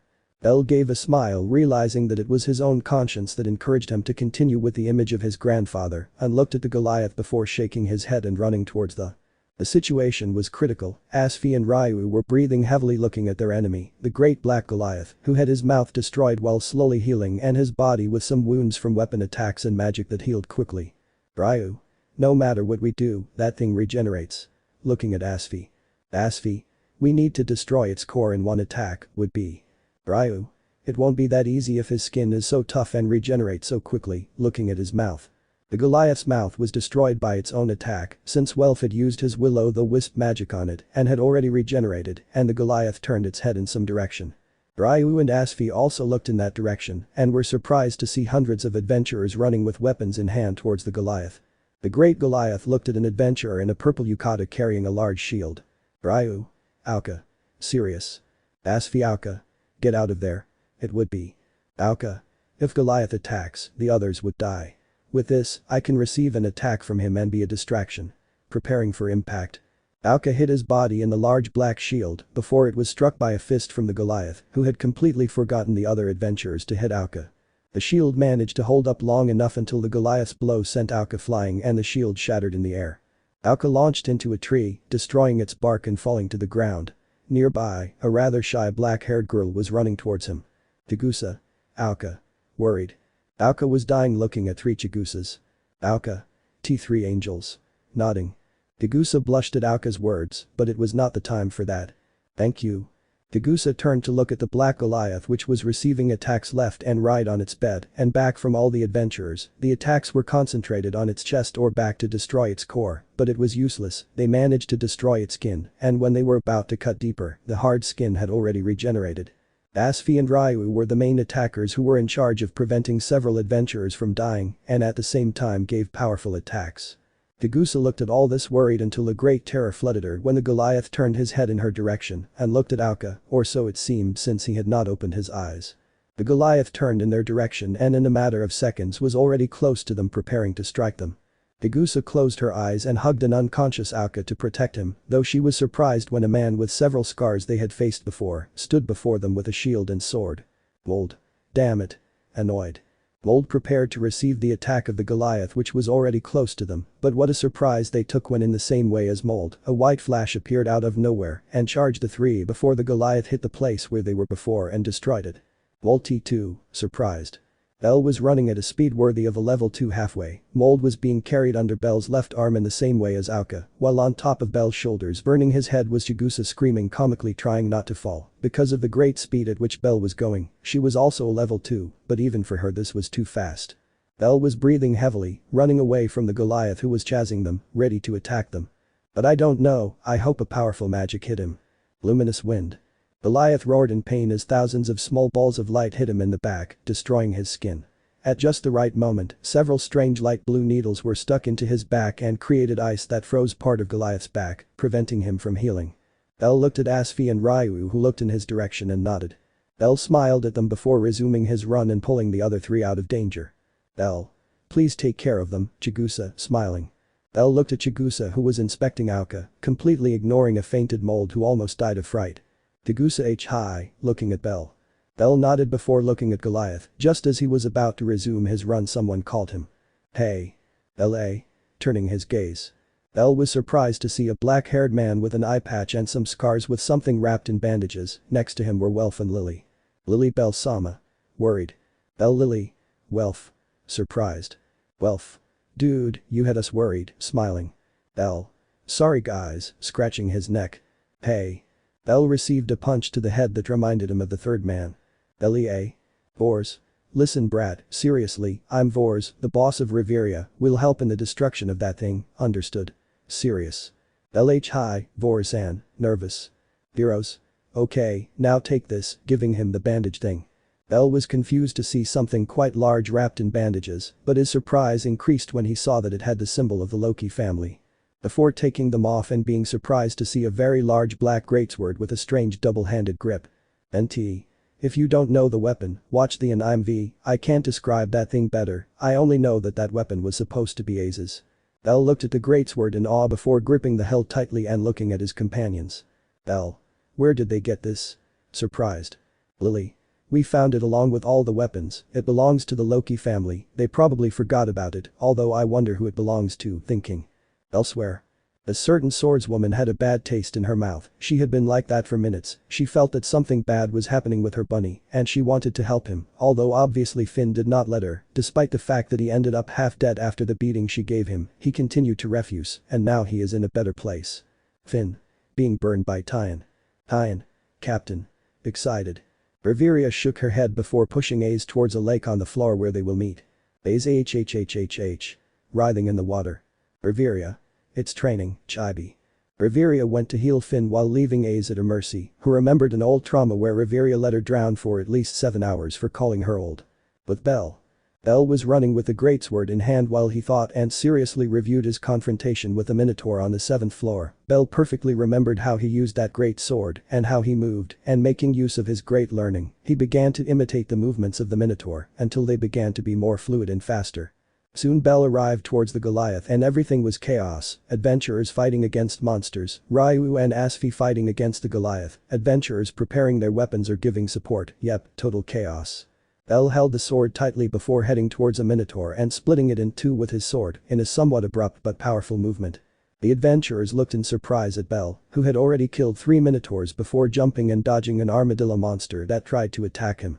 Bell threw the sword towards the monster, which could do little or nothing, and ended up being pierced from head to leg by the sword and died quickly. Bell fell into the sword's command in an aquiline manner before drawing his knives and blocking an orc slash. Bell jerked his head to the side, letting 3 black claws pass through and tear the orc apart. Bell turned his gaze to see a war shadow who looked at him in surprise before being pierced by a golden knife. Bell removed himself from the grip of the weapon before putting his blades in his eye to stop the attack of an Almrich who looked at him confused. The Almrich turned to look at his companions who shrugged their shoulders and looked at Bell. Bell. I'm not one of you, Bane in head. Bell had to duck and dodge a Minotaur's axe before landing a powerful kick to the Minotaur's chest that literally shattered the Minotaur's bed. Bell grabbed the black weapon before pulling it out of the ground and running through the 3 Almrich who had finally decided to attack him, although for some strange reason Bell felt as if he was killing one of his own. Bell. Rest in peace, and I'm tears. Bell sighed and looked at the Goliath before starting to run towards him when he noticed how he was about to attack some adventurers. Asfi looked surprised at Ryu who attacked the Goliath fiercely and head-on at a speed greater than level 4, and to top it off. Asfi. Concurrent song, surprised at such speed. Not even Riveria would be capable of that, still in shock. Ryu was leaving several cuts on the Goliath's body with terrifying speed and strength while the beautiful song was heard until he finally finished it off. Ryu. Luminous whined. His attack quickly turned to the Goliath, who growled in anger as he felt how not only Ryu's attack was damaging him, but also the attacks of the magicians, archers, and adventurers who were constantly attacking him. Goliath opened his mouth and unleashed a strange laser-like attack toward several adventurers quickly before being silenced by Ryu's wind spheres. Goliath growled loudly before grabbing Ryu in the air and throwing her far away with much of his strength. But they didn't expect that she was caught and carried in arms by a white-haired man with a sword in his back and his armor in pieces. Bell fell to the floor softly before leaving a slightly blushing Ryu and looking at the monster. "You can Bell." Suddenly a familiar voice of a certain swordswoman caught his attention. Bell smiled motivated before running and grabbing several adventurers and running away avoiding Goliath's attacks. Bell looked at his hand which was shining light blue before squeezing it tightly and looking at Goliath who opened his mouth preparing another of his attacks. Bell. Fire. Goliath. Grrrrrr. Bell bolt. Goliath. Ui. Both attacks were launched with great power, and unlike before Bell's fire ray changed, now instead of the reddish ray, it was a completely white one that destroyed the Goliath's attack and passed through his defense, destroying half of his head. Bell smiled as he saw that his attack had taken effect, but his joy was short-lived as he saw the Goliath give a disgusting smile and open his jaw to launch another attack, and several screams from his friends shouted. Bell. Bell swung the sword and covered himself with it as he jumped back, narrowly dodging the Goliath's attack, but was still sent flying by the shockwave that would have broken several more bones if not for the dual-wielding sword. Bell fell to the hard ground next to the sword before looking seriously at the Goliath, who already had his head regenerated and was ready to hit him. But then, a large magic circle appears above the Goliath and a giant sword passes through it to touch the ground, and another magic circle appears. Bell turned his head to the other side and looked surprised at Makoto, who was a few meters away from him with her hands extended and pressing on them, along with a strange purple aura, implying that she was the one responsible for the attack. Bell turned to look at the Goliath who was kneeling as the ground sank rapidly, and the Goliath bowed down. Bell. A gravity magic, surprised. Bell stood up with difficulty before tightening his grip on the greatsword, and a powerful light appeared in his hand, surprising him and Makoto, who was not far from him, unlike before, now the light was much more intense and spread throughout his body. Bell did not know what was happening, but he was not going to waste it. Brrrr. Goliath began to push harder, and finally Makoto MK could hold on any longer and fell to her knees while Goliath destroyed her magic, but then a Redeed appeared brandishing a black sword with crimson details and swung it in front of Goliath, releasing a powerful torrent of red flames. Above the Goliath was a sky blue-haired girl flying with strange wings on her sandals and looked at the fire attack in surprise. Asfi. A magic sword, surprised, is not a normal one, this one is even more powerful than Krazo's, does that mean it surpassed the originals? In shock. Welf plummeted to the ground exhausted but was caught by an elf with a wooden sword. Ryu. You are very reckless, Krazo, it would be. Welf. Many have told me, fallen. The fire attack did damage to Goliath, but not enough to seriously harm him since he was healing, but that gave Bell enough time to attack. Bell brandished the greatsword with force before it too became enveloped in a white light and began running straight towards the Goliath. Far from there, several adventurers saw the scene surprised. The most surprised was Hestia who knew why the light was so intense in just seconds, instead of having to wait 3 minutes for the full charge. Hestia. Limit off. Surprised. Lily. Limit off. Confused. Hestia. It is a temporary ability that rarely appears in an adventure. Limit off allows her to deactivate her limits and overcome them in a matter of seconds with terrifying ease, although it is very difficult for this to happen. Right now, Bell is at the peak of power of a level 2, perhaps even higher than that, surprised. With Bell. Bell was running towards the Goliath who saw the strong light coming from him and went to attack him. Goliath delivered a powerful blow that Bell avoided by jumping and right in the air, in front of his chest. Bell. Ah. Bell swung his sword and a great light was released. Everyone closed their eyes before the great light, and when it finally ended they opened them and were shocked by two things. 1. Half of the Goliath was gone. 2. The magic stone was still intact. Ryu. Even that attack didn't destroy its core, surprised. Everyone was static and scared to see that not even that Adou destroyed him completely, and the Goliath was already regenerating, but of all of them the one who reacted was Bell who was already running with a sword in hand and plummeted right towards the magic stone while pointing the sword towards it. Crash. That was the sound the stone made when it was pierced by Bell, and he twisted it to finally destroy the magic stone into pieces and with it the Goliath. End. Extra. Days before the Loki family left on an expedition. In the abandoned church, there was a couple trying to do something impossible. Aiz. I don't understand, stick face. Bell had suggested to Aiz to try Kasiner Jag American in Iglesia Abandonada and Vomer together, through which Aiz acepto contempta Piro. Bell was in shock looking at the kitchen. There was Arjona scattered everywhere, potatoes badly cut and in pieces, strawberries everywhere and cream spilled on the floor. There in the middle of everything was Aiz trying to cut a potato with a pink apron stained with cream and flour. Bell. How the hell did this happen? Bell didn't understand, he had been with Aiz at every moment supervising that she did everything right, but the strawberries were missing, so he left for just a few minutes to get them, and when he returned everything was chaos. Bell. Let's just finish cooking, and I'm droplet. Bell attached himself to Aiz and again helped her do everything, only this time if she needed something he would go for it and take Aiz with him. Finally they finished the Jug American and took them out of the oven, but Bell impossible, in shock. There were 2 plates there, one had a normal Jag American made by him, and the other. Not even the author knows what the hell that was, it was a strange black thing that seemed like it was about to move at any second. Bell was sure that thing was looking at him straight in the eye, even though it had no clue. What surprised him most was how. How did it happen? He was by Aiz's side every moment, every second, every minute, making sure she didn't mess it up, and he did everything right, or so he thought. Aiz. Did it look good on me? Shy. Bell. Don't make such a cute face. Shocked, why yes, it looks delicious, gulping. Aiz. Really? Smiling, try it, extending the plate. Bell was alarmed and felt his stomach growl, not from hunger, but from pleading for such an abomination not to come, but Aiz's smiling face did not allow him to refuse. Bell took that thing and looked at Aiz undecided, Aiz looked at him smiling, waiting for him to bite him. Bell gave an internal sigh and bit him. As soon as that thing touched her tongue she almost threw up. Bell held her mouth in shock and blew, and looked at Aiz who looked worried. Aiz. Is he bad? Lowering his head. Bell. Damn it.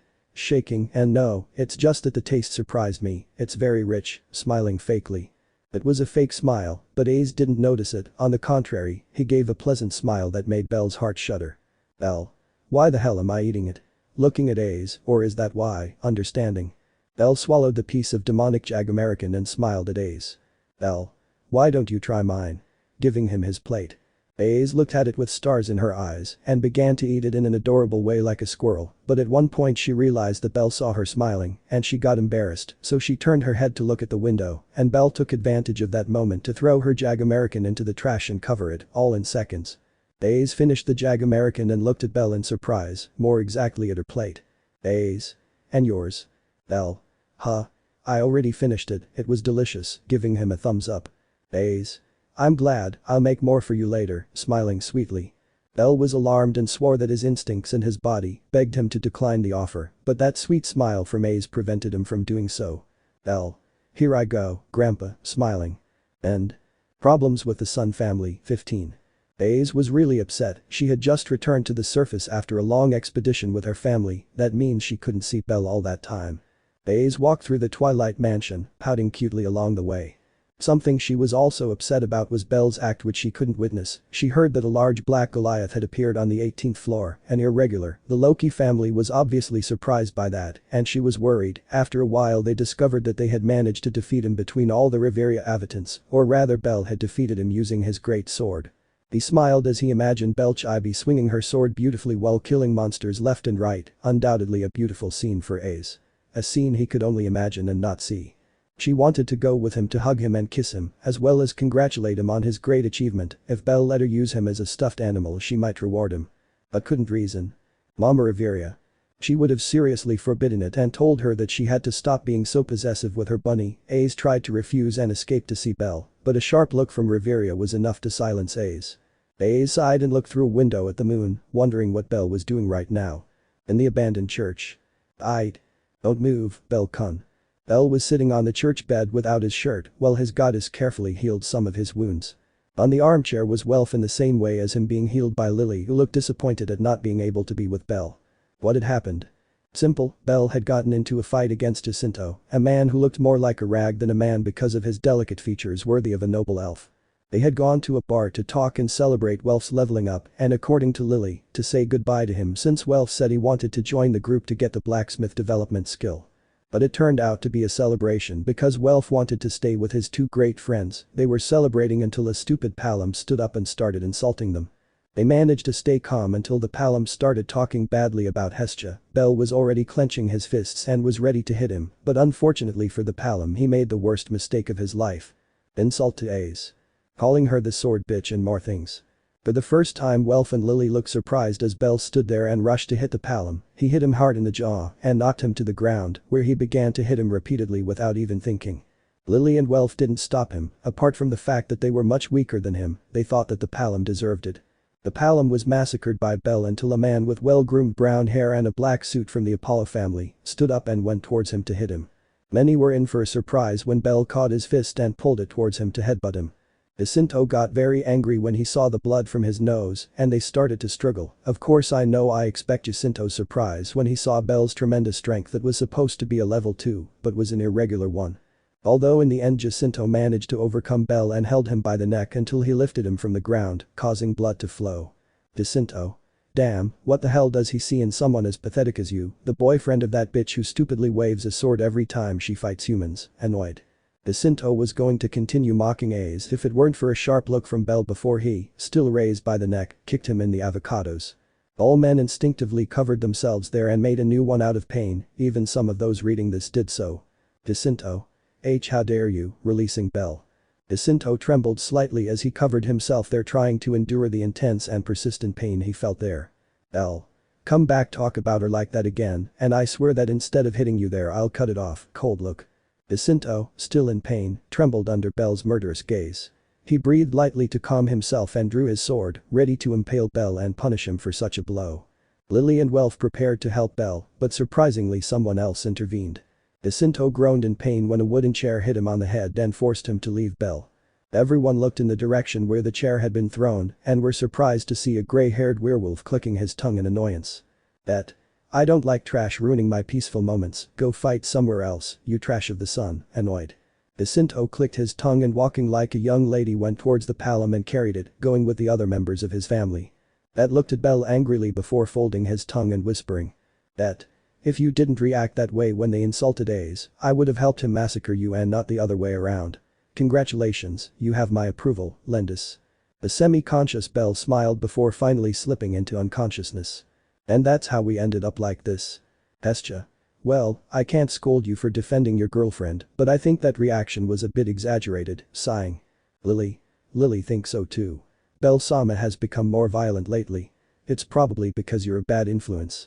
Looking at Welf. Welf. Ow. That hurts, looking at his arm. Lily. And how the hell did you get hurt? Welf.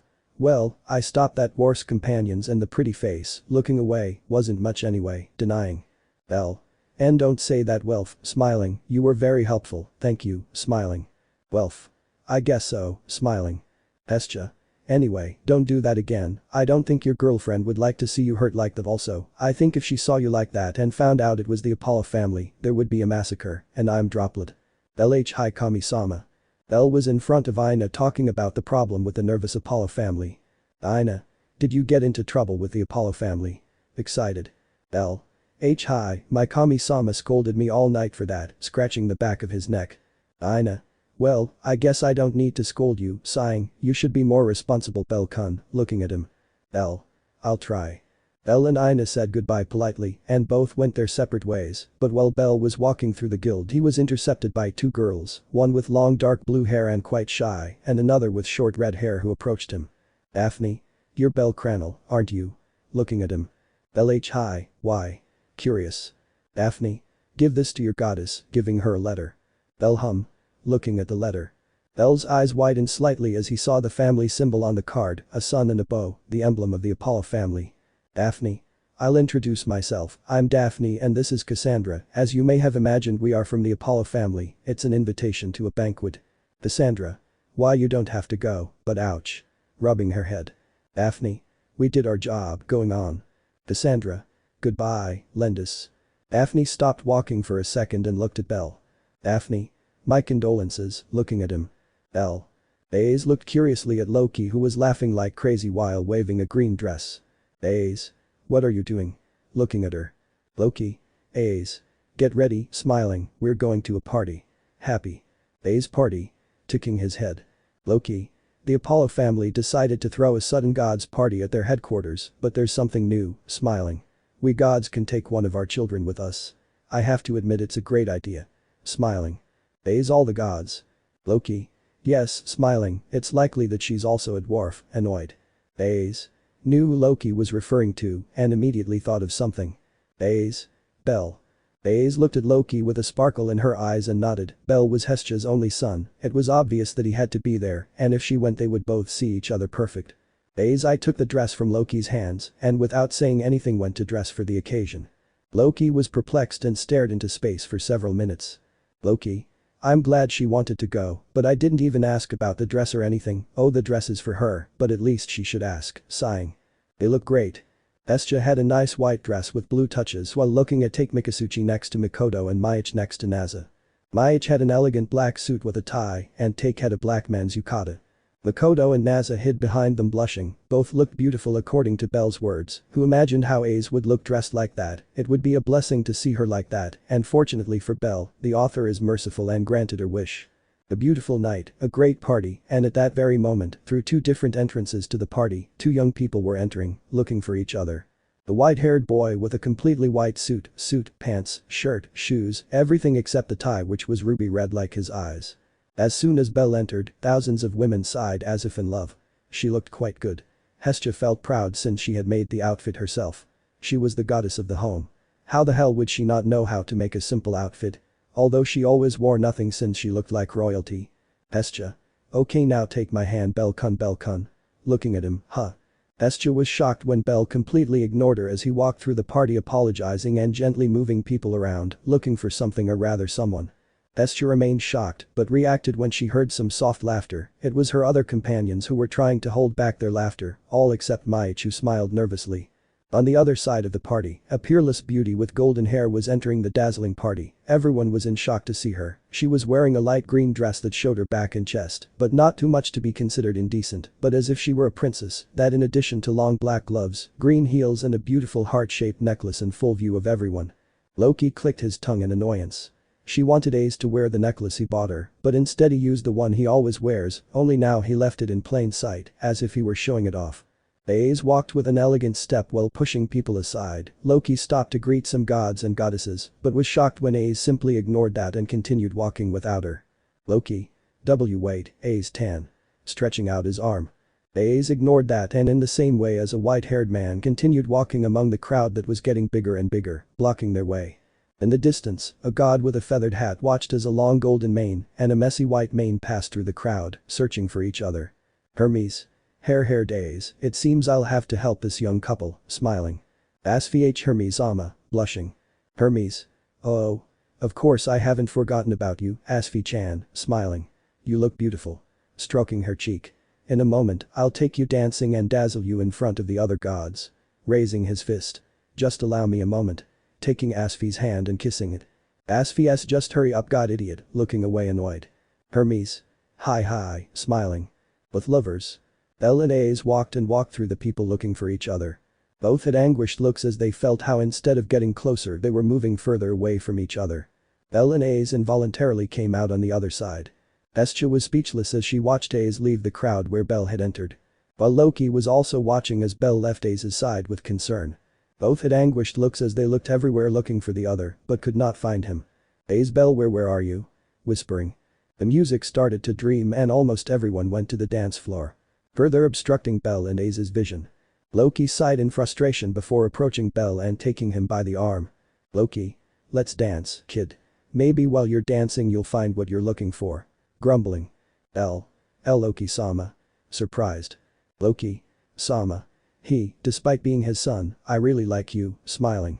You better take care of my Aiz tan, voice from beyond the grave. I promise. Motivated. Loki gave one of his typical smiles and pulled Bell to dance as if they were two great friends. Of course, her man's attire didn't help much, but that doesn't matter. Hestia looked with a drop of sweat at Aiz who looked around nervously, as if she were looking for her most precious pet that she lost by mistake. While searching, she rejected hundreds of proposals from men who wanted to ask her to dance, but they were all rejected without hesitation by Aiz. Hestia. Hey Wallen, what hey Aiz, sighing. Aiz looked at her impatiently but was surprised when Hestia took her hand and dragged her to the dance floor. Aiz. The goddess of Bell. With a sparkle in her eyes, Dawn. Hestia SHH, Bell-kun is waiting for you, annoyed, come on, if we dance we might find him in the crowd, extending her hand. Aiz understood and accepted Hestia's hand to go dancing as if they were great friends. All this being seen by Hermes who smiled amusedly. Asvi. How did you convince them? Surprised. Hermes. Oh. Nothing, I had nothing to do with it, laughing a little, it seems they have finally matured, smiling, now, extending his hand, my dear Asfi-chan, would you allow me? Bowing. Asfi. Well, since, taking her hand embarrassed. Hermes. Zeus. Today is lunch, smiling. Hermes couldn't say anything else when a strong elbow sent him to the other end of the balcony, destroying part of the wall. By a blushing and adorable suffocation. But the couple. Aiz and Bell were pulled by their respective companions while they searched for each other, soon Loki and Bell, Hestia and Aiz, began to dance in sync, well, the gods were the ones who danced while Bell and Aiz let themselves be guided, since they had no idea what to do. Out of the corner of their eyes Loki and Hestia looked at each other and nodded. As the music began to fade and change to a more romantic. On the dance list now were only couples, both humans and gods, who had a close relationship. As the crowd finally began to subside, Bell and Aiz asked to watch each other closely as they danced. Loki and Hestia continued to lead the dance as they approached, and both voluntarily spun Bell and Aiz around while pushing them. And finally. The couple met. Face to face, breathing a little raggedly from all the previous dancing. Hestia and Loki left the dance floor as they watched strangely as a beautiful blue-haired girl carried a blonde-haired god, and he magically responded and took the girl to the dance floor. Bell looked nervous at Aiz, who was the same as him, both of them not knowing what to do. Finally, they were both in front of each other, but they didn't know what to say or do. Honestly, they both wanted to hug and kiss, but the situation called for something else. Cough cough. Bell looked to his side and was surprised to see a smiling god, it was Hermes. Which was in front of Asfi right next to him. Hermes. Would you grant me this dance? Bowing. Asfi delighted, taking her hand. Asfi and Hermes began to dance slowly with the others, while Bell clenched his fist determinedly. Bell. Would you grant me this dance? Extending his hand. Aiz looked at him for a second before smiling and taking his hand. Aiz. Delighted, smiling. Bell and Aiz looked sideways at Asfi and Hermes and imitated their steps to dance. The light in the hall was low and only a few magic stone lamps illuminated. Aiz looked at Bell's feet nervously trying not to bump into them, she stayed like that until Bell knocked on her. Bell. Hey Aiz, smiling. Aiz hi. Looking at him nervously. Bell. Calm down, smiling, look me in the eyes, smiling. Aiz seemed unsure, but after a few seconds she looked determinedly at Bell and relaxed her body to dance more naturally, which worked since she began to dance better and without so many stumbles. And Bell. Well, even though he was nervous, he knew the basics of dancing, right? His grandfather. He said he had to learn to dance, Bell never knew why, but he said it was mandatory to have his harem, and that was how he learned to dance practicing with several girls from the town. Yeah, Bell knew she shouldn't tell Aiz that, or else she'd go to her village and massacre those girls. Bell gave a nervous smile at his very likely thoughts, until a beautiful voice pulled him out of his thoughts. Aiz Bell, smiling, don't get distracted. Bell A. Bell was surprised when Aiz pulled him and made him do a complete spin while they danced. Bell Aiz. Blushing. Aiz. He, smiling. Bell. My turn. Aiz A. Aiz couldn't say much when Bell, in the same way as her, pulled her towards him, but instead of turning her around, he stuck her next to him, leaving her face to face. Bell smiled before looking to his side and starting to walk leading Aiz who was still surprised. The lights focused on them, and everyone turned their attention to the dancing couple, unaware that they were the center of attention. Bell and Aiz. They were in their own world dancing happily next to each other. In the distance a silver-haired goddess of beauty watched this with a twitch in her eyebrow. Pray Otter, we can't unleash a horde of minotaurs here, rubbing her cheek. Otter. That's not possible Freya-sama, watching the show. Back with the couple. Both continued with their own thing, while enjoying the music that played throughout the room. As they danced, unaware that they were being watched by the others, Bell looked into those beautiful golden eyes that seemed to dazzle, while Aiz looked into her ruby-red eyes that seemed to shine. They both smiled before simultaneously walking away while still holding each other's hand. And just as the music was about to end, both of them began to spin, wrapping themselves around Bell's arm as he caught her, and they ended up face to face, just like before. And right there Bell gave Aiz a kiss, which she gladly accepted. Applause. Bell and Aiz opened their eyes in shock before they realized they were in a circle on the dance floor being flashed by everyone and illuminated by the lanterns of the place, making them only more striking. The applause was immediate and soon the lights came back on with the music finished. Bell blushed in embarrassment next to Aiz, but to Bell's surprise Aiz clung to him and bowed slightly. Bell followed her example, and soon they both returned to the table, where their goddesses were discouraged while eating the delicious food that was there. Bell. We're back, scratching his neck. Lily. Yay, raising her fist discouraged. Aiz. We're back, Chibi. Hestia. How good, with her head on the table. Bell and Aiz laughed before sitting down with each other's deity and starting to talk animatedly.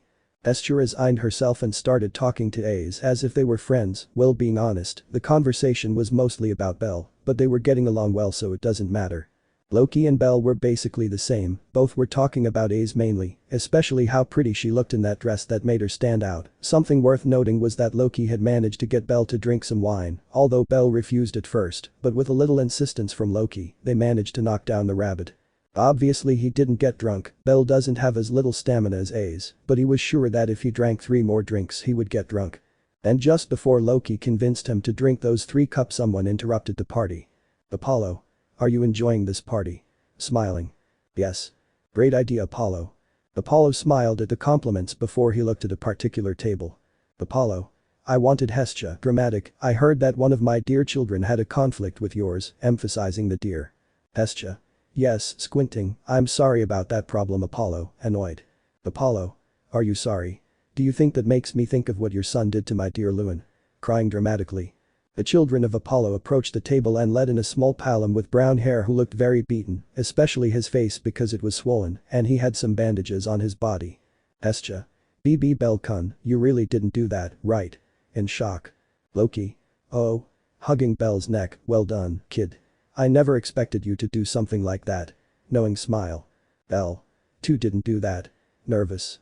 Bell only received a few slaps on the head from Aiz, who cared little about the state of the palom Bell had hit. Had Bell hit him so much? Yes, when he insulted Aiz, the palom almost made his grave, since Bell knocked him to the ground and hit him repeatedly. If it weren't for Jacinto, maybe Luin would have died. Loki. Hey, I like you, kid, giving him a thumbs up. Bell. It's not helping. Apollo. You see. All the gods can see your clear lie. Dramatic. I demand compensation. Smiling disgustingly, I demand that you give me your son, bellcranel. Hestia. Damn. Standing up from her seat, so this is what you were planning. Apollo. Well, my little Luin was hurt like this by your son, it's obvious that I deserve compensation, smiling. Hestia. Curse, whispering, has me on the ropes. Aiz was already about to attack the god of Ko, being why a voice would speak. Bell. I refuse, seriously. Apollo. Apollo. You can't refuse, kid, smiling. Bell. Of course. The Hestia family challenges them to a wargame. Pointing at Apollo. Everyone opened their eyes in shock, including Hestia herself. The whole room was in shock for several seconds until 2 laughs were heard. One of Apollo and one of Loki. Apollo. Very well, laughing, I'll grant it to you, little one, laughing, no matter what you do we will win, smiling. Hestia BB Bellcun. Shaking him, what are you doing? Alarmed. Bell. It's our best option, looking away. Loki. He kid, you're crazy, smiling. Unfortunately, being a low-ranking family when challenging a high-ranking family, they can't receive help. If it had been the other way around, then maybe I would give you a little support from the Loki family. Loki trademark smile. But it's not like that, only members of your family can participate in the war between families. The most we can do is that, depending on the duel, give them a slight advantage, leaning back in his chair. Bell. Thank you, Loki-sama, bowing. Aiz. Bell. Bell hum. Looking at her. Aiz. Are you sure? Worried. Bell. Not at all, laughing stupidly, but honestly, I've already faced several things in my life. A war between families may seem like a lot, but in reality, I think it's the softest thing to face, smiling, well, approaching Aiz. Aiz B. Bell. Blushing. Bell, it was nice to see you again, kissing her. Aiz blushed at Bell's sudden act. How many times had Bell kissed her? That didn't matter now. Aiz returned the kiss gladly and slowly separated from Bell, who carried in his arms a shocked Hestia for Bell's declaration of war. Bell. We have to go, smiling, I hope to see you another day, my lady, bowing. And so, bellcranel, with a tranquility worthy of a king, left the party with a smile on his face. He couldn't help but feel happy after having danced with Aiz, even if he had also gotten into a lot of trouble, but to be honest, when didn't he get into trouble? Aiz just smiled to herself and waved goodbye to Bell, watching his back slowly fade away into the dark night, illuminated by the stars and the moon. Loki. That kid has guts, huh? Well, I think it's time for us to go too, smiling. Aiz. Hi. Loki.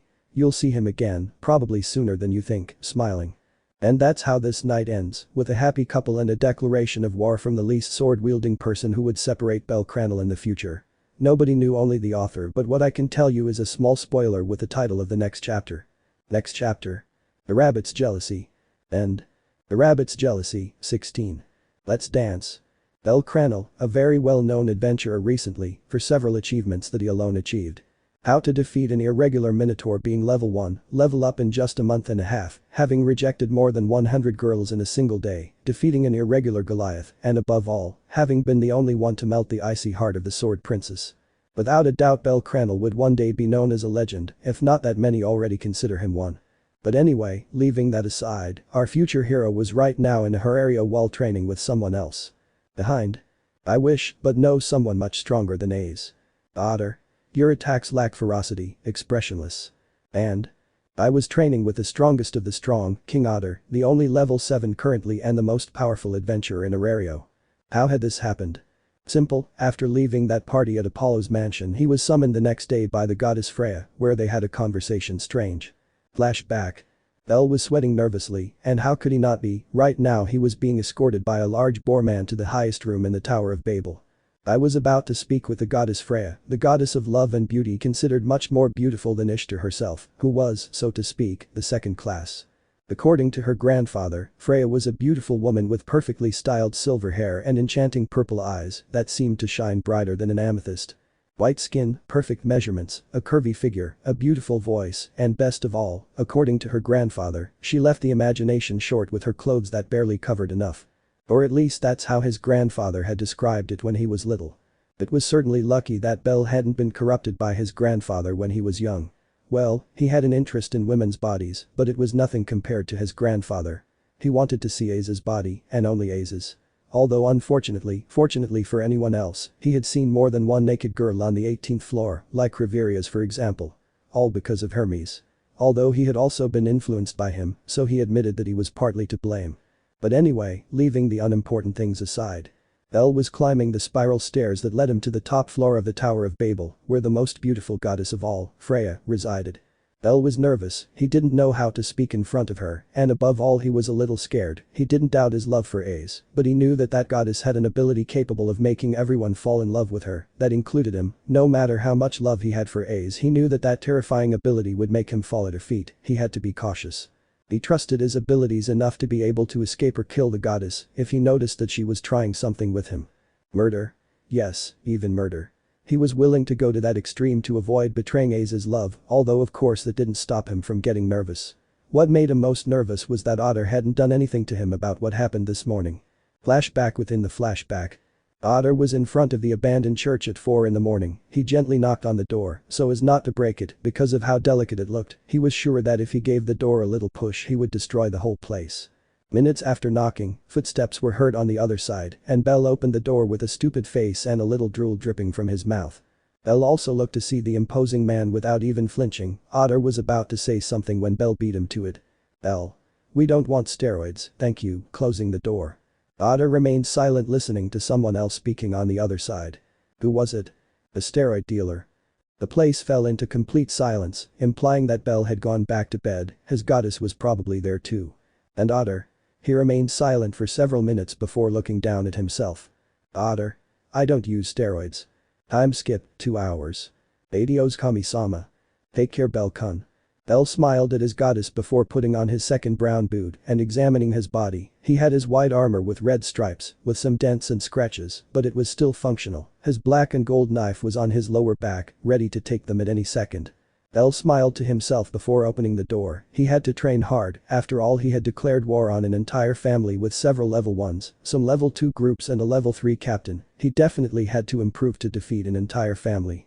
But just as he opened the door he went blank seeing a muscular man right in front of the abandoned church staring at his muscles without blinking. This one seemed to have a serious internal debate. But leaving that aside, Bell was scared when he recognized him. It was the King Otter, who for some reason, seemed to be thinking about the immortality of the crab with a blank face. Bell discuss. Otter. I don't use steroids. Exalted. Bell Scared. Otter blinked in confusion as he looked at Bell. Seconds later he turned to look at the sun. He had been completely still for 2 hours thinking about stupid things. Otter sighed in annoyance. He had enough with his stupid family members. He simply ignored Bell's nonsense and spoke with a firm voice that counteracted his tired face. Otter. Freya-sana wants to see you, expressionless. Then flashback dentro del flashback. And that's what happened. Right now I find myself in front of the door that goes to Freya-sama's room. The great bows in front of me opened the door and let me go in first, and with a firm step I began to walk towards my destination.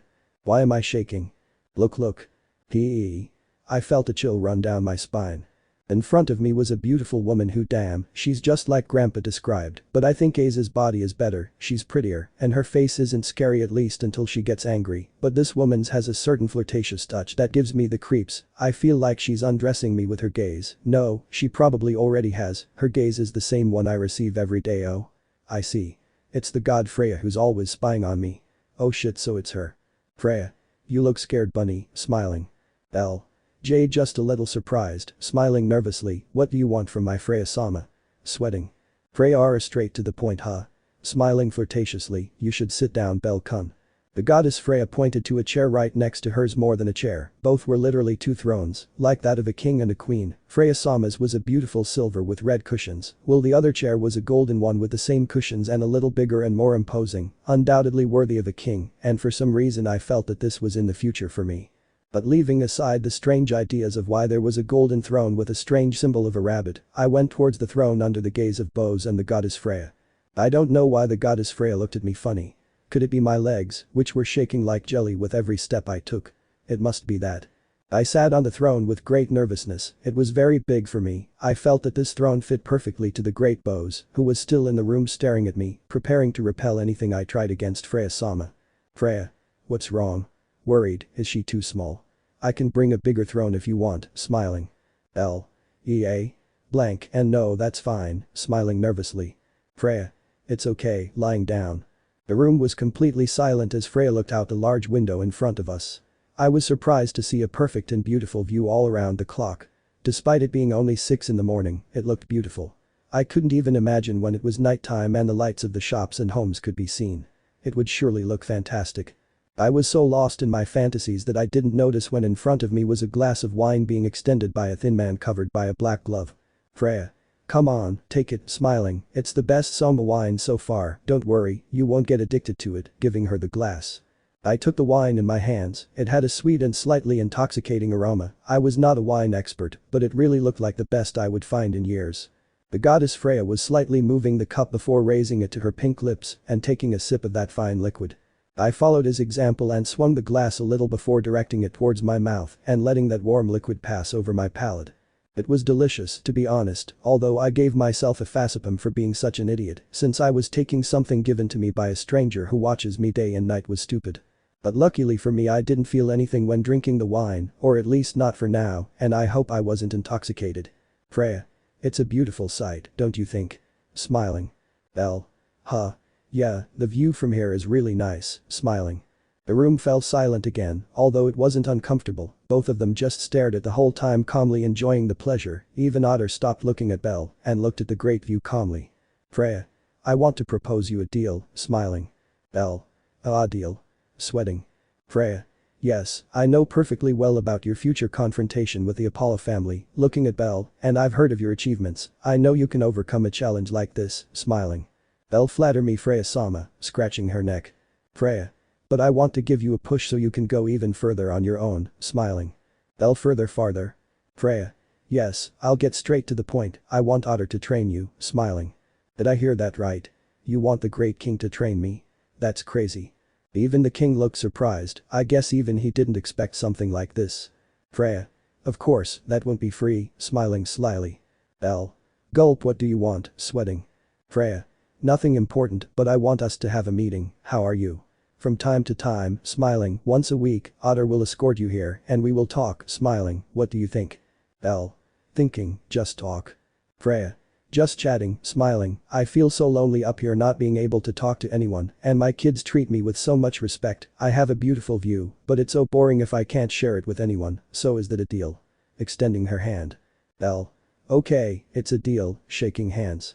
Then flashback. And that's how I ended up having the great King Otter as a teacher, and in a way as senpai. Of course after that I had to spend a large part of the day with Freya-sama talking about different unimportant things, although it was a little uncomfortable that in some attempts she became very flirtatious, although she kept her space, as if she didn't want to harass me too much. We agreed to see each other every week only one day, the day she wanted, when she wanted, although I promise not to be very annoying, so I will trust her. After our talk I simply went with my party and we went to the dungeon. I half explained the situation and apologized for being 4 hours late. They really waited for me 4 hours and I apologized by paying for dinner at the fertility hostess, although luckily for me they gave me a discount for some strange reason, although my mother looked very strange when she told me that I only had to pay 50% of the auction. It looked as if she had been forced to do this, but it was impossible, right? Who could force that gigantic woman to do something? According to Sir, she is of the dwarf race, but many doubt that, mainly because my mother is 1.80. Gareth-san is considered tall among dwarves, but my mother was at least 3 heads taller than him. But leaving that aside, the next day I asked my party to go to the dungeon without me for a week until the meeting with the Apollo family took place.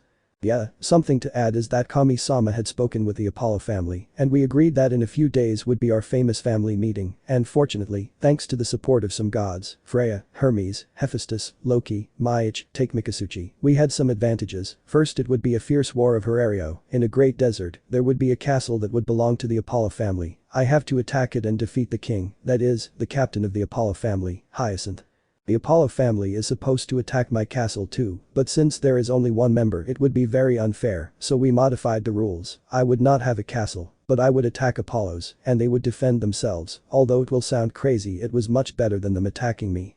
They tried to give me support too, but Apollo didn't allow that. He said that only members of the Hestia family could participate in the war between families.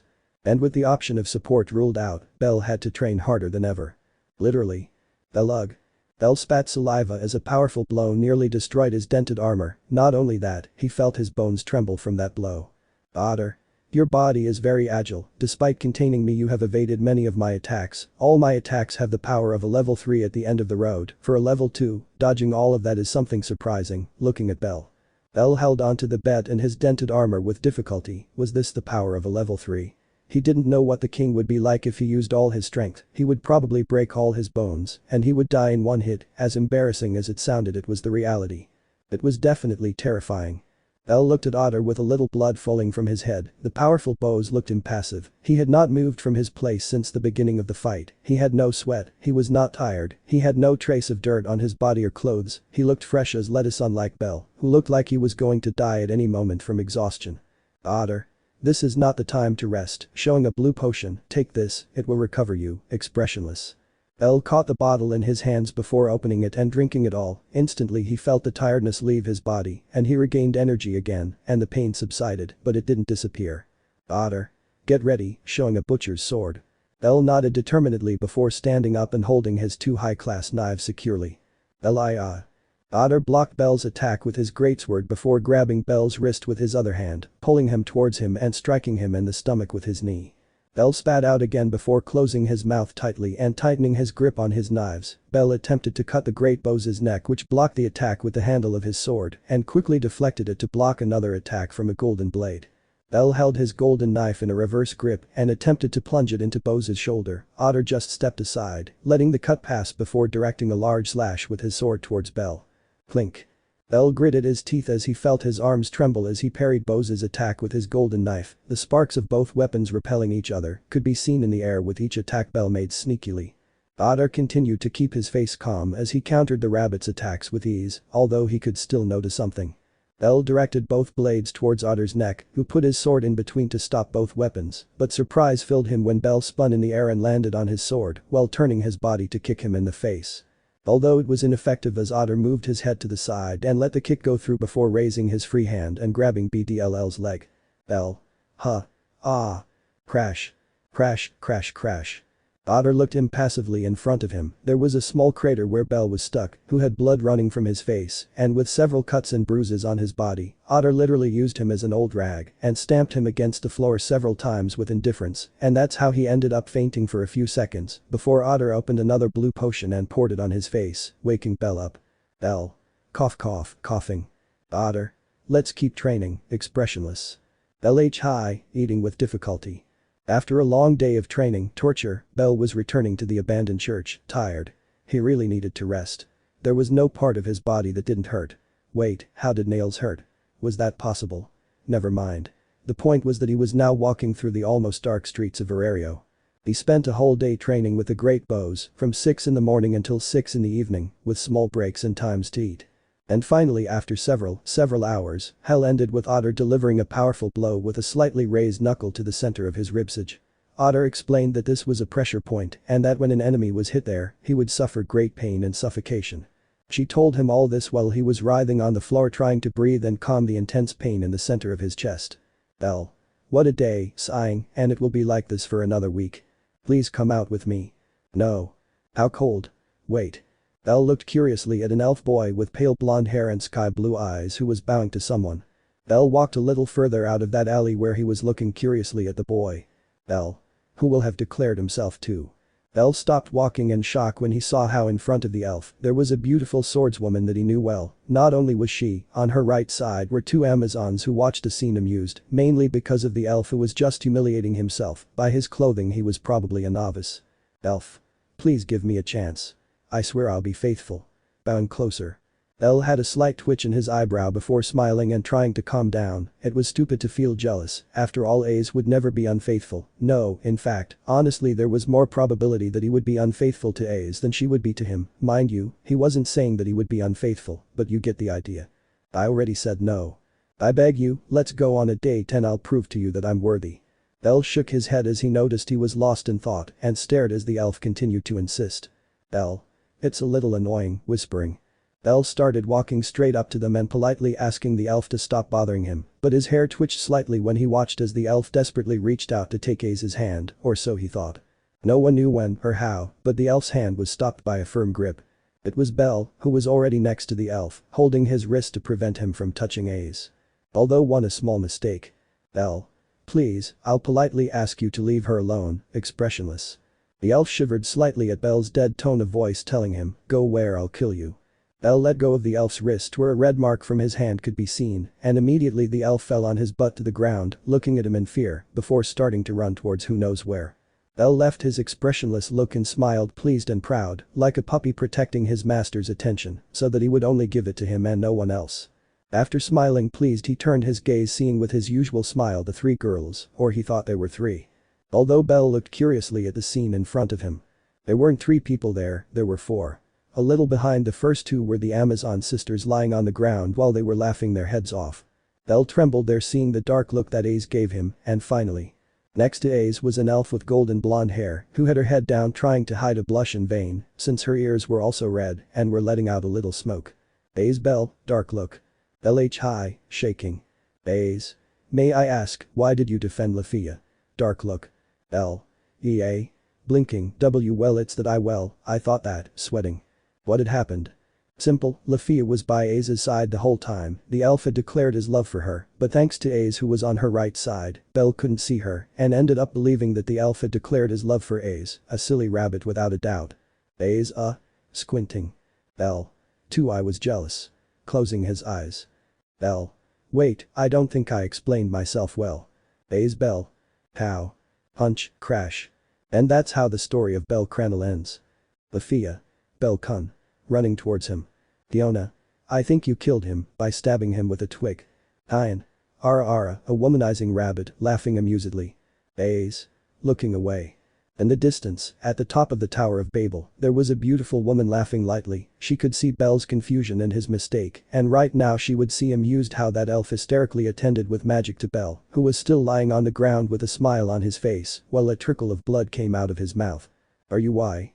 She had already gone for a full-strength healing potion, sending everyone flying by using her aerial magic. In the Twilight Mansion, Aiz and Riveria were healing Bell by wrapping his chest with bandages, the place where two first classes had beaten him in a single day. Riveria looked amused while Bell nervously explained to Aiz the reason for his actions, while she listened to him with a jealous pout. Although she was glad to know that Bell stopped the elf because she thought he had confessed to her, that only meant. Aiz. Were you jealous? Looking at him. Bell. And no, looking away. Aiz. Aperture. Bell. Ouch. Ouch. Ouch. Closing his eyes, yes, I was jealous, sighing. Aiz. Good, pleased. Bell had a sweat drop when he saw Aiz smile like a brown-haired catgirl he knew. Riveria. And why didn't you say so? Raising an eyebrow. Bell. Well, I didn't want them to think I'm possessive, scratching the back of his neck. Riveria. Oh, don't worry about that, Aiz is as possessive as a cat, so I don't see any problem with you being that way too, just don't exceed the limit, although the truth is I don't think she would mind if you were just as protective of her, calm, isn't that right? Aiz Chibi nodded furtively, removing a drop of sweat from both of them. Riveria. Aiz, bring me one of Bell's changes of clothes, calmly. Aiz. The ones in my room. Looking at her. Riveria. Does anyone else have a change of clothes for Bell? Raising an eyebrow.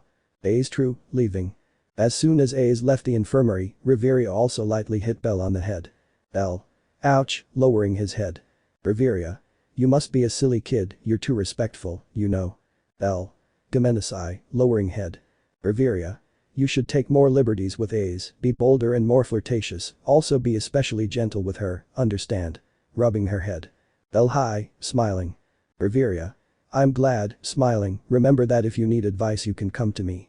And again, noticing Riveria released a certain maternal aura while she finished healing Bell, it wasn't a broken bone, for now, so she didn't have to use magic to heal him, but she did have to bandage him. Without a doubt, the nickname Mom suited her like a glove. Bell loved Riveria, not in a romantic or perverted way, but he had affection for her, which is why he treasured her jade necklace with great appreciation, he treasured it in the same way he treasured his golden knife. Speaking of gold. Aiz quickly entered the room with a change of clothes for Bell and immediately gave it to him. Bell. I won't ask, and I'm Droplet. Bell calmly changed clothes before taking off his tattered black shirt and putting on a white one. He was about to take off his pants when someone stopped him. Cough cough. Bell went white before slowly looking to his right and going completely silent when he saw Aiz covering his face with both hands while smoke came out of his head. While Riveria gave him a mischievous look that left aside her maternal attitude of a few minutes ago. Bell. Riveria. I didn't know you had exhibitionist tendencies, smiling mischievously. Aiz. Opening his hands a little. Bell. Please come out, embarrassed. Riveria took Aiz by the shoulders and left the infirmary calmly while listening to Aiz grumbling. Bell sighed as he watched both women leave and finally changed into black pants with gold lines. Bell. It was a tough day, sighing. Bell looked at the small table next to his stretcher and held his knives in both hands. Bell. But I have to train more if I want to be strong and defeat the Apollo family, seriously. And so bellcranel set a new goal that only fueled his iron determination. And. Again I don't have a title JS 17. The birds were singing, the sunrise was glowing a beautiful orange slowly turning into a beautiful blue hue. The weather was perfect, it was a little hot, but that was not a problem, thanks to the refreshing wind that gave you a pleasant feeling. Children ran through the streets of Riveria without any concern, and civilians set up their stalls selling food, weapons, jewelry and thousands of other things. In a certain gigantic mansion, a beautiful swordswoman had just woken up from a beautiful dream with her beloved bunny, a beautiful dream in which the scene from a few days ago was repeated, where a bold Bell had stolen a kiss from her. Aiz held her cheeks blushing while she fantasized a little more about her bunny before getting up and going to take a bath while she was lost in her thoughts with Bell. It was certainly a beautiful day for Herario and for that beautiful princess. And no one could say otherwise. Except for a white-haired guy. On the Great Wall of Herario stood bellcranel, a level 2 adventurer and record holder with thousands of wounds on his body and small pieces of white armor.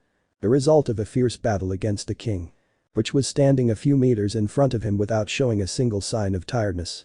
Not a wound on him, there were no scratches, there were no signs that he had even fought, there was not even sweat on that powerful warrior who posed imposingly in front of Bell. Otter. You've improved a lot in a couple of days, expressionless. Bell said nothing, instead he moved his hand with difficulty and gave a thumbs up in thanks. Otter just nodded, though of course, it's not like Bell could see it. After all, he was lying motionless on the ground, unable to even move his head.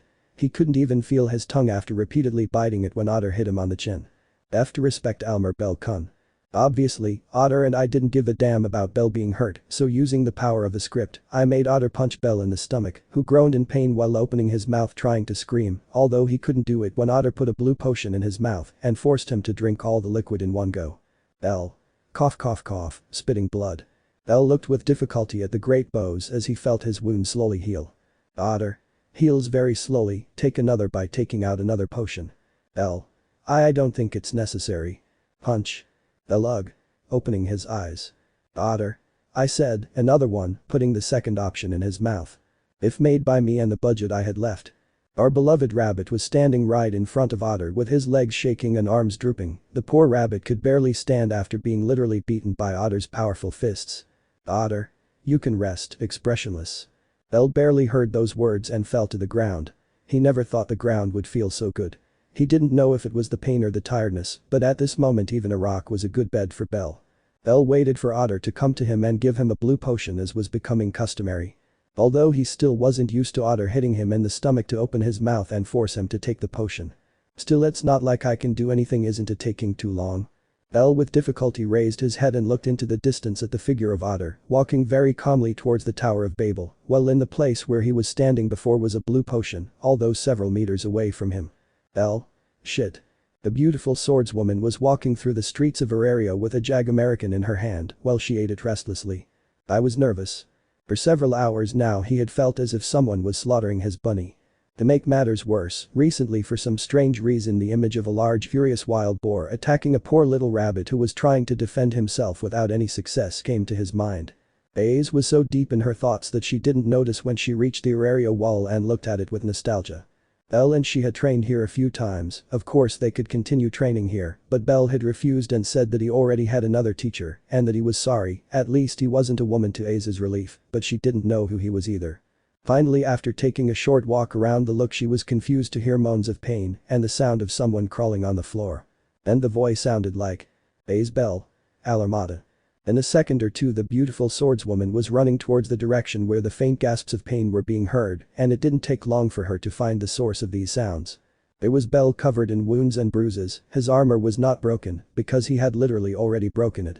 Both of Bell's knives were lying on the ground just a little way from him, but both without any apparent damage. And Bell was crawling with a bloody hand towards a blue healing potion which was 2 meters away from him. Sip. In 3 hours Bell had managed to crawl 3 meters and now he was 2 meters away from reaching the long-awaited healing potion. He was so focused on his mission and enduring the pain that he didn't even notice the footsteps of an agitated Aiz. Aiz Bell. Bell reacted slightly and turned his head slightly, seeing a golden silhouette approaching him. Bell Aiz. Surprised. Bell didn't even know what happened when suddenly his vision clouded over and he finally saw only darkness while he heard Aiz's voice in the distance. Aiz was between nervous and annoyed. Nervous because Riveria was in the infirmary healing Bell's wounds along with a doctor from the Loki family. They didn't know how Bell ended up that way. Well, the reason was obvious, a fight, but they didn't know who Bell fought against to end up like that. Literally his bones were broken in more than one place. His right arm was broken and just above his wrist he had another fracture, his leg was literally snapped like a twig, his other arm was dislocated, and the bones in his left hand were shattered, as if he had punched an adamantine wall on the 60th floor over and over again. And she was very upset about the person who left her bunny in that state, no doubt Aiz would make sure to beat him up. In his mind, Mini Aiz was wearing boxing gloves while he mercilessly beat up a person X. But Aiz was taken out of her thoughts when she saw Riveria next to the doctor, let Bell rest on the stretcher and approach her. Riveria. He'll be fine, we said, and healed his bones and dislocations with traditional methods and magic. He just needs a good rest and by tomorrow he'll be back to normal. Well, he'll have a lot of muscle pain. It seems he was using medium quality resistance and healing potions to continue training. If it weren't for that he'd be much worse without a doubt. Now Aiz was furious. She was about to take her sword and go hunting in search of the wretch she would impale with her sword, but Riveria was quick and stopped her with a simple blow to the head of her cane. Aiz looked at Riveria with a tender pout while rubbing her head in pain. Riveria. Behave yourself, I know you well, even when you were the expressionless Aiz you were extremely protective of your friends, like when Tiona fell 5 floors while they were exploring the 43rd floor, or when Frying Jamal challenged Lefiya to a duel and literally beat her mercilessly. Of course that didn't last long after Aiz intervened and almost cut off the stupid human frog's stupid and disgusting face. But leaving aside one of the ugliest and most horrible things in the multiverse. Aiz calmed down a little and then looked at Bell, who was resting peacefully on the stretcher. For his aching back that had been broken more than once, it was like a caress to the soul. This was noticeable from afar, like the face of pure satisfaction that Bell had while he slept. Riveria. Why don't you stay and take care of him? I still have things to do, giving her a pillow. Aiz took the pillow and nodded calmly before walking towards Bell. Riveria, who was already leaving, suddenly stopped and turned to look at Aiz. Riveria. By the way, Aiz oh? Riveria looked calmly and without a trace of surprise at Aiz, who was already lying on the same stretcher as Bell, sleeping peacefully while using her bunny as a dakimakura. Riveria. Well, I guess I can tell you later, smiling. Riveria left there quietly, leaving the couple to sleep. Aiz. Then, it would be. Bell. Sweating nervously. In Aiza's room the couple was sitting on the edge of the bed, both staring at each other, Bell looked away when he saw Aiza's serious face. Well, what can I say? Laughing nervously. Aiz. How did you end up like this? No, more importantly, who was it? Squinting. Bell swallowed hard upon seeing Aiza's harsh gaze, which already had 1,001 ways to torture whoever had harmed her bunny. Bell was nervously shaking, not knowing what to say. It's not that he didn't trust Aiz and his strength, he knew she was extremely strong, but let's just say fighting the so-called strongest adventurer wasn't a good idea. Even worse if we count 2 more things. Number 1, Aiz is terribly bad at fighting humans. 2.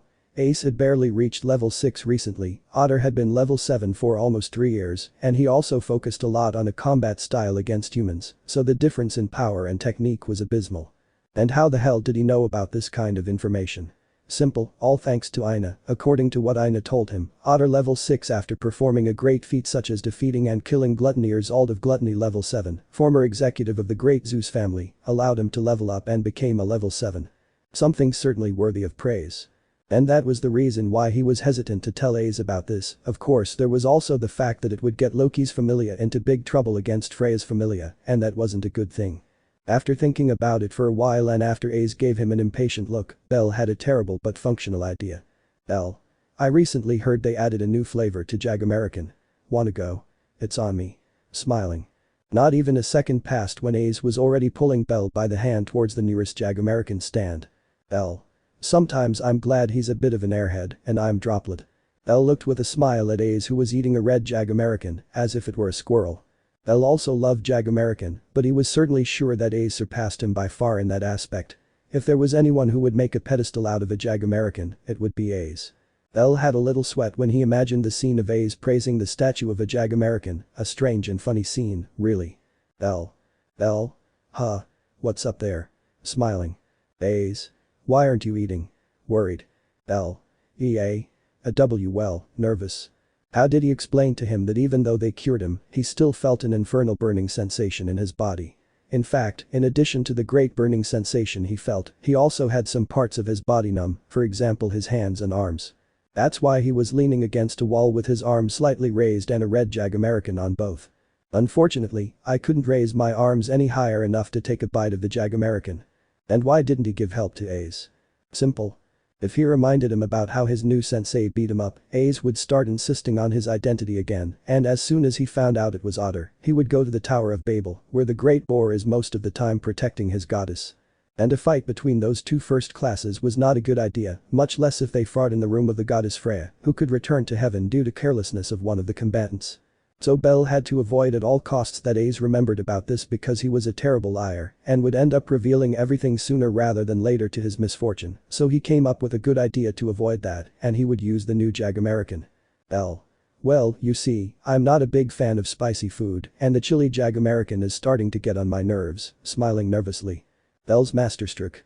Bringing in Jag American to distract Aiz, no matter what it was, if a topic had to do with Jag American Aiz would immediately pay attention, no matter if it was criticism, praise, a factor etc. The point is that Aiz would completely forget about what happened before and would pay attention to Jag American. Aiz surprised, you can't tolerate spicy food. Head tilted. Bell. And no, gloomy look. Although it wasn't a complete lie, Bell really wasn't a big fan of chili, so using all his strength, he raised his arms as high as he could and bit into the Jag American. That was the first and only time he was able to bite the Jag American in his hands. And in fact his mouth started to itch, so he wasn't completely lying to Aiz. Aiz? I see, thinking. From a place that I don't even know, Aiz took out a paper bag, the ones used by bakeries, and inside there were several Jag American, some red and others normal. Aiz took one out and extended it to Bell's mouth. Bell smiled nervously and opened his mouth to bite the Jag American, finding it delicious. Aiz smiled and continued feeding Bell. It was like feeding a bunny if she was honest, and when Bell finished his Jag American, Aiz grabbed the red Jag American and ate both of theirs quickly and comically, making Bell sweat drop. Bell. You're going to get fat. Punch. Bell. Sorry, with a boy on his head. Bell smiled nervously as he watched Aiz finish eating the second Jag American while pouting. Hestia. You should lower the intensity of your training, Bell-kun. Bell. Huh.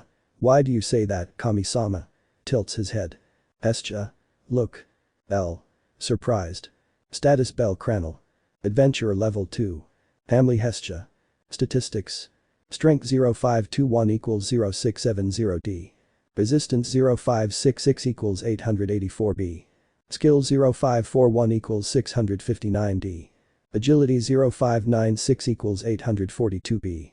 Magic 0487 equals 520E. Total 3575. Universal power 5317. Skills.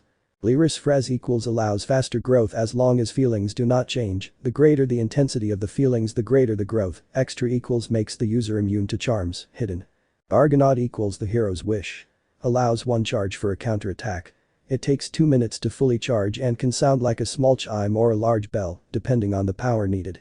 It can be used for any type of attack, but the effects will dissipate when the user is attacked or loses concentration. Acquired skills. Luck equals improves luck, can be considered as divine protection. L. Impossible, in shock. Hestia. What the hell have you been doing to make your stamina improve so much? Looking at him. L. Resist blows, smiling nervously. Hestia. Whatever, don't try so hard, Bell-kun, I don't like seeing you hurt, pout. L. I'm sorry, Kami-sama, scratching his neck, but I promise we'll win the fight and I'll stay by your side, smiling. Hestia also smiled before hugging Bell affectionately. Bell reciprocated the hug nervously, he couldn't hug Hestia for too long or else. Crash. Hestia and Bell slowly turned their heads and looked scared at the figure of a certain golden-haired swordswoman. Her figure looked totally dark, and her eyes were glowing red, as if she were a demon. No, it was a demon. The first footstep sounded, strong and firm. It made Bell and Hestia tremble. Then the second and third footsteps. Finally that demonic figure came out of the curtain of dust, revealing Aiz with an annoyed expression, looking with daggers instead of eyes at Hestia. Aiz. Let it go, expressionless. Hestia. He. Frightened. L. Kami-sama, I think I should let go. Hestia. No. It would be, Bell-kun is also my son, I have the right to hug him. Firm. Kami-sama, surprised. Hestia smiled proudly, now she could say that she had been the first woman with enough ovaries to stand in front of an angry Aiz, but unfortunately she only had ovaries left, since she would still be massacred like all the others. Hestia was brought out of her thoughts when she heard the sound of something creaking. Bell and Hestia looked hopelessly at Aiz, who was cracking her knuckles ready to slaughter Hestia, but of course, her bunny couldn't see that, so in the kindest way she could, she asked him not to look. Aiz bunny, smiling. L. H hi. Sweating. Aiz. Close your eyes and don't interfere. Bell hi. Scared. Hestia. Bell followed his orders to the letter and closed his eyes as he listened to Hestia's screams as she was being dragged out of the church to a private place where, well, you know what happens to women who get too attached to Bell, right? Hestia Familia vs Apollo Familia, 18. NT. As the great Madara Uchiha once said. Let's dance. Aiz was anxious and worried. She hadn't seen Bell in days. After leaving him at his family's headquarters, she stayed over after Hestia quietly gave the bed to both of them. Aiz forced her to sleep on the couch while she fell asleep in bed with Bell. But leaving the unimportant things aside. Aiz was gone the next day so her family wouldn't worry, although she was anxious and nervous all day and her family could tell. Riveria asked him threatened kindly, and Aiz told him the reason. Riveria laughed at first and told him that he could go visit him the next day. That put Aiz in a better mood. And just like Riveria said, the next day she went to visit him. But when he arrived at the Hestia family headquarters, Bell was not there. Aiz asked Hestia, but she replied that she didn't know where she had gone either. This was repeated for several days until finally the day of the fight arrived, so today. Aiz was in a room with her family's executives, well most of them, Lefiya, Riveria and Bet weren't there for some reason, they were probably watching the fight somewhere else. And while Aiz was deep in thought, a boy with glasses from the Ganesha family began to talk and explain things, but Aiz ignored him. She remained deep in thought until windows made of the Arcanum of the Gods began to appear in several places, including the room where she and her friends were. Apparently, the gods were allowed to use their Arcanum in this way in this kind of events. Aiz looked at one of the windows, not only her, thousands of other people also looked at them. The windows showed a huge castle where the Apollo family was sheltered. Suddenly the commentator along with the god Ganesha spoke again. Ganesha. It's about time. And by the way, I'm Gabesha. Ha ha ha ha. Smiling. Ibri. Well, as Gabesha-sama just said, it's time for the war game to begin. Smiling. Ibri held a microphone which allowed him to transmit his voice loudly and clearly through the mirrors or windows of Arcanon. Ibri. First, I'll explain a few things so the audience can understand better, okay? Number 1. Since the Hestia family is very small, the Apollo family allowed it to have an advantage. The Apollo family and the Hestia family will not hunt each other. The Apollo family is the one that must protect its castle and its king, while the Hestia family has to enter and defeat that king who is the captain of the family. Number 2. If a captain falls or is defeated, it means the defeat of his family. This includes the Hestia family. Ibri. That's all. I hope you understand, and if not, then it's fine with me. Let Ragnarok begin. Venetia. You chose the wrong and I'm, whispering. Ibri. Yeah, sorry, whispering, let the wargame begin. Raising his arms. Quickly the people in Arario became excited. These kinds of events were not very common, so for them, it was exciting to see something like a wargame, although some thought it would not be so exciting, since the Hestia family only had one member. In a certain bar there were several adventurers drinking beer while watching one of the floating screens, where the castle could be perfectly seen in the middle of a desert. Okay. Place your bets. The Apollo family or the Hestia family. Who do you think will win? I bet 30,000 Valis on the Apollo family. I bet the same on the Apollo family. I bet 47,000 on the Apollo family. Within minutes the entire bar had placed bets, most in favor of the Apollo family, or well, literally everyone. Hey. I don't know if everyone supports the Apollo family.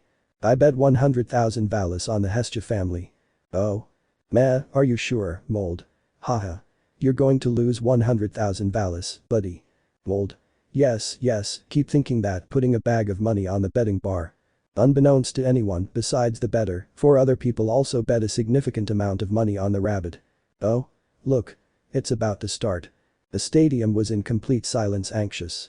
On the screens you could only see the desert without any trace of life, and the castle of the Apollo family being watched by the members of that family. Many knew they had to be patient. The Hestia family or its only member was not capable of finishing off the Apollo family head-on, so it caused him to use his head and wait for the right moment to make his move. That's why several adventurers mostly sat quietly inspecting things. But unlike the adventurers, the merchants and other non-adventurers started complaining like children when they didn't see any action. Although that would change very soon. Everyone could notice that, especially a golden-haired girl, when a scream was heard through the Arcanon screens. Firebolt. Everyone looked in disbelief as a ray of fire appeared from a great distance and in a matter of seconds hit directly into the giant door of the castle. Crash. That was what it sounded like right after the fire beam burst into the door, destroying much of it. The door managed to hold with great difficulty. The oak panel was scorched and even the metal sill was somewhat melted and burned, leaving some new ones visible on the other side of the door. Everyone had their mouths open. A single attack, a single spell, that alone was enough to do that kind of damage. And soon a Palom with brown hair and eyes who was watching over the wall looked terrified with binoculars as something approached. Lewin. Quick. More of those rays are coming. Scared, all the magicians sweep. Boom. Boom. Boom.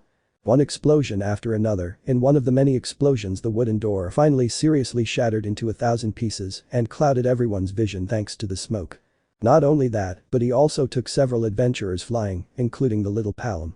Several of the adventurers who were sent flying recovered as quickly as they could while looking with slight fear at the destroyed entrance of the castle they were supposed to protect. Extra anyone. Everyone, pay attention. The enemy is probably behind the smoke. It's just one person. They may have strong magic, but there are more of us. We can overwhelm them. Seriously.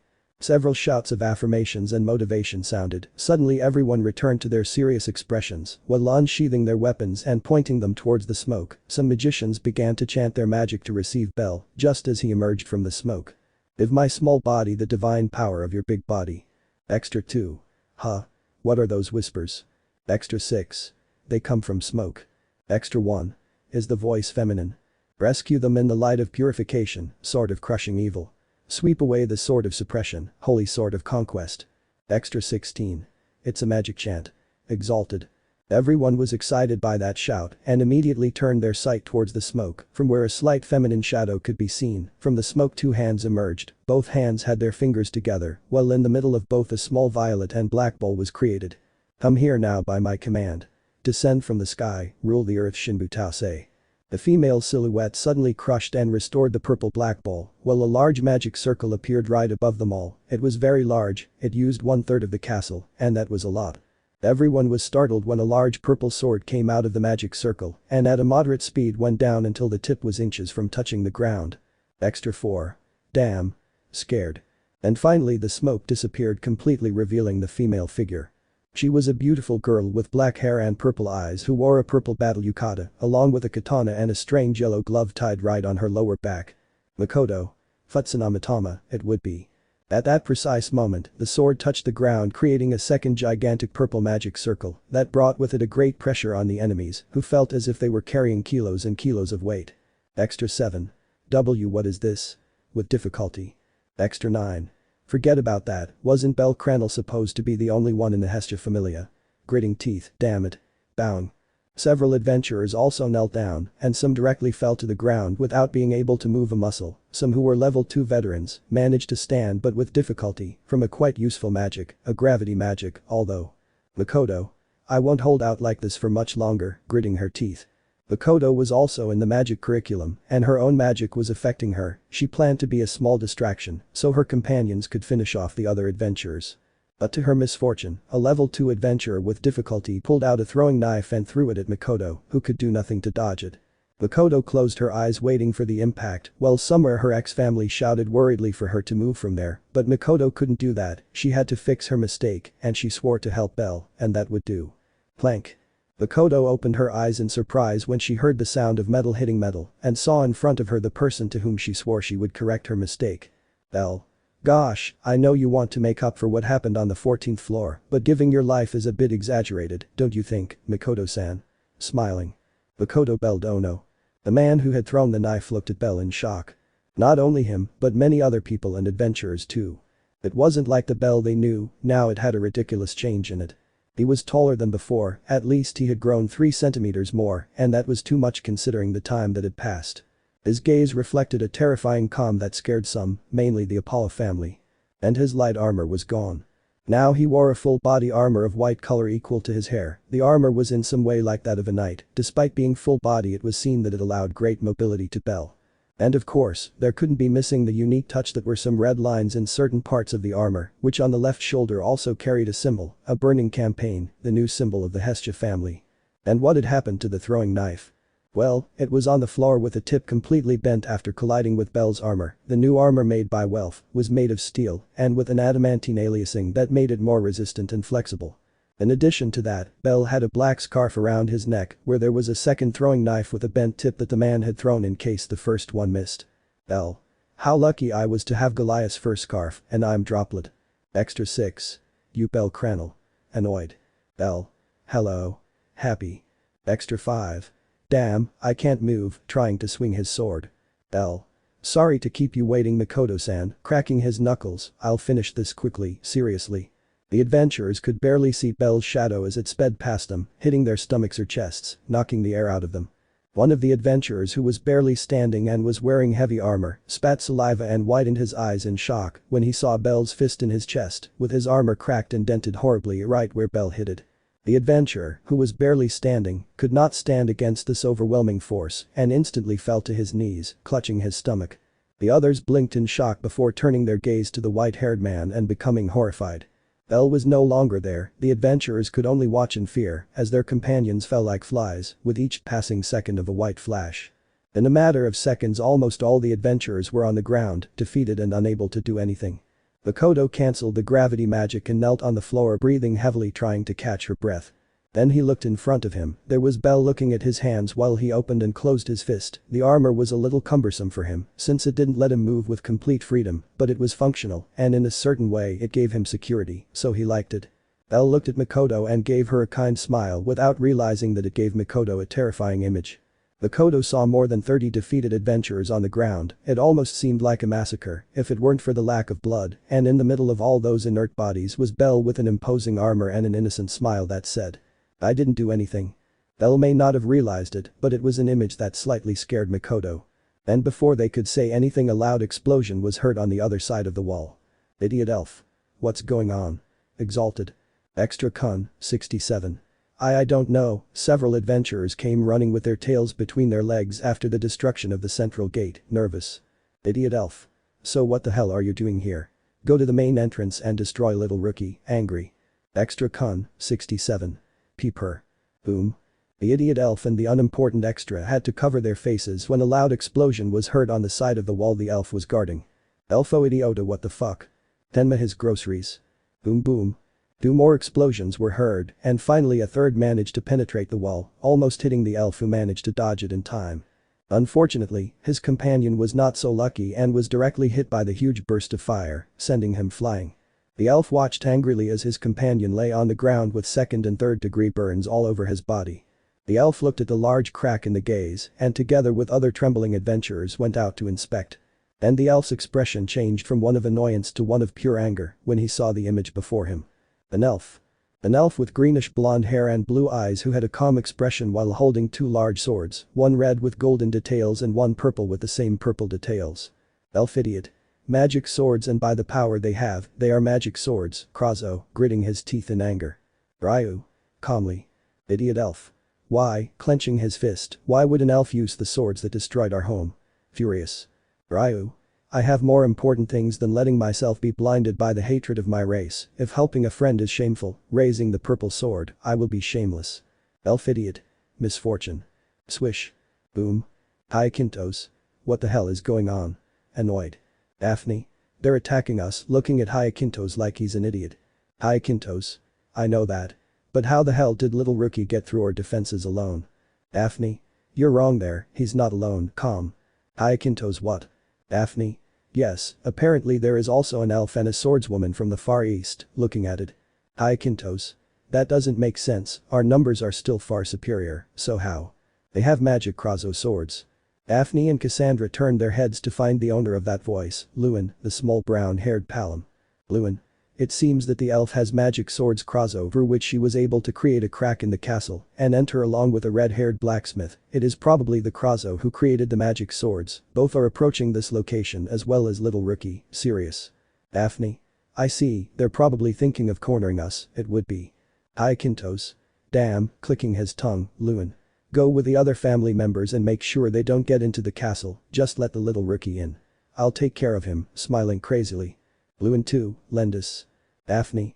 How strange, usually he would have complained about going to the front with the others, considering how vile he is, closing her eyes in suspicion. Hyacinth. Daphne. Molesto. Daphne. Is it?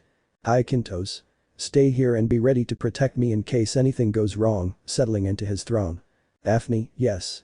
The Palom named Lewin was walking down one of the castle's corridors, although it was completely empty, so the echo of his footsteps could be heard. But quickly the hurried footsteps of someone else began to be heard, and Lewin calmly looked at a beautiful girl with long navy blue hair and a somewhat long black dress. Cassandra. Lewin-san. Alarmed. Lewin hum. Raising an eyebrow, what's going on? Cassandra. I'm Cassandra, don't you remember? Surprised. Lewin. Huh? No, expressive. Cassandra. Ugh. Depressed. Lewin. Forget that, what's going on? Seriously. Cassandra. Ah. Right, I have to tell Hyacinthos-sama and Daphne to go and take cover, alarmed. Lewin. Confused. Cassandra. I saw a prediction. I have to warn them quickly or we'll lose. Alarmed. Lewin. I see they are in the next room, expressionless. Cassandra. Thank you. About to run. The midnight bell rings. Cassandra. Huh. Turning around. Cassandra moaned in pain as a small arrow pierced her left calf, causing her to lose her balance and fall face first onto the ground. Cassandra raised her head and looked with slight terror at the person in front of her. Lewin wasn't there, there was a Palom with brown hair a little lighter than Lewin and amber eyes who had her right arm raised, and in it, you could see a small dull crossbow. Lily. Don't take it personally, shooting a second arrow. Ibri. Oj. What an unexpected turn. Surprised, who would have thought that the traitor in the Apollo family was actually a Palom with transformation magic. Not only that, we never imagined that 4 other adventurers would come to help the Hestia family. Anesha and Ibri were also in the state commenting on the betrayal that had just been made right now and how it had turned out that Lewin was Lily. And while they were commenting on this elsewhere you could see the gods gathered while they watched one of the floating screens where they showed a knight in white armor running through the castle. Apollo. That's unfair. Standing up from his seat, only members of the Hestia family asked to participate. Angry. Hestia. Calm. Apollo. This is cheating. I automatically win, aiming at Hestia. Hermes. Would you please shut up, you disgusting god. Disgusted, I'm watching something much more interesting than your nonsense. Looking at the screen again. Apollo. How dare you? Hestia. They are all new members of my family, I haven't broken any rules, it would be. That's true. Everyone turned to look and were left open-mouthed when they saw the god Uranos, they're also watching the fight. Uranos. This is not outside the rules, Apollo, seriously. Apollo tch, annoyed. All the gods ignored the murmurs and scans of the little boy Apollo was doing and focused back on the fight. Although Hestia was looking at something else that caught her attention more. And that was the status sheet he had in his hands right now, the sheet that had the status update of his first son, bellcranel. Hestia. How the hell did she grow so fast in just 1 week? This far surpassed everything before, in shock. The white-haired knight was running through the castle's corridors looking for the main room where Hyacinthos should be.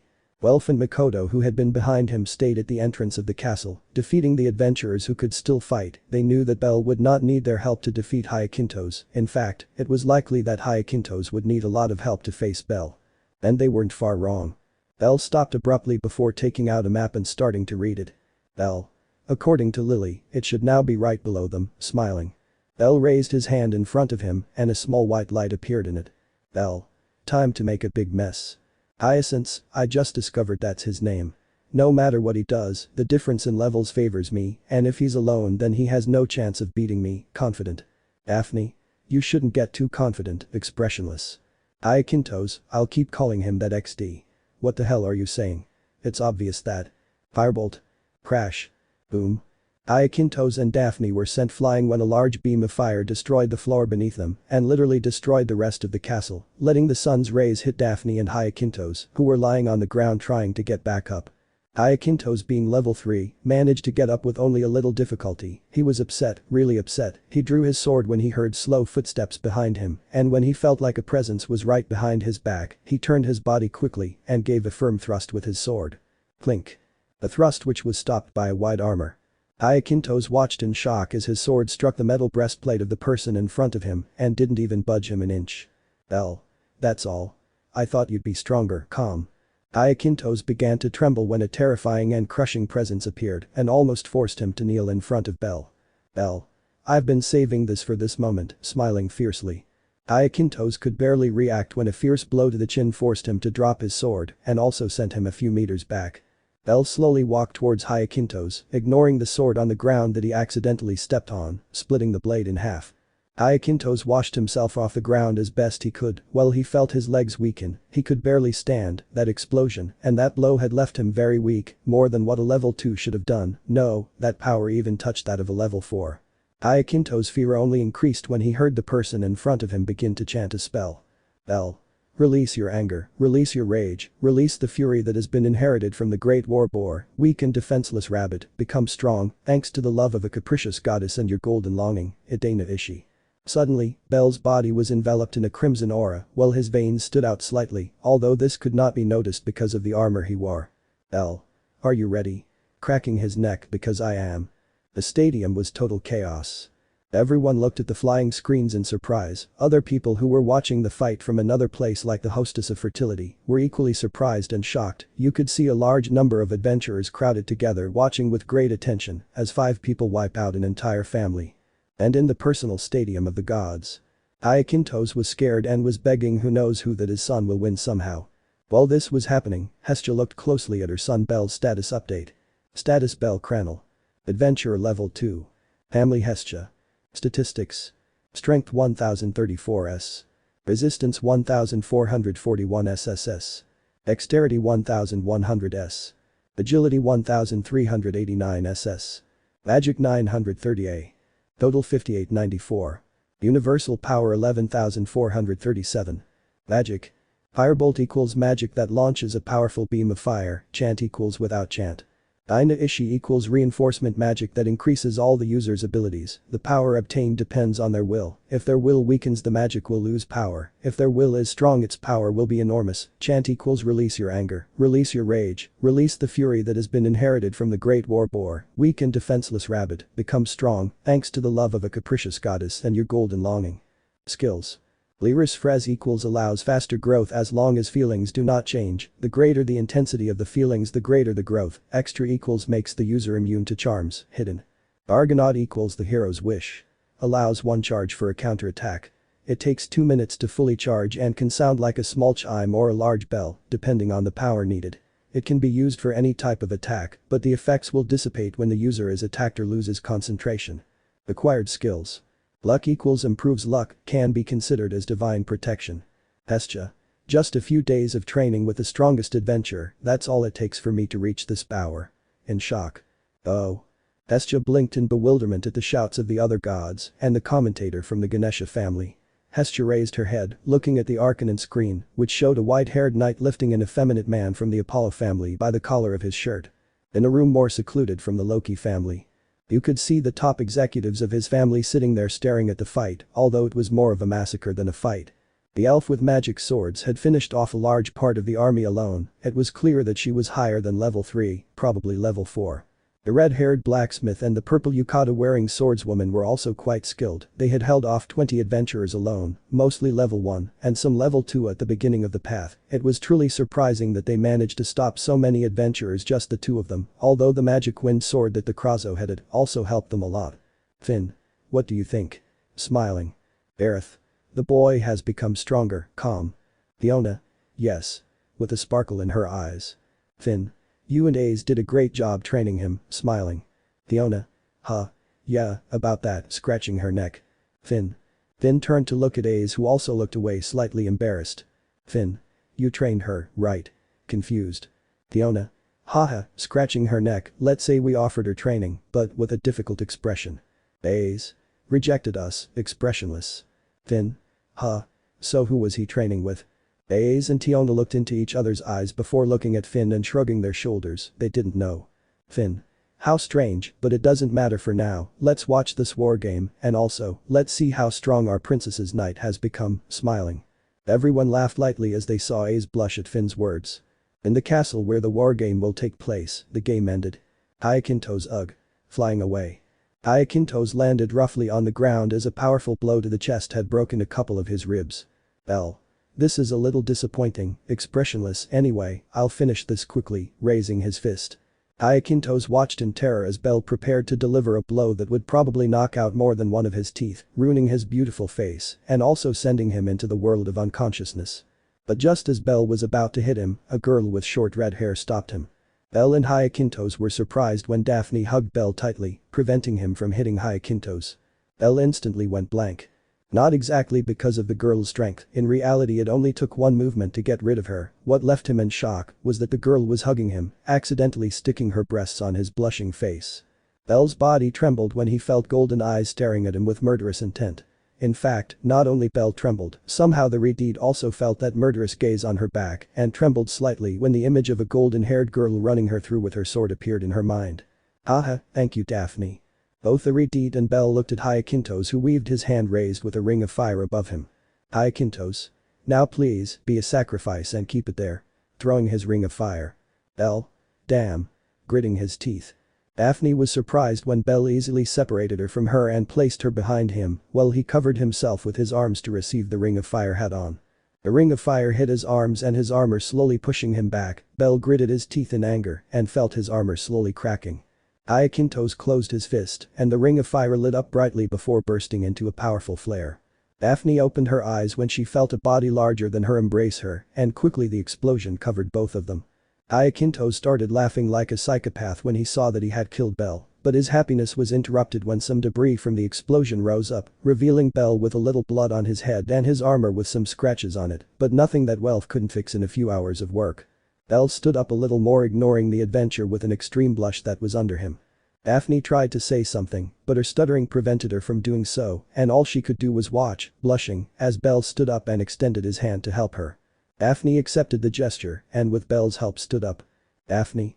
I, blushing, can thank you as much as I can. Opening her eyes.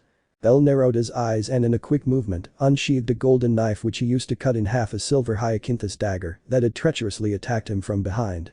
Hyakintos was surprised when his knife was easily cut in half, and before he could say anything his face was grabbed by a hand that lifted him off the ground with ease. Bell. Sacrifice your family like cannon fodder, would you stoop that low just to kill me? Sighing. Hyakintos. Go away to the devil, trying to speak. Bell tightened his grip on his hand, staring blankly as Hyakintos groaned in pain, feeling as if his brain was about to explode. But suddenly the squall loosened and Bell slammed Hyakintos to the ground, smashing his head against the hard stone floor. Hyakintos grunted in pain, and when he was about to insult the cause of his pain, Bell raised his head again to smash it mercilessly on the ground. This was repeated about 5 times until Bell felt he was overdoing it and left Hyacinthos on the ground looking at him with slight disgust. Hyacinthos no longer had his feminine face, now he had a semi-deformed face while blood dripped from his head and mouth. But he was still conscious, and this wouldn't end until one of them was unconscious or dead. Bell prepared his fist to give one last punch, but he got confused. Hyacinthos started laughing in pain. Bell. What are you laughing at? Seriously. Hyacinthos. Attack him. Smiling fiercely.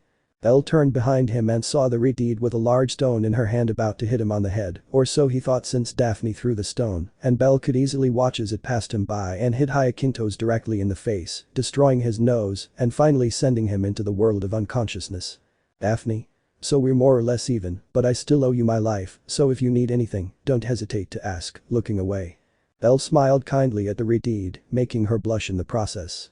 The Hestia family is the winner. Ibri's shout echoed throughout the place, giving Bell a satisfied smile, and his 4 companions who had big smiles knowing that they had won. Bell knelt before expelling some smoke from his mouth as the effects of his magic disappeared. Maybe in the eyes of many his magic didn't do much, but it had actually protected him from the ring of fire. If it weren't for that, Hyacinthos might have defeated him, with difficulty, but he would have defeated him. Bell gave a silly laugh before sighing in relief. Elsewhere, a golden-haired girl had been giving a big smile upon seeing her beloved triumph, a smile that was erased when the new red-haired vixen helped him up and put Bell's arm on his shoulder to help him walk. Fiona. Oh no, looks like Mr. Rabbit is in trouble, laughing nervously. Finn. Yes, feeling sorry, leaving that aside, does anyone know where Bet, Lefiya and Riveria are? Raising an eyebrow. Everyone shrugged their shoulders again, their location was still unknown except for the readers. Mold was in the tavern celebrating as if there was no tomorrow, rejoicing in the money he had won in such a short time, but while he was celebrating he was perplexed to see that the gambler separated some bags of Valis before giving them to 4 people who were quite well known at the time, or well, just 3 of them. Lefiya. Great, 120,000 Valis, smiling. Riveria. It was a good investment, holding a bag full of valises. Bet HMP, leaving with a large bag of money. Mold. What the? Naza. I'm sorry but this is mine, taking one of Mold's bags, bye, leaving. And so 5 people who bet on the lucky rabbit received a very good payout. End. Angry Princess and the Stuffed Animal Bell, 19. End. Angry Princess and the Stuffed Animal Bell, 19. It was a normal day in Arario. Well, the day was beautiful in simple words, with the sun shining and the wind blowing, making the weather more than perfect. Bell smiled in his room looking out the window at that beautiful day, he felt that today would be a very good day. It's a shame that this time his luck hasn't decided to show up. Since somewhere else a certain princess was waking up in a bad mood, the reason? Simply a dream, a very bad dream where they took what was hers and no one else's. After he finished getting ready, he left his room a little abruptly, pushing the door and, unfortunately, hitting a childish Amazon who had just come to say good morning. Fiona. Also, Sabandus Laneras. Aiz didn't even pay attention to Tiona's moan and continued walking towards the dining room with strong steps. Fiona. Wait. Running after her. Tyan. What's wrong with Aiz today? Whispering to Tyan. Fiona. I don't know, she just woke up in a bad mood, whispering to her sister. Riveria. Hello girls, entering the dining room. Fiona. Tyan. Riveria, looking at her. Riveria. What's going on? Curious. Fiona. What's going on? Sweating a little. Riveria. They look worried, sitting next to them, will you tell me what's going on? Raising an eyebrow. Tyan. Well, Aiz is angry, looking at Riveria. Riveria. Oh. Why? Fiona. That's the question. Why? Thinking, yesterday she was quite calm and quiet, but today it just seems like she woke up in a bad mood or had a bad dream. Riveria. I'll go ask him what happened, standing up. Tyan. Fiona. Good luck, looking at her. Both sisters watched as Riveria approached the table where grumpy Aiz was eating, and they began to talk. Neither of them could hear what they were talking about, but they got excited when Aiz looked away and received a snitch from Riveria. After the aforementioned released an aura of death, Aiz seemed more open and began to tell her about things. Riveria seemed to laugh for a moment, but simply nodded and continued talking to Aiz. After a moment Aiz nodded furtively and finished eating her sandwich, before running out of the dining room towards the exit of the mansion. Shortly after, Riveria returned to sit with them. Fiona. N.W. Well, what happened? Curious. Riveria. A bad dream, taking a cup of tea from who knows where. Tyan. Just that. Thinking, and what did he dream? Looking at Riveria. Riveria laughed a little before looking at both Amazons. Riveria. Dreamed of Bell, taking a sip of tea. Fiona. Is that a bad thing? Confused. Riveria. Sorry, the tea is really good. Taking another sip, she dreamed that someone was courting her Bell. She emphasized that part, looking at them, and Bell also started flirting with them, so it made her dream worse. Taking a sip delete, I guess you understand why she was so upset, looking at them. Fiona. Oh, I'm actually surprised you didn't smash the door to your room, whispering. Hi and Riveria, eh? Fiona. Nothing. Leaving that aside, what did you say to make her run away? Looking at her. Riveria. I simply told him to go see Bell and that he could spend the rest of the day with him, playing it down. Fiona. Huh. But weren't you going to give him a math lesson today? Confused. Riveria. Yes, looking at a blue-covered book in her hand, but I like to see her happy, also. Fiona and Tyan trembled when they saw Riveria's smile twist slightly and take on a more malevolent aura. Riveria. The next class will have extra hours, smiling. Fiona and Tyan trembled, Mom was to be feared. Aiz was running at high speed through the streets of Aurario towards a single place, the now known Chimney Mansion. A few days ago they had finished building it, and Apollo had given it to the goddess Hestia. It was not as big as the Twilight Mansion, but it was much bigger than that of any family in Aurario, and even a somewhat prestigious family, at least it was equal to or bigger than the Soma Mansion. It also had a large courtyard that was protected by a large wall made of a very resistant metal too much, and just above the entrance there was a symbol, the symbol of the Hestia family, a bell engulfed in flames. Aiz looked at it ironically. It did not surprise him that the goddess Hestia had thought of something like that. But there was also something that surprised Aiz, and that was the few or rather non-existent people who should have been at the entrance. They were supposed to have interviews today to have new members in the family, but she didn't see anyone there. It seemed strange to her considering the amount of prestige that the Hestia family obtained these days. Again Aiz's gaze shifted towards two people, to her displeasure two girls she already knew, a redhead with short hair and a shy bluehead with long hair. Let's go Cassandra. It's just a stupid pillow. No. I can't sleep well without that pillow. Please, Daphne, let's at least ask, please. The girl now known as Cassandra began to plead with Daphne as she held tightly to the bars of the large entrance doors while Daphne pulled her.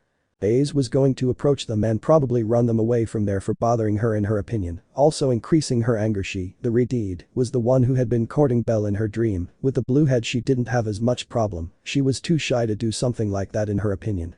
But just as Aiz was about to go and probably kick them out, luckily for Cassandra and Daphne, their salvation came in the form of a bunny-like boy. Cassandra. Daphne. Aiz hit at high speed and watched the interaction from afar. Cassandra. Bell-san. Stretching a hand toward him, please. Let me have my pillow back. I can't sleep well without it. I assure you it's here. I saw it in a dream. Believe me. Crying childishly. Daphne. Come on, don't make a drama about a pillow, besides look, you're bothering Bell-san, looking at her with a frown. Cassandra. Please. Believe me, looking at Bell. Bell. I believe you, smiling. Daphne. Cassandra. Huh. Shocked surprised. Bell. Wait here a moment, maybe we have it stored with the other things, smiling. Cassandra. Why yes, looking at him with a sparkle in her eyes, he believed me. Fellas. Bell entered the mansion and it took him only a few minutes to leave it, and to Cassandra's happiness, he brought a normal blue pillow with him, his pillow. Bell. Here, is this it? Giving him the pillow. Cassandra. Yes. Smiling happily. Cassandra smiled brightly at Bell for a few seconds, before noticing her smile and hiding her embarrassed face with her pillow. Daphne. Come on, thank Bell-san for being so kind as to go and get your pillow, looking at Cassandra. Cassandra. Why yes, looking at Bell, thank you Bell-san, bowing slightly. Bell. You're welcome, Cassandra-san, smiling. Daphne. And, looking away, I found out about your family's debt, looking at her feet. Bell. Well, it's not that much of a secret now, scratching his neck in embarrassment. Daphne. Oh right, embarrassed, even being in a situation like that. Tell me, would you accept someone else in your family? Looking excitedly at Bell. Bell. Huh. Of course. Smiling happily, the Hestia family will always be happy and content to welcome a new member to the family, smiling.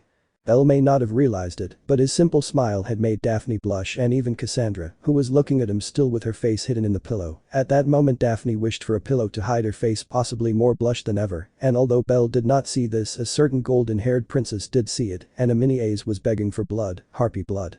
Daphne. So if Cassandra and I wanted to get together, you'd let us, hugging Cassandra.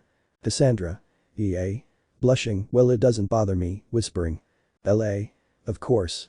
No problem, smiling. I would be very happy if you girls, Fellis, joined the Hestia family. Besides, Kami-sama will also be happy to have new members. After having lost so many possible future members, I think she will be happy to have at least 2 new members. Smiling embarrassed. Daphne? Great.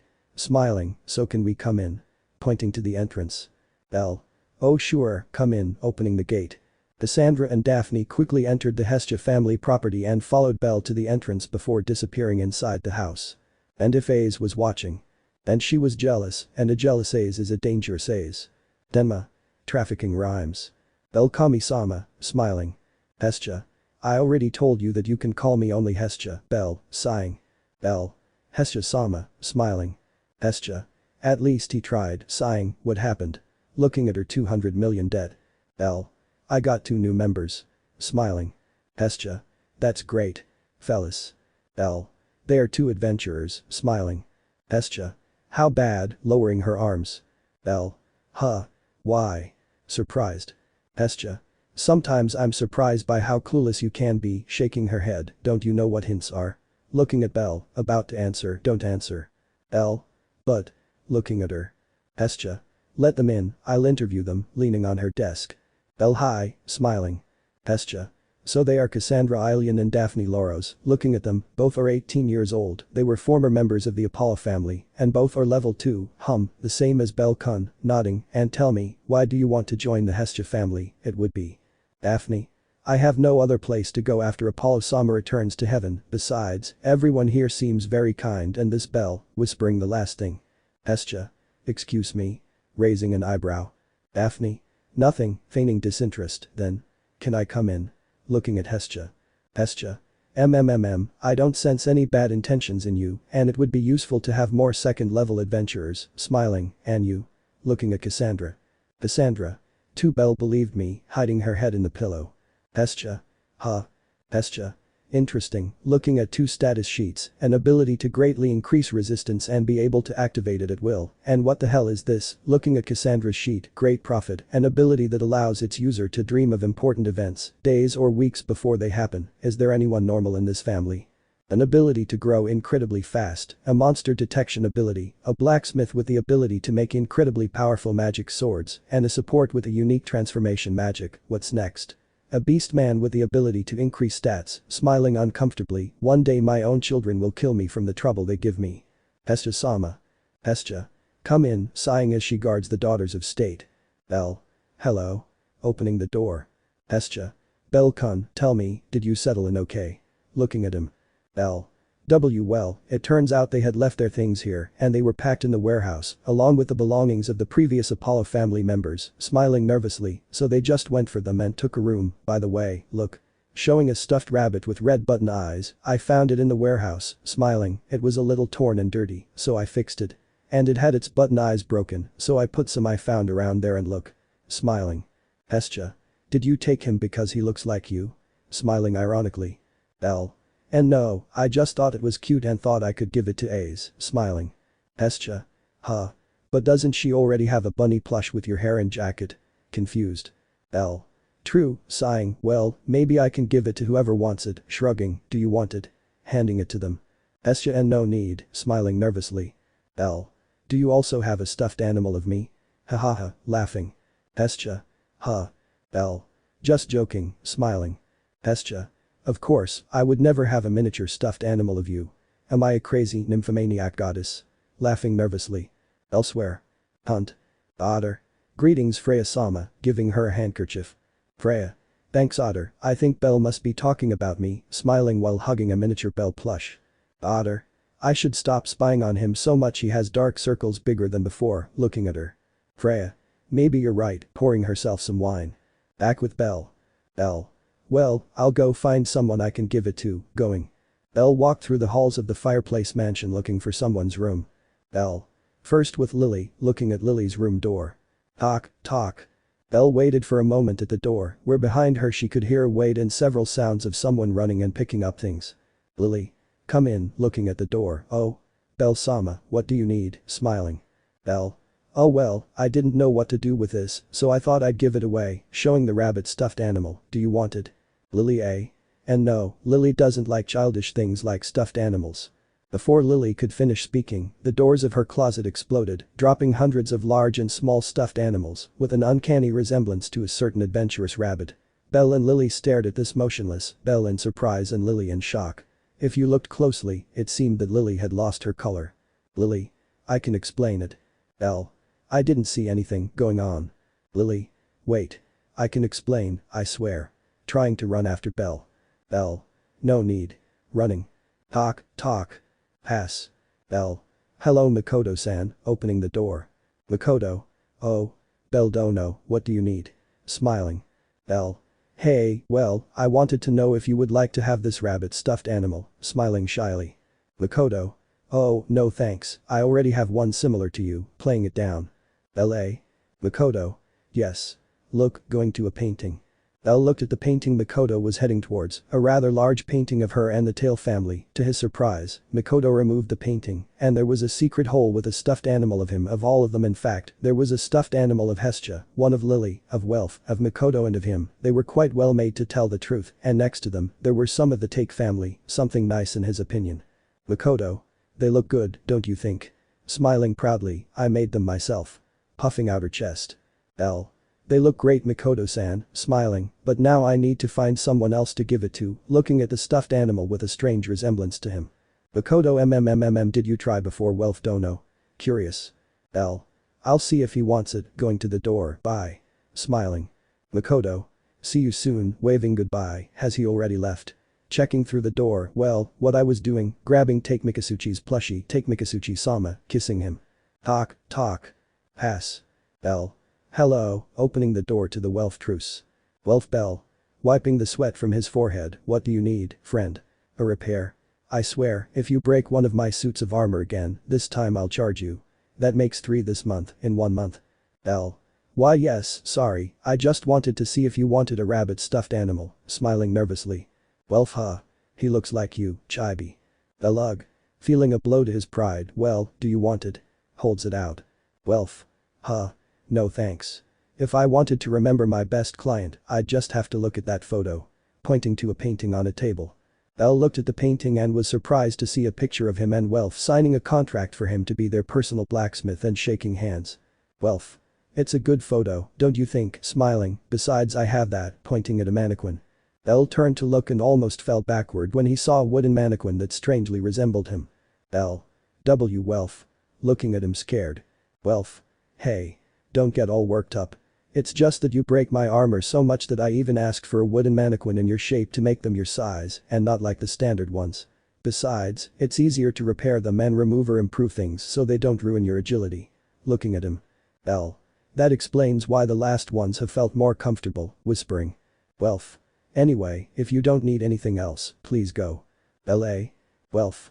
Don't think I'm running away from you, well yes, but it's because I'm about to make my masterpiece, Bell.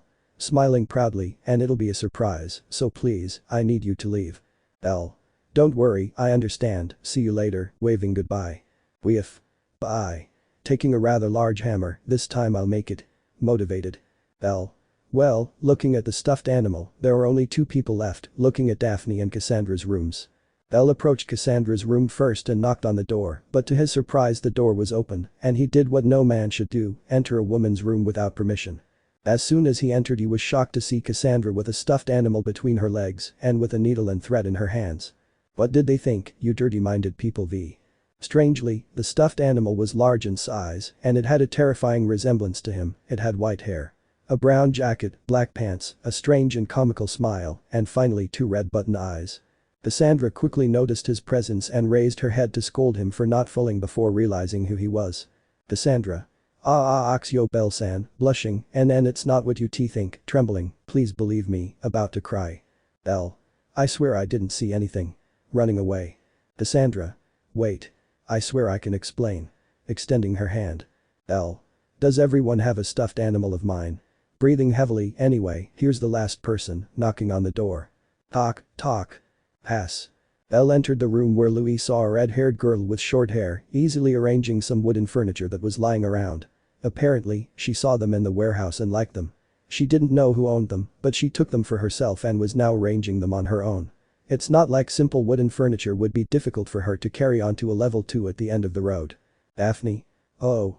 Bell-san, standing up straight, what do you need from me? Looking at him. L.E.A. Surprised, there's no need for so much formality Daphne, now you're a member of the family, smiling, you can just call me Bell. Daphne. I couldn't do that, Captain, looking at him. L.A. Perplexed. Daphne. Lily-san and Hestia-sama told me that you are the captain and Lily the vice-captain, I am just a new member of the family, so I should respect you, besides, you are now a higher level than me, smiling. L. I guess you're right, scratching the back of his neck embarrassed, but you can just call me Bell if you want. Daphne. It's okay, Captain, smiling. L. I tried, sighing. Daphne. And what did you need? Slightly tilting her head. L. Oh. Right, showing the stuffed animal, do you want it? Smiling. Daphne. Huh. It looks like you, staring at the stuffed animal. L. Why yeah, depressed, well, I wanted to give it to someone in the family as a gift, but well, it turns out they already have one, scratching his neck or something so, I was wondering if you'd want it. Holds the stuffed animal out to him. L started to get nervous when Daphne just stood there giving him a piercing look. L. S if you don't want it, no problem, sweating. Daphne. Huh. No, it's just that I have to say, taking the stuffed animal, thank you very much Captain. Smiling. L. Victory. Celebrating in his mind, well, now I'm leaving, in a few hours there will be a family meeting to introduce you to the others and for everyone to get to know each other, smiling, see you. Anne. Wait. Grabbing her hand. L. Huh. What's up? Curious. L fell silent as Daphne's arms took him in a tight hug. Daphne. Thank you, you're the first person other than Cassandra to give me something of her own free will, smiling. L. E.A. Blushing, you're welcome but can you let me go? Looking away, I have a girlfriend. Crash. Daphne. Huh. Frowning, come on, what's that? Is it just a hug or do you think we'll do something more? Looking at him. L. Huh. No. Waving his hands, not at all, just I feel uncomfortable getting too close to someone of the opposite hex, I feel like I'm cheating on Aiz, scratching his arm. Daphne.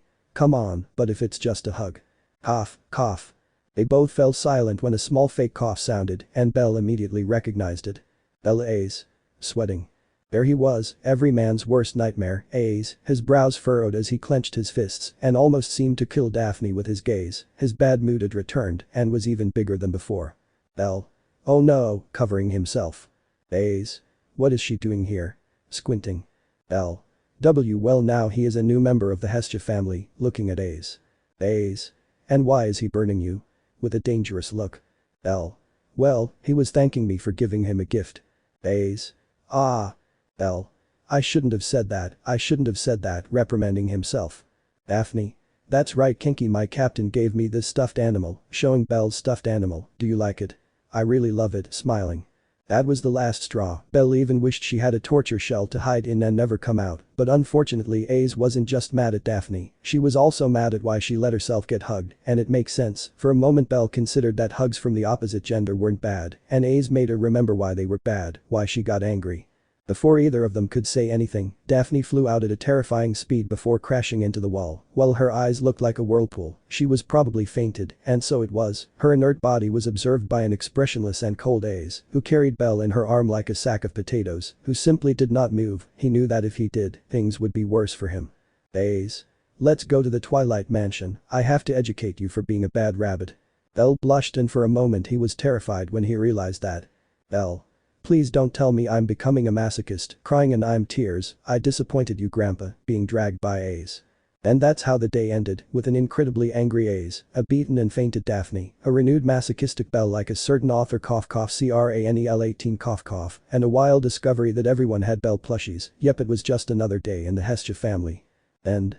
The punishment of a rabbit, 20. After doing something called meditation, I have managed to reach the highest point of peace, seeking to diminish my hatred towards the stone to continue this fic. But that said. The story is cancelled v. I failed and my hatred increased so. End. The submissive rabbit, 21. Vermita Muhaja. V. Muhaja, if that's the case, please beg me to release more caps. NT. There was actually someone who begged me XD, despite my hatred for the stone I love to upload good content, and Bell's reactions with Aiz are very good, despite the stone being a terrible character in my opinion, anyway enjoy. A certain white-haired man was completely motionless being dragged by a golden-haired woman whose anger could be seen from afar. And how could she not be angry if a complete stranger joined her partner's family and showed clear interest in him, to the point of almost openly saying it and hugging his bunny? No one had that right. Only she could hug her bunny, and maybe a few exceptions like her goddess and her friends, but not a complete stranger. Oh yeah, she was going to have a very serious conversation with Bell about not courting more women, even if Bell did it unconsciously. Obviously the scene of a golden-haired girl dragging a cowardly rabbit was seen by all the adventurers and civilians who were walking or working as usual. Little Rocky. From the crowd an adventurer whom Bell clearly remembered came out. Bell. Mord-san. Curious. Aiz also heard Mord but completely ignored him and continued walking. Bell looked into Mord's eyes as if trying to talk to him through telepathy. Surprisingly, Mord seemed to understand. Mord. You once saved my life and today I will pay my debt, walking towards Aiz. Aiz stopped walking when he noticed someone getting in his way. Looking up, he saw a few meters away a man with very short hair and some scars on his face. It was obvious that he was an adventurer. Aiz. To move away would be. Mord. Kinky, serious, confront me, unsheathing his sword. Aiz looked at him for a few seconds before releasing Bell and drawing her sword in a quick movement. Mord trembled slightly, but kept his face serious and tightened his grip on his sword.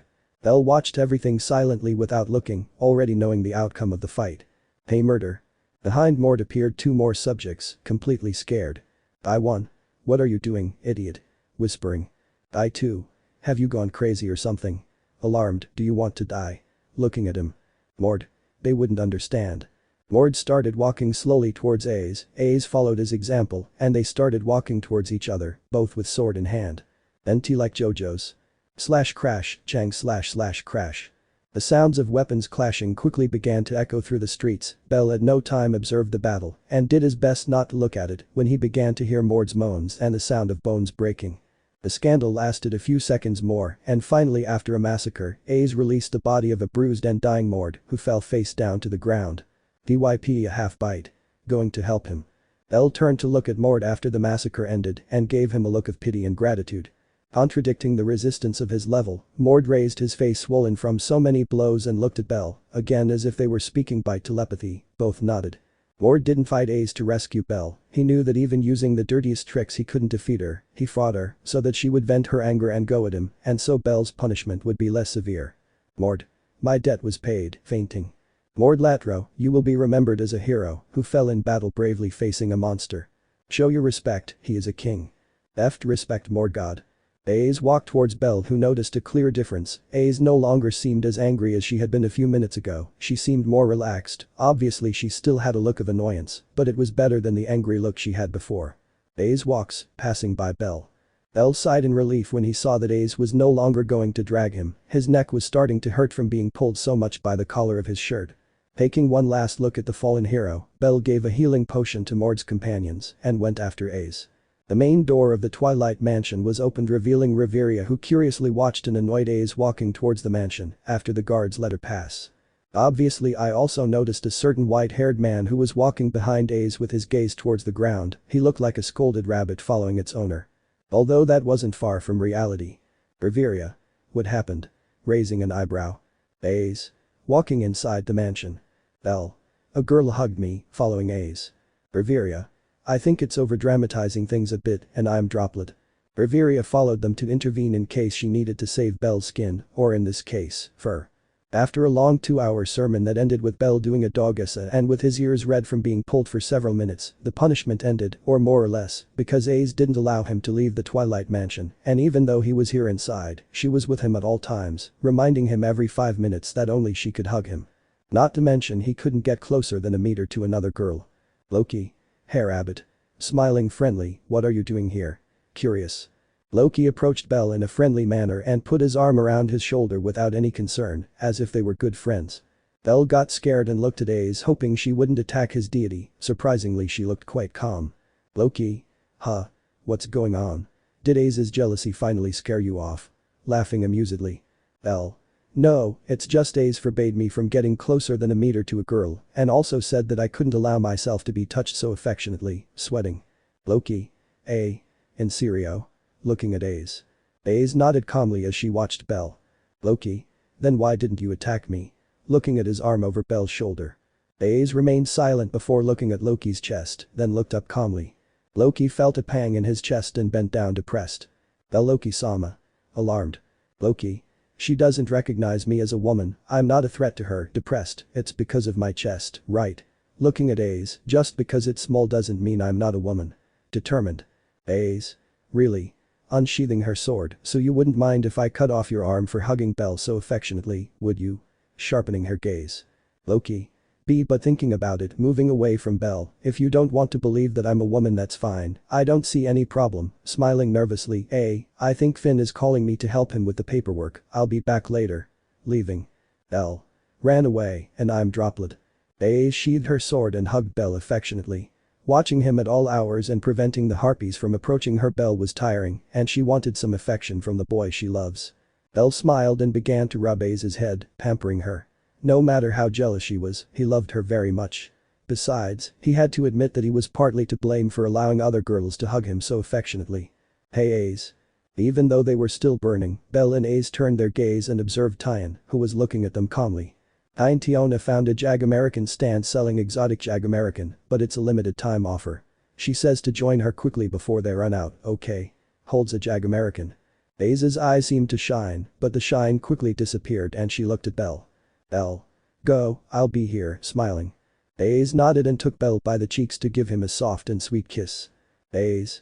No one else can hug you, pulling his cheek. Bell hi, nodding. Aiz nodded and quickly went to meet with Tiona, not wanting to miss out on an offer like Jag-American with strange and delicious flavors. Tyan looked at Bell and threw him the Jag-American he was carrying. Bell. Catching him. Tyan Riveria told me about not being able to get closer than a meter to a girl, so I threw it at you, looking at him calmly. Bell. Oh, I see, but why are you giving it to me? Confused. Tiona made me eat a lot of those things, I can't eat that much or I'll get fat and I don't think the captain would like the figure of a fat girl, crossing his arms, you can eat it if you want, I think you like it, leaving. Bell raised his eyebrow in confusion at Tyan's words, bit into the Jag-American and twitched his eye when he saw what it was filled with inside. Bell. Carrot Jag-American I'm not a rabbit, sighing in defeat. Bell. It's delicious with a sparkle in his eyes. One can never deny what one is.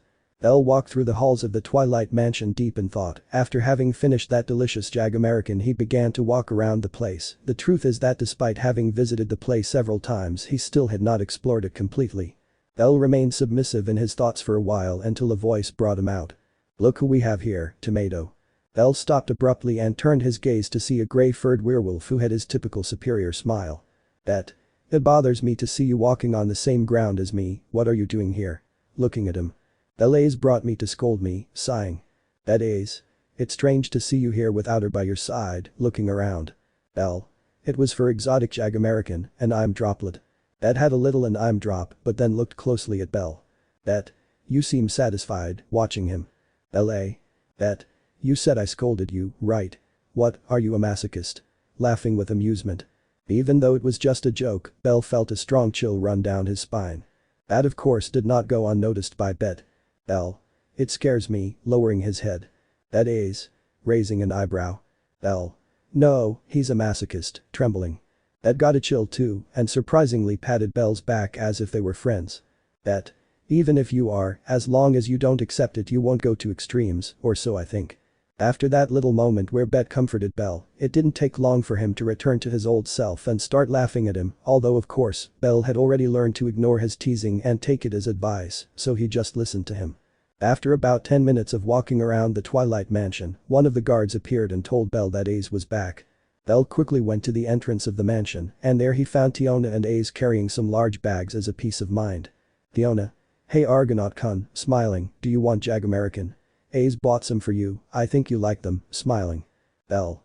That phrase again, sighing, don't tell me that. Just as Bell had predicted, Aiz left the bag of Jag-American and then gave him a slightly smaller one, this one had Jag-American of a single flavor. Aiz. Carrot Jag-American, with sparkle in the eyes. Bell. Still motionless, I'll eat it, but you know that it offends me greatly, taking the bag slowly. Bell took a Jag-American and bit it with comical tears. Bell. I'm not a rabbit, chibi. Aiz. Bunny, hugging him. Bell ugh. Hestia. And Bell-kun. Curious. In the fireplace mansion the whole family was gathered in the dining room because it was already dinner time. But Bell was not there. Something strange because Bell usually always helped in whatever he could, sometimes he helped Welf in the Frigg, he learned with Lily how to command and how to negotiate, with Hera he did the chores and Mikoto helped her with dinner. Bell was always the first to offer to help and always did so with pleasure, so it was rare not to see him around here wanting to help with something. Cassandra, oh Daphne. Looking around. The door to the room opened revealing Daphne who looked somewhat bruised. Cassandra. Daphne. Running towards her, what happened? Looking at her. Daphne. Flirted with Bell in front of the sword princess fainting. The FFFFFF. Cassandra turned to look at Hestia who had spat out her drink in shock upon hearing Daphne's words. Lily. What is she? Looking at Daphne in shock. Welf. It's surprising she's not dead, looking at Daphne. Hestia, ugh, that means she's probably in the Twilight Mansion, rubbing her temple. Cassandra. I'll go cure her, taking Daphne. Lily. And what do we do? Looking at Hestia. Hestia. We'll soon have an expedition to the dungeon, so let's go for Bell, getting up from her seat. Welf. Huh. Are you sure? Doubtful. Lily. Welf-sama is right, you know how dangerous the sword princess can be when it comes to Bell-sama, looking at her. Mikoto. He's still our captain, so we must go rescue him, raising her fist. All. Oh no. Mikoto. Going. Lendis. Welf. Since, going behind her. Lily. Anything for Bell-sama, sighing. Hestia. I'll go behind you, just behind, going with them. Tenma. Hey wait, you haven't even touched your food. Mini Tenma. Good food wasted. Tenma. Yes, leave your little star D. As they left the mansion, they found Chigusa at the gate, who looked upset. Mikoto. Chigusa. What's wrong? Looking at her. Chigusa. See, can we talk in private? Mikoto, it's about Hera. Mikoto. Opening her eyes. In the Twilight Mansion. Bell was in the library of the place quietly reading a book while eating a Jag-American, listening in the background to the constant complaints of Aiz, who was having a study session with Riveria. Riveria, ugh, rubbing her temple, no Aiz, let's see, one more time, 4x6. Looking at her. Aiz began to sweat as he felt Riveria's deep gaze, knowing that he would receive a punishment or a scolding if he didn't answer correctly as always. She turned to look at Bell for help.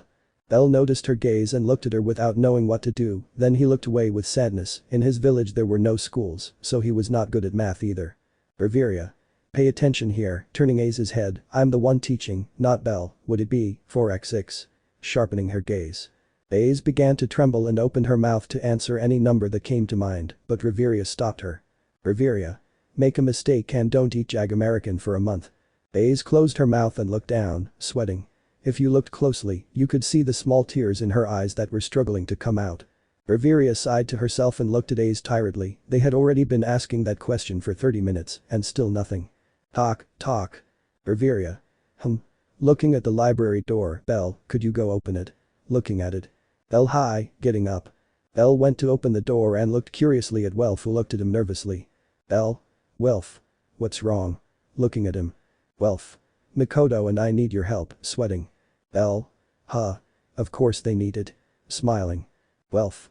Come to the red light district with us, seriously. Bell, blank. They both remained silent for a while until Bell closed the door and decided to return to his reading, as if nothing had happened. But again the knocks on the door began to sound several times, and Bell sighed before opening it. Welf. I know it sounded strange, but it's not what you think. You see, Chigusa arrived a few hours ago to talk about something important with Mikoto in private. Lily told me to spy on them and I did, and it turns out they want to rescue an old friend of theirs who was apparently a slave, and I don't know, they discovered me before I said more. Now Mikoto got me into this, and they asked me for help, and not to tell anyone else, sighing. Bell. And why are you telling me this? Welf. I didn't know what to do and you were the first one that came to mind, will you help me? Bell. Sighing, why yes I'll help you, lowering his head. Welf. I promise that if Aiz finds out about this, he'll blame me. What's the fault? They both froze and slowly turned to look at Riveria, who looked at them with a raised eyebrow. Welf. I think I should go. Welf began to sweat as he felt an iron grip on his shoulder. Riveria. No one leaves here without my permission, dark look, and you will not leave without telling me what you were talking about. Welf. Bell. I curse Bell's luck, I curse my luck. End.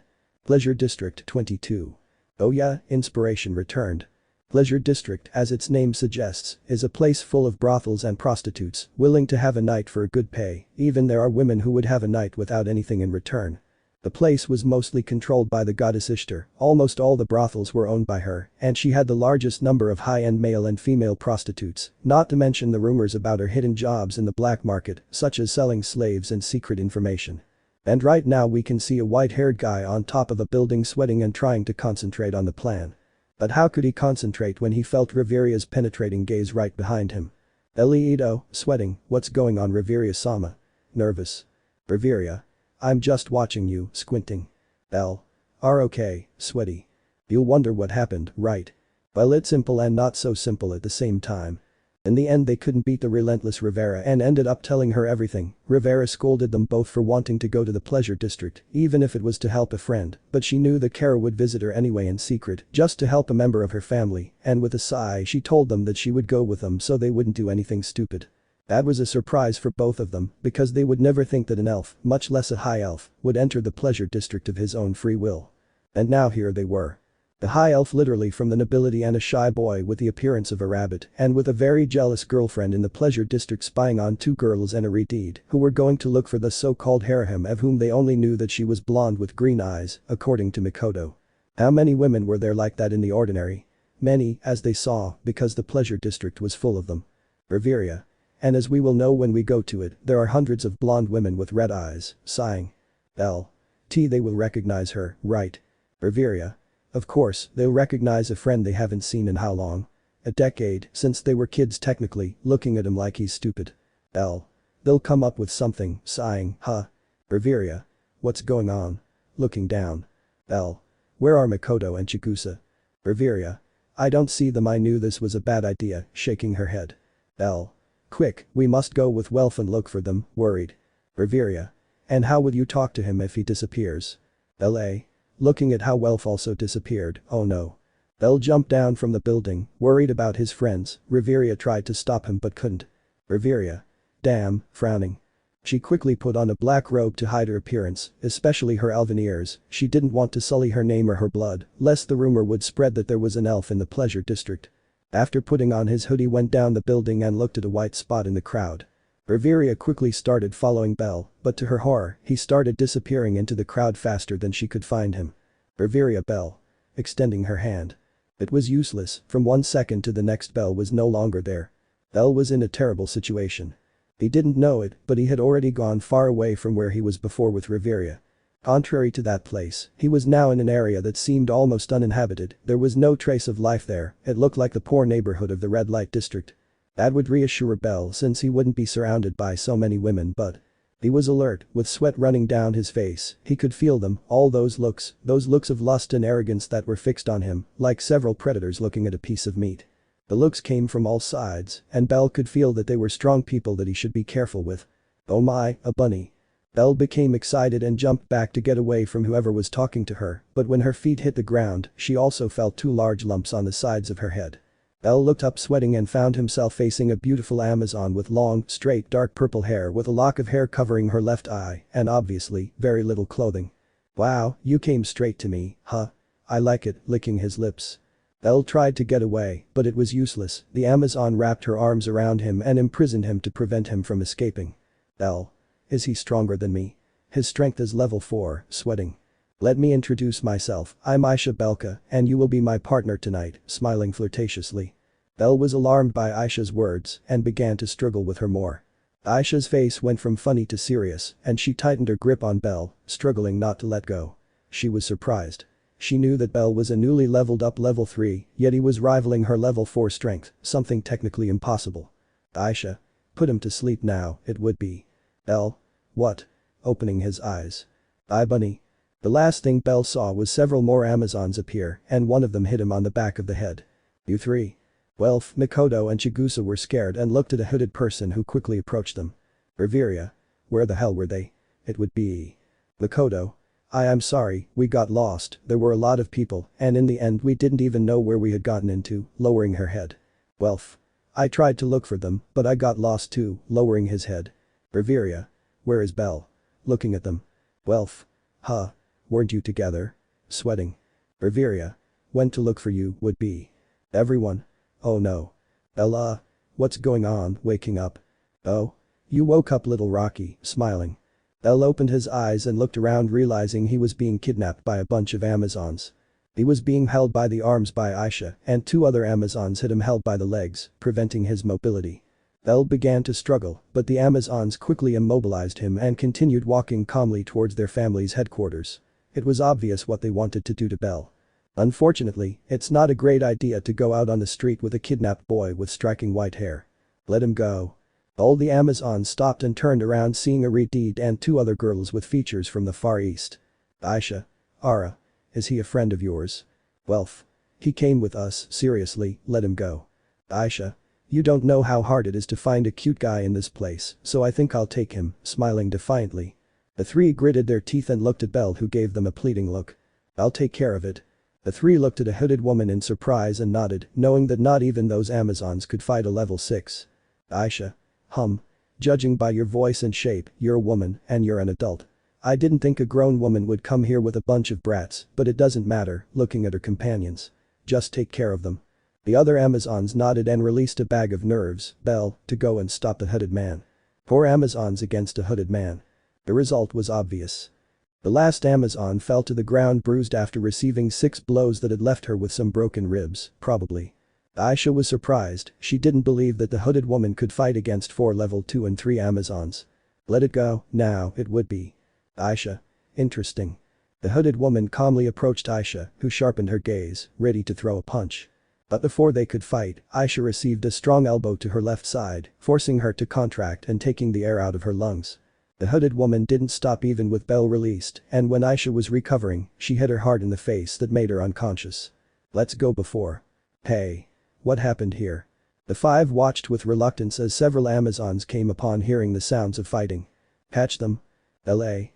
Riveria Sama, looking at her. Riveria. We can't handle so many of them, run. It would be. And so the problems began.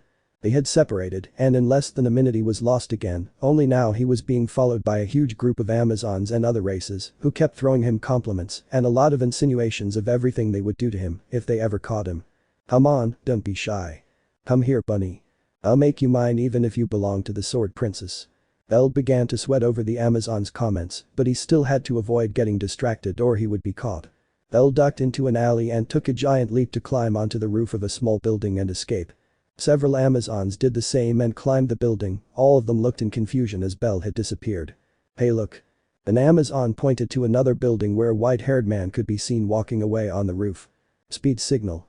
They all quickly went to look for him, but Bell was not an expert at escaping for nothing, and in the end none of them could find him. They lost it in the exclusive area, basically the place where only rich people came from Aurario, where the best prostitutes or the most beautiful ones that only a few could afford were. Bell quickly noticed a difference in the place, it was much quieter and calmer, but he could still hear the sounds of impure sounds. Bell walked around the place for a while trying to find a way out of the pleasure district until a family voice spoke to him. I found you. L.A. Turning around, Aisha-san, stepping back. Aisha. That was a good hit, I'm not angry, on the contrary, it turned me on, I like dominant men, licking her lips. Bell felt a chill run down his spine and knew it was time to escape, if Aisha caught him, it would be the end of him, in more ways than one. Her strength was level 4, he still had no chance against her. Bell quickly began to run through the alleys and rooftops trying to lose Aisha, but it was useless, with each second the Amazon seemed to get closer and closer to him, until finally there was only a meter of distance between them. Aisha. Don't worry, I'll treat you well in bed, after enjoying you properly of course, licking her lips. Bell started to sweat, he definitely didn't want to be raped by an Amazon. I frantically look at various alleys, routes and memorize them as best I can. Bell. Kami-sama, I trust in you, jumping off a building. Bell fell sharply to the ground but did not stop and quickly began to run between some strange giant rooms where sounds could be heard of adults. Bell stopped when he saw that there was no path anywhere else and was scared when he heard the sound of strong and fast footsteps a few meters behind him. Aisha. Bunny. Looking for it, I know you're here, show yourself and I'll be kind when I do it to you. Bell became alarmed and looked at all the rooms in the area, of all the rooms there was only one in which nothing could be heard. Bell swallowed hard and begged why nothing was happening inside that room. Before Aisha appeared, Bell opened the door and quickly entered the room. Just when he closed the door and thought he was out of trouble, he bumped into something or someone and fell to the ground. Ah. Bell. I am sorry. Blushing. Bell was shocked to see a beautiful Renard girl with blonde hair and green eyes above him. She had some features from the Far East and was wearing a beautiful red kimono. The girl was also looking at him in surprise, but her look quickly turned to one of embarrassment and she looked at Bell nervously.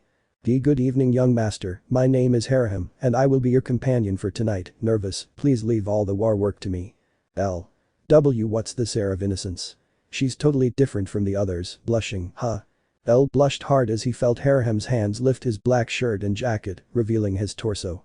If that was already bad, thanks to the fall, Heraham's kimono had loosened a little, revealing her well-endowed attributes that would drive any man crazy. Bell. What are you doing? Blushing. Haraham. Looking at her torso, the body of a man fainting, blushing. Haraham fainted and unfortunately for Bell, Heraham's breasts fell right on his face. Bell. A woman's breasts, fainting too. After a strange awakening and an apology from Haraham for being new, Bell explained her situation and Haraham told her she could hide here on one condition. Bell. My favorite hero is Argonaut, smiling. Haraham. Oh. Argonaut, the hero who defeated Asterion, the intelligent Minotaur, smiling, I really like his story and how he saves Princess Ariadne, smiling. Bell. Right. Smiling excitedly, I'm sorry, embarrassed, I'd like to talk to you another day, smiling, I can invite a friend named Tiona, she also loves stories about heroes, smiling. Haraham smiled genuinely at Bell's words, but her smile soon faded for a more sad. This was quickly noticed by Bell who wanted to ask, but Haraham beat him to the punch. Haraham. It's already dawn, looking at a window, you'd better go. Bell-sama, your family must be very worried too. Bell quickly noticed how Haraham's ears seemed to fall as well as her spirits. Haraham. Come on Bell-sama, I know a way out where no one will be able to see you, smiling. Bell. In the fireplace mansion were Riveria, Welf, Mikoto and Chigusa, all dejected with their heads down, praying to any entity that will listen that Bell will return soon. To his relief Bell appeared just then, but he looked dejected. They quickly imagined the worst, and Riveria was the one who became most worried. Riveria. Are you okay? They didn't do anything wrong to you, right? Only he has that right. Shaking him. Bell. Calm down Riveria-sama, with swirling eyes, I'm fine. Bell clenched his fists remembering the words of that Amazon Aisha and Haraham. I'm not a princess, nor a queen, nor someone dear to be saved, I'm a prostitute. No one would save a prostitute. You have the look of a child, not a man. It's okay, Bell-sama, you shouldn't worry about me, you already have a princess waiting for you, don't you? Please be happy. Welf. Are you okay? Worried. Bell. Nothing is happening, smiling, and did you find who you were looking for? Looking at Mikoto. Mikoto. I'm sorry, but lowering her head, where could she have been? I never thought our father would be capable of selling her. Chigusa. Poor Haraham, lowering her head. Bell, who was about to enter the mansion, stopped abruptly and turned to look at Chigusa. Bell. Haraham. Taking Chigusa by the shoulders, Haraham Sanjano. A Renard with a shy personality. Bringing her face closer. Chigusa says yes, blushing, so close. So close. So close. Bell let go of an embarrassed Chigusa and looked seriously at Mikoto. Bell. I found her in a more empty area, the place seems somewhat reserved. Welf. The VIP area. Curious, hey, why are you looking at me like that? I'm a man, naturally I know about that place, crossing his arms. Bell. She helped me escape from the Amazons, she let me hide in her room, although we had a little misunderstanding and ended up lying on top of each other, blushing. Riveria squinting. Bell. I swear we didn't do any of that. Shaking his hands, we were just talking. Riveria. And what were you talking about until dawn? Raising an eyebrow. Bell. About tales of heroes, mumbling. Riveria sighed, unimpressed by Bell's words. Bell. We must go again, serious. Riveria Welf what? Exalted. Mikoto. It's true. It would be, we have to go and save Haraham, she's not doing that of her own free will, it would be. Welf. But how will we get it out, nervous. Riveria. You can buy it, looking at them. All? Huh? Riveria. According to what is known, the goddess Ishtar is capable of selling her prostitutes for a good deal, but if what Welf says is true and she is in the VIP area, it will be extremely expensive. Renard, thoughtful, dislikes me just thinking about buying a prostitute, sighing. Welf. If it's so expensive we won't be able to pay it, with our debt of 200 million won more debt won't do us any good unless we infiltrate the Ishtar family headquarters and rescue it, although we would get into serious trouble with the goddess Ishtar, so the idea is out of the question, right? Guys. Oh no. Mikoto. That's a great idea, Welf Dono. Smiling. Bell. I didn't know you had such good ideas, Welf. Smiling, okay, it's decided. It's best not to involve anyone else in this, or things will get more complicated. Seriously. Riveria. Our responsible children, sighing, if things get out of control I'll get you out of there and without excuses, it would be. Bell. Will he come? Surprised. Riveria. No one has the right to lay a finger on you, except for Aiz. I won't let those Amazons touch you, crossing arms. Seeing that Riveria wouldn't take no for an answer, they had to agree and come up with a plan, knowing that they were once again in big trouble. And. Bad rumors, trust-tested, 23. Rumors spread like wildfire in the area. Especially if it was someone famous or recognized.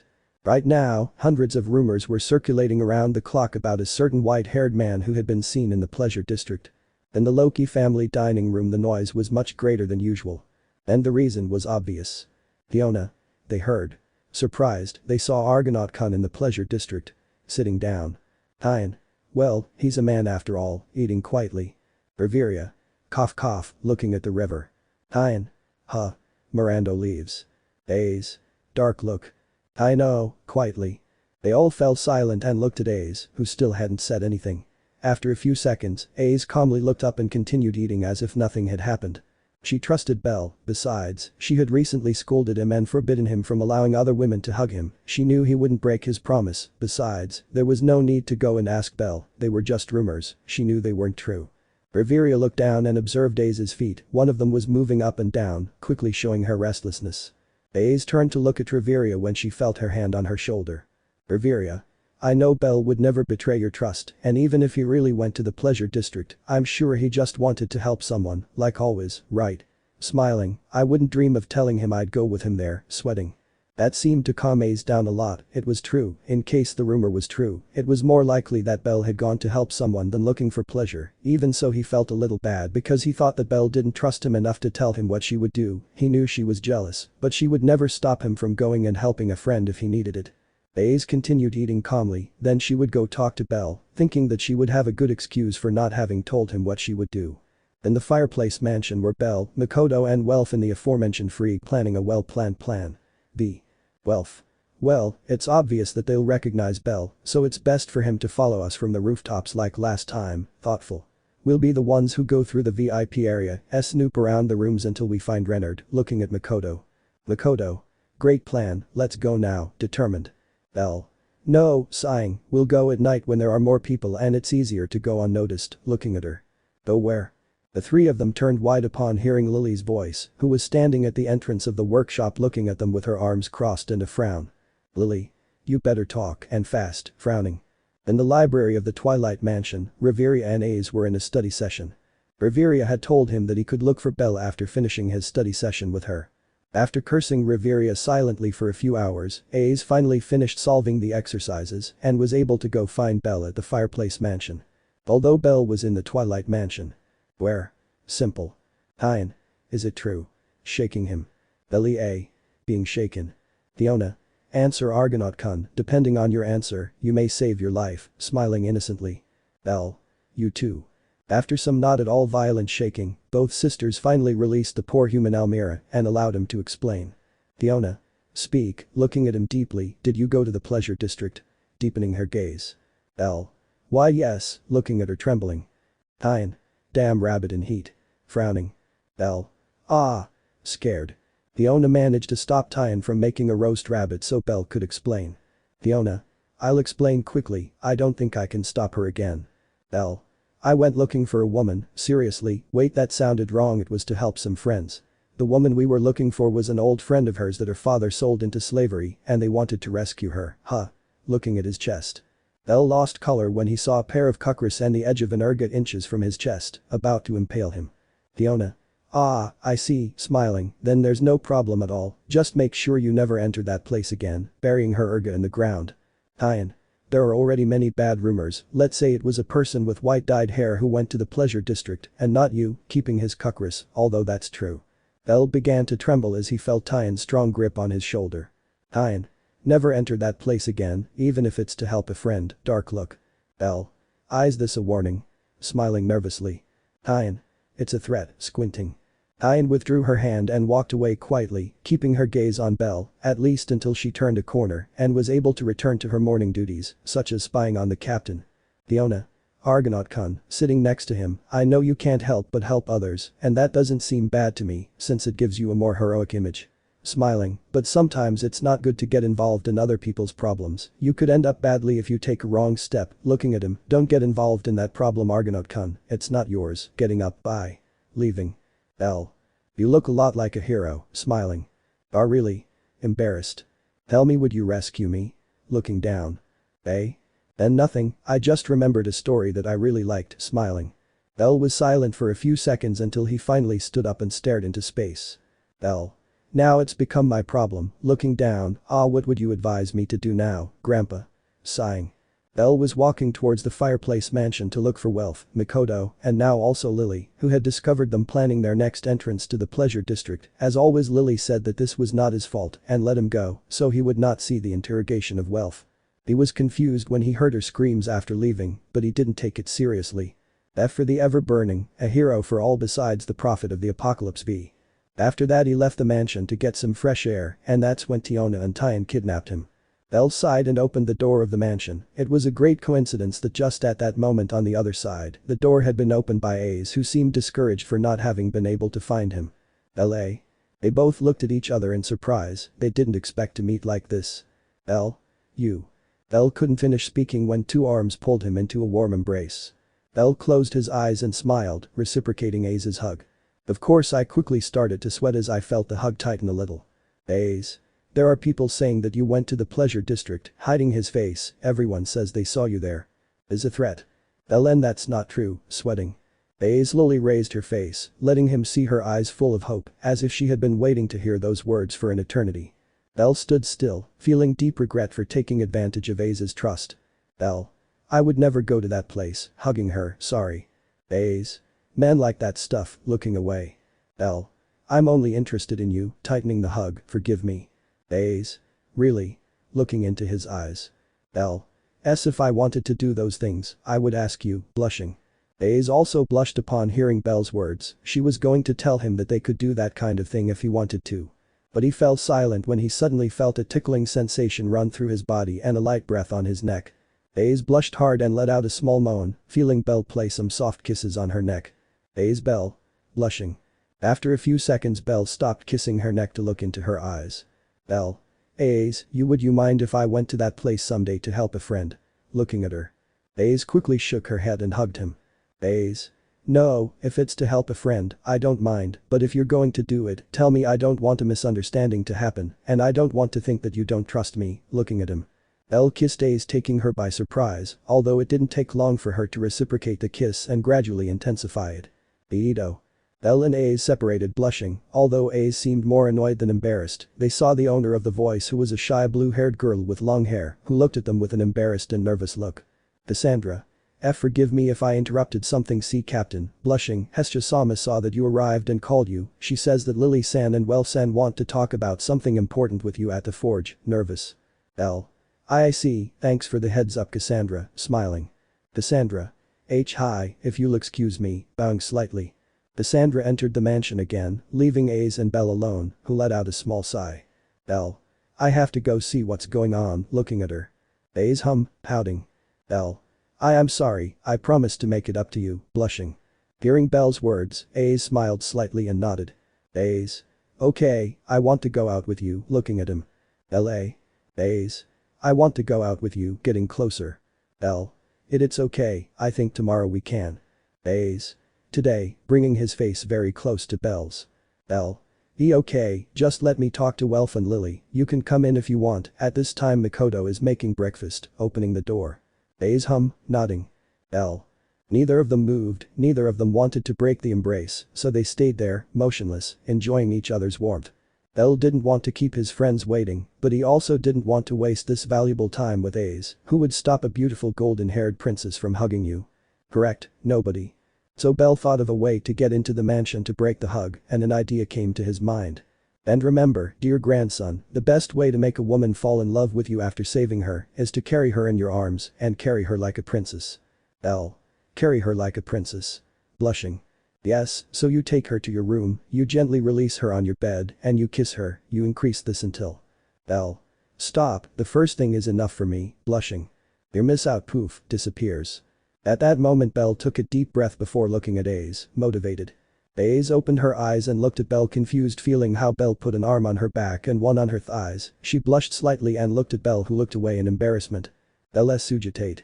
Aiz opened her eyes, slightly surprised when Bell carried her in his arms. When she was suddenly lifted, she grabbed onto the closest thing to her and ended up hugging Bell's neck. NT. I didn't find any pictures of Bell carrying Aiz like this, but imagine these are Bell and Aiz. NT. I couldn't find a better image.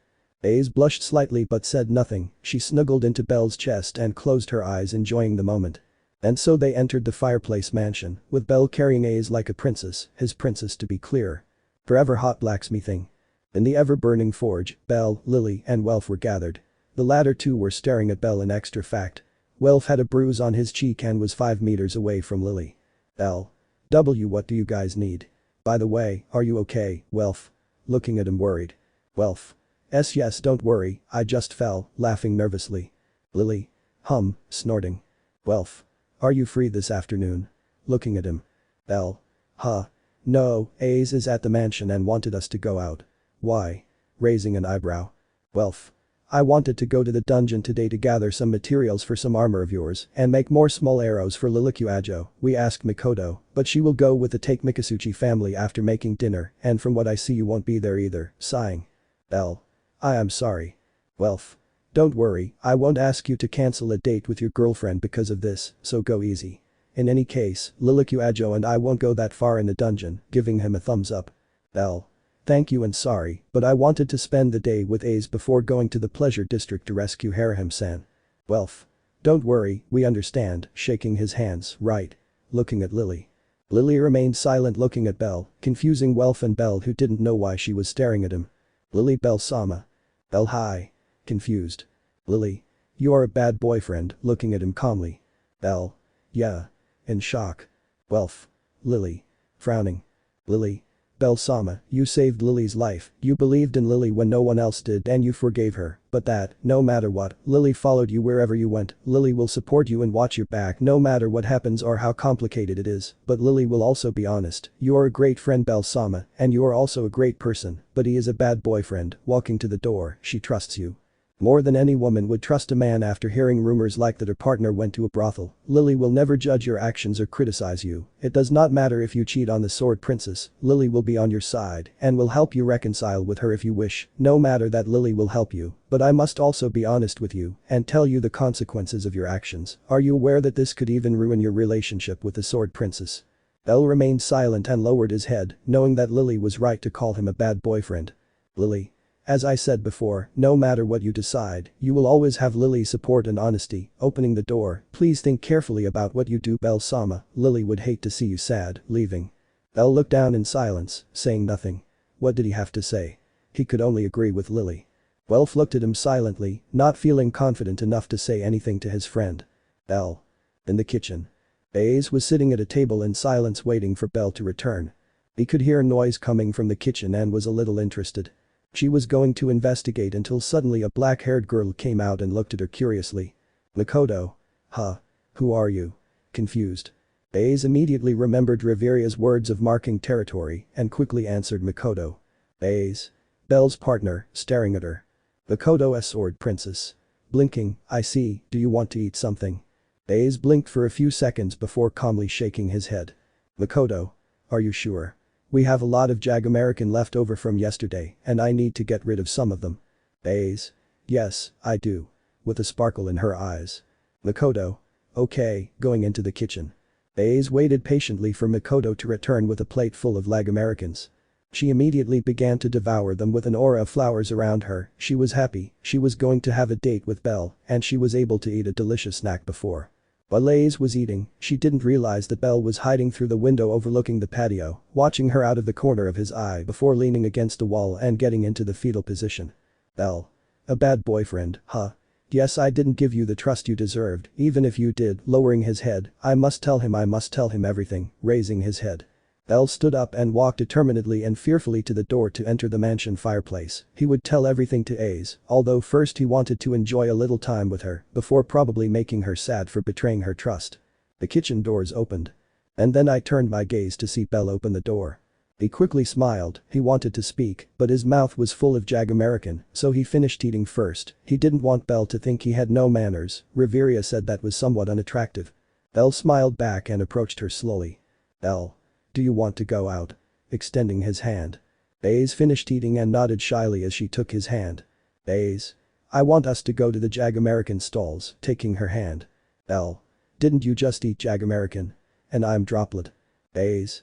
It doesn't matter, I can eat more, smiling. Bell let out a small sigh and smiled. Bell. Okay, let's go to all the Jagamerican stands we find and see which ones are the most delicious, smiling at him. Aiz quickly became excited as she took Bell by the hand and ran away excitedly. As Bell was pulled, he could see Lily out of the corner of his eye, hiding behind a half-open door, calmly looking at him. Lily. Think carefully about what you are doing, Bell-sama, muttering. Bell. Bell gave him one last look before the door in front of him closed and prevented them from looking at each other any further. Lily let out a small sigh and then walked back to her room. She had no reason to interfere so much in Bell's life unless he asked her to. As they walked through the streets, people looked at them, quickly recognizing her as the little rookie and the sword princess, the current most popular couple among adventurers. Many people talked about them, about whether they made a nice couple or about the jealousy they felt towards one of them. Although of course there is no shortage of gossip. TSK, that bastard, I heard he went to the pleasure district and look at him, pretending like nothing's happening, hanging out with the sword princess like he didn't go to a bucking boarhouse last night. Ah, poor sword princess, she asked me if little rookie got bored of her so soon that she decided to go to the pleasure district. I'm sure being Aiz Waldstein's partner isn't that great and that's why he goes to brothels to get the attention of a real woman. Bell clenched his fists angrily until Aiz calmly took one of his hands and interlaced his fingers. Aiz. I don't care what others say, I believe you, smiling. Bell looked at her silently and lowered his head slightly with determination, feeling guilty for not telling Aiz the truth about whether he went to the pleasure district. He wanted to tell her, but the words didn't come out. Aiz was worried when she saw him sad. She believed that he was like that because people thought he was cheating on her, so she held his hand tightly and started running, holding Bell's hand. Bell. Wait, Aiz. Surprised. Aiz continued running, ignoring Bell, who just limited himself to running. Bell. I don't think I'll ever understand your exaggerated taste for Jagamerican, looking at a Jagamerican in his hand. Bell looked up, seeing the beautiful blue sky in the distance. He was sitting on the wall of the Aerario, where he usually trained with Aiz. He turned his gaze and saw Aiz sitting next to him with a bag full of Jagamerican while eating one. Aiz looked back at him and gave him a sweet smile. Bell felt his cheeks heat up but quickly felt guilty remembering what happened before. Aiz was worried when she saw him depressed. She wanted to distract him from whatever was making him sad. Aiz. Do you like the scenery? Looking at the mountains in the distance. Bell also looked up, seeing the mountains in the distance. Aiz. It's a beautiful landscape. Riveria also likes to look at it in the mornings. She says it's calming, although she's never really understood that.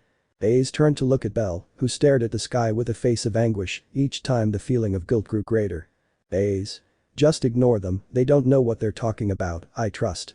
Bell. Yes, I went, looking at the mountains. Aiz. Huh. What are you talking about? Tilts head. Bell. I went to the pleasure district, looking down. Aiz stood still as the beautiful smile that adorned her face slowly disappeared. Aiz. Why you said no? Bell. I was afraid you might get the wrong idea. I wasn't sure if you'd believe me if I told you I went to help my family and I was scared, but in the end, it was me who didn't trust you. Looking down, I lied to you. I told you I didn't go to that place and that I would never go, but it's a lie. Clutching his fists, I went to that place and will be going back in soon because I couldn't help my friends. Aiz. But you said you trusted me, that if you were going to that place to help someone you would tell me. Trembling, did you think that I wouldn't let you go even though I knew your family could be in danger? Looking down. Bell. Clenching his fists, Aiz yo, raising his head, huh? Bell froze when he saw Aiz's face. She was crying. Aiz. It's because of how I behave, right? Why am I so attached to you? Because I'm overprotective. That's why you thought I wouldn't let you go help them. Looking down, that's right, sniff.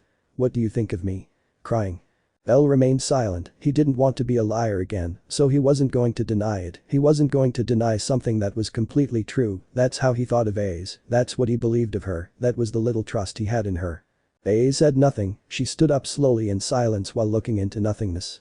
He turned his back on her, and when a small tear fell to the ground she ran away. Bell suddenly stood up and extended his hand towards her, watching her quickly disappear. Bell stood there like a fool, staring at the place where Aiz had been. He slowly lowered his hand and sat back down on the wall, leaning against it. Bell. I'm an idiot, hiding his face in his knees. Bell sat in the fetal position for the rest of the day. In the Twilight Mansion, Tiona, Tyan and Lefiya were outside Aiz's room looking at the door worried. Suddenly the door opened and Riveria came out, closed the door and sighed. Tiona. What happened? Worried. Riveria. Bell revealed that he went to the pleasure district, closing his eyes. Tiona and Tyan opened their eyes, somewhere between angry, worried and shocked. They didn't really believe Bell would have the courage to confess, but apparently guilt got the better of him. Still they were angry too, although they knew the real reason why he went to the pleasure district. They had made him promise that he wouldn't say anything to avoid this. Lefiya, who knew nothing about this, frowned, just like Tyan, and Tyan knew Bell, and knew that she would never go to that place, at least not without a good reason other than seeking pleasure, but she, unlike the Amazon sisters, did not know that reason yet. Without saying a word, Lefiya ran out of the Twilight Mansion in search of answers. Riveria tried to stop her, but Tyan held her back, preventing her from doing so. Riveria. Tyan. Look me. Frowning. Tiona. No. Open the door. Only you and Aiz can open the door to her room. We have to tell her why Bell went to the pleasure district. Struggling.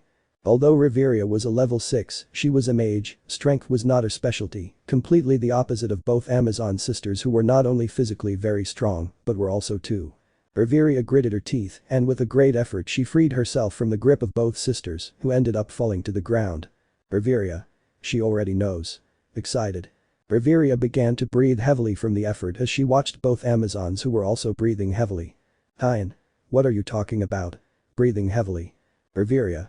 When I entered Aiz's room she was shocked, sad, she wasn't hurt by the fact that Bell went to the pleasure district, but by the fact that Bell hid it from her because he didn't trust her, he didn't believe that she would allow him to go, even if it was to save a friend, and I didn't believe it either, looking down. Tiona. But, trembling. Tiona. We can't do nothing. Riveria.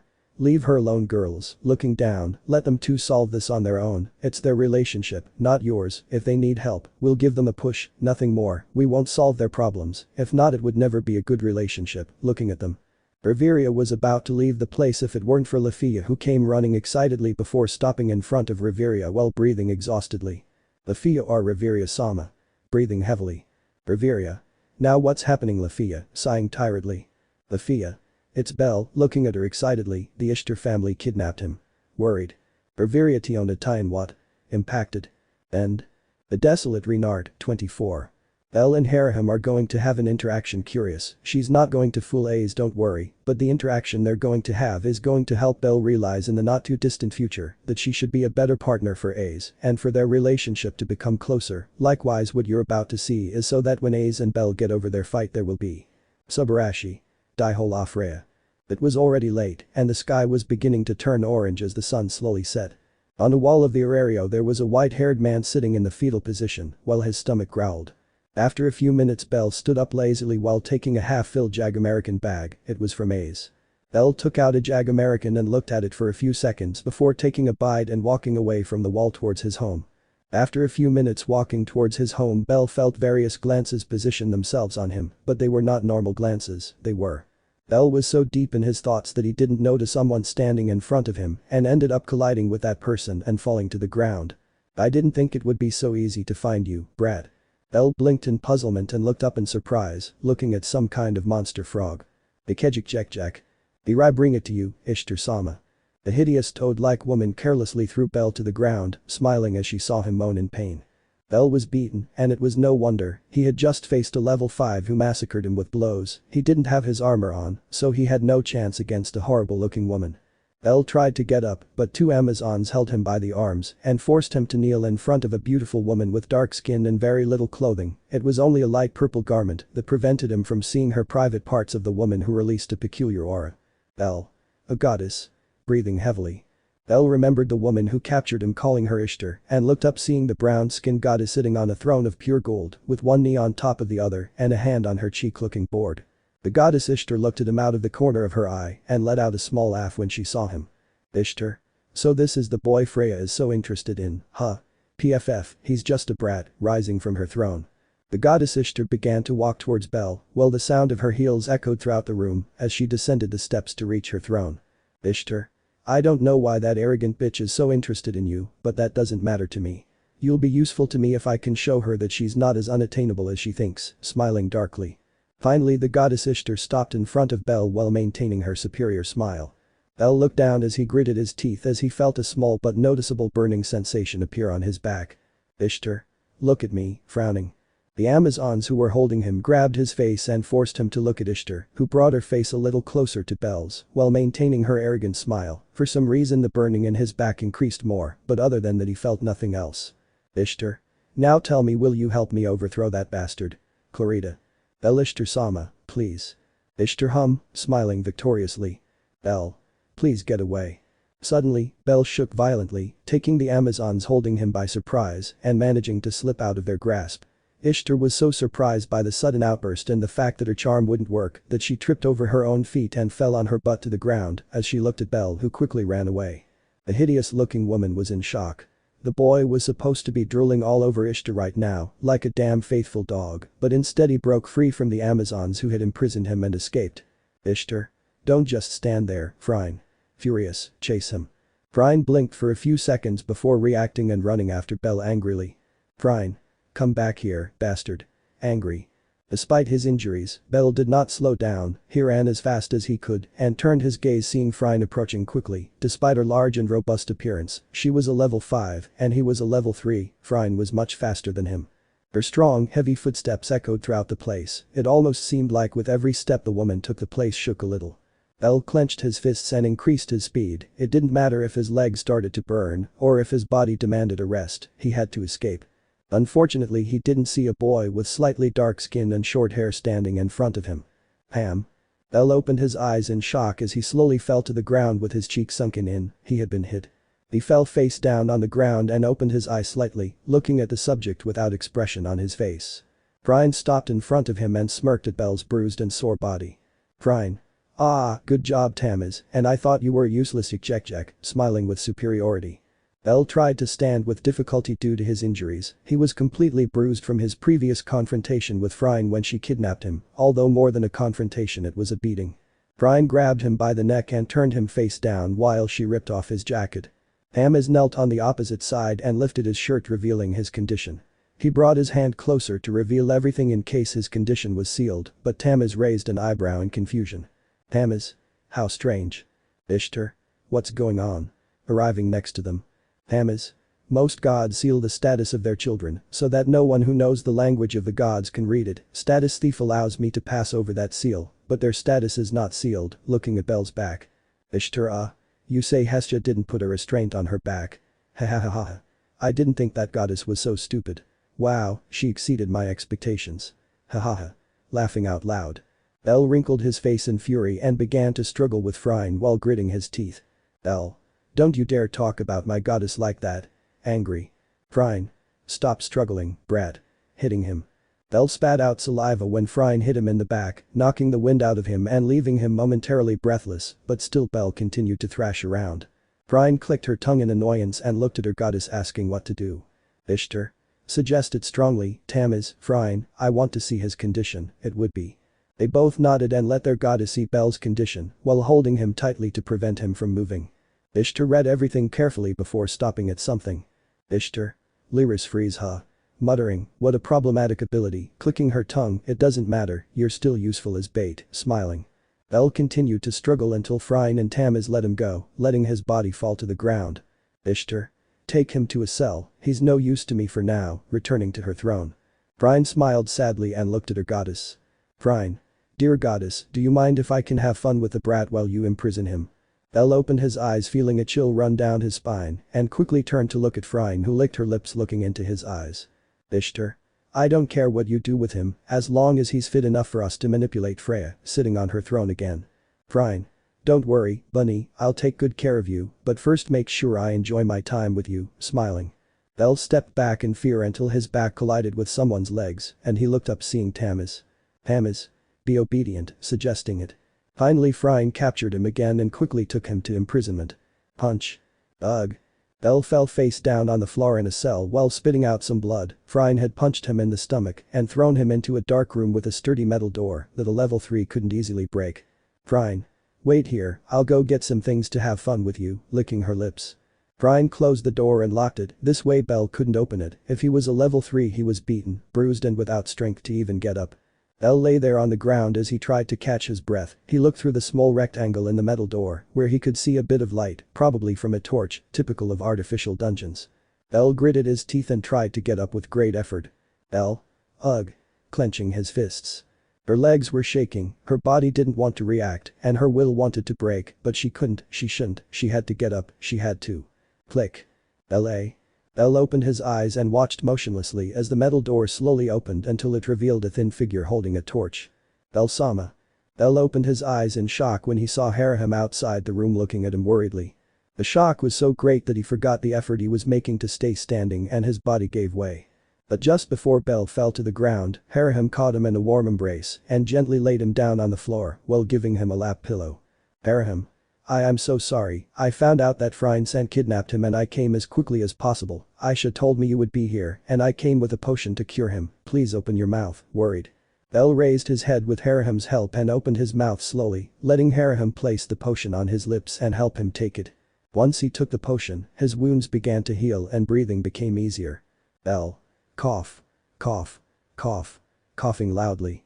Bell inhaled a large amount of air and began to breathe more calmly, feeling his wounds heal. Bell Heraham-san. Heraham. It's me Bell-sama, smiling slightly. Bell couldn't help but smile slightly seeing her there. If she was there it meant that hideous toad wouldn't grape him, and he thought that his luck ability was just for show. Bell got up from her lap with ease after his wounds healed with the potion. Heraham, far from being a little disappointed, was happy that he could move and was better. Bell. Freya, where is she? Serious. Heraham.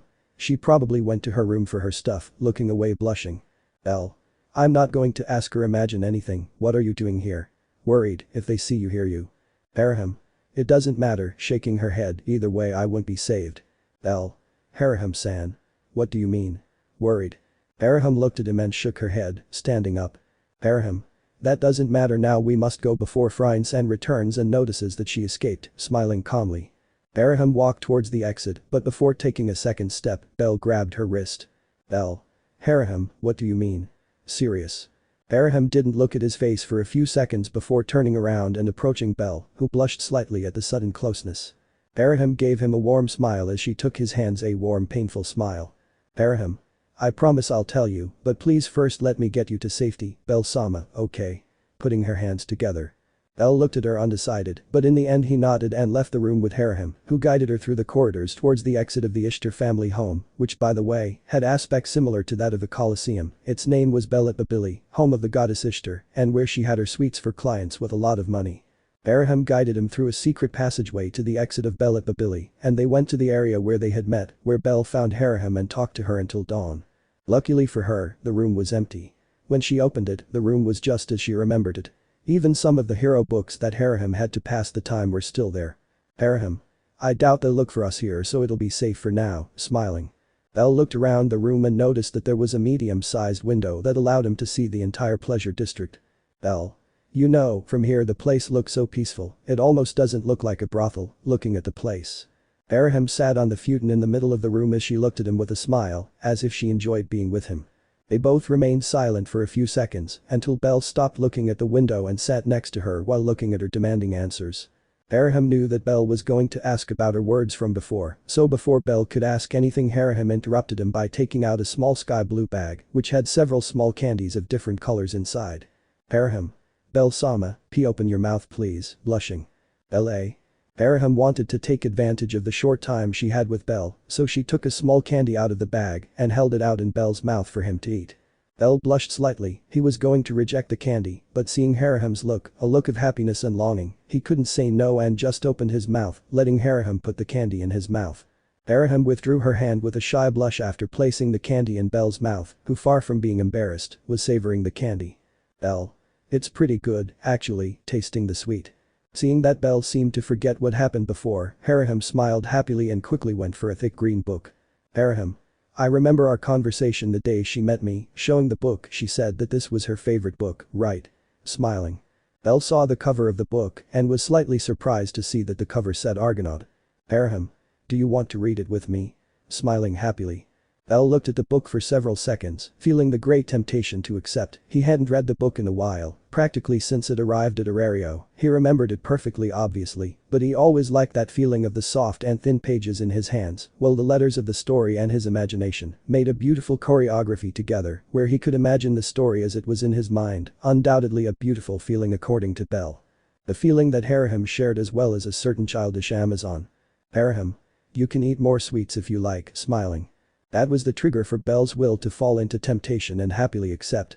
Bell sat next to Hera on the futon and took the Argonaut book while admiring the cover. There were no drawings, no epic titles besides Argonaut. It was a simple common-looking book with a great story inside.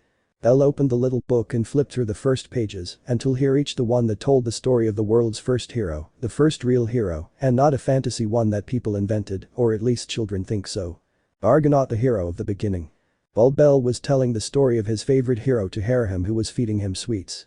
Elsewhere, more specifically in the fireplace mansion, the Hestia family was in the Welf armory getting ready. While Welf and Lily left to go to the dungeon, they heard rumors that Bell had been kidnapped by the Ishtar family. They had immediately returned to the fireplace mansion, worried that this was true. Their worries became reality when Riveria, Lefiya, Tiona and Tyan suddenly appeared asking for Bell. Obviously they didn't know either, and when they found out that Aiz had already returned home, they realized why Bell hadn't returned. Quickly and without saying another word to the Hestia family, the members of the Loki family left the place towards the fireplace mansion to collect their things, while they also prepared themselves. Mikoto Welf would be. Welf took out a short sword in the Far Eastern style and handed it to Mikoto, who placed it on her back and unsheathed it, seeing an intense violet glow coming from the magic weapon. Lily put on her improved wrist crossbow. The cartridge had more space for arrows which were made of a resistant metal, not to mention that the shot of the small crossbow was now more powerful, as much as a normal crossbow. And finally Welf grabbed his greatsword and placed it on his back while he took a small bag and gave it to Hestia, who put 4 potions inside. Hestia, take the support potions, Kun. We only have 4 of medium quality, seriously. Lily nodded and placed the bag on her waist while she thought about the situation. She had no idea why this was happening. Lily highly doubted that it was because of Bell's previous visit to the Pleasure District. Maybe it was because Bell was a famous adventurer and having entered his territories, she had a perfect excuse to go after him. After all, Bell's abnormal growth was no secret. But there could be another reason behind it. Whatever the reason didn't matter now, they had only one job to do: rescue their captain. Hestia. Please save Bell, Kun, worried. Oh hi. Hestia-sama. Lily. Walking, would be. Mikoto Welf, yes Vice Captain, seriously. And with that said, the rabbit rescue operation began. In the Pleasure District.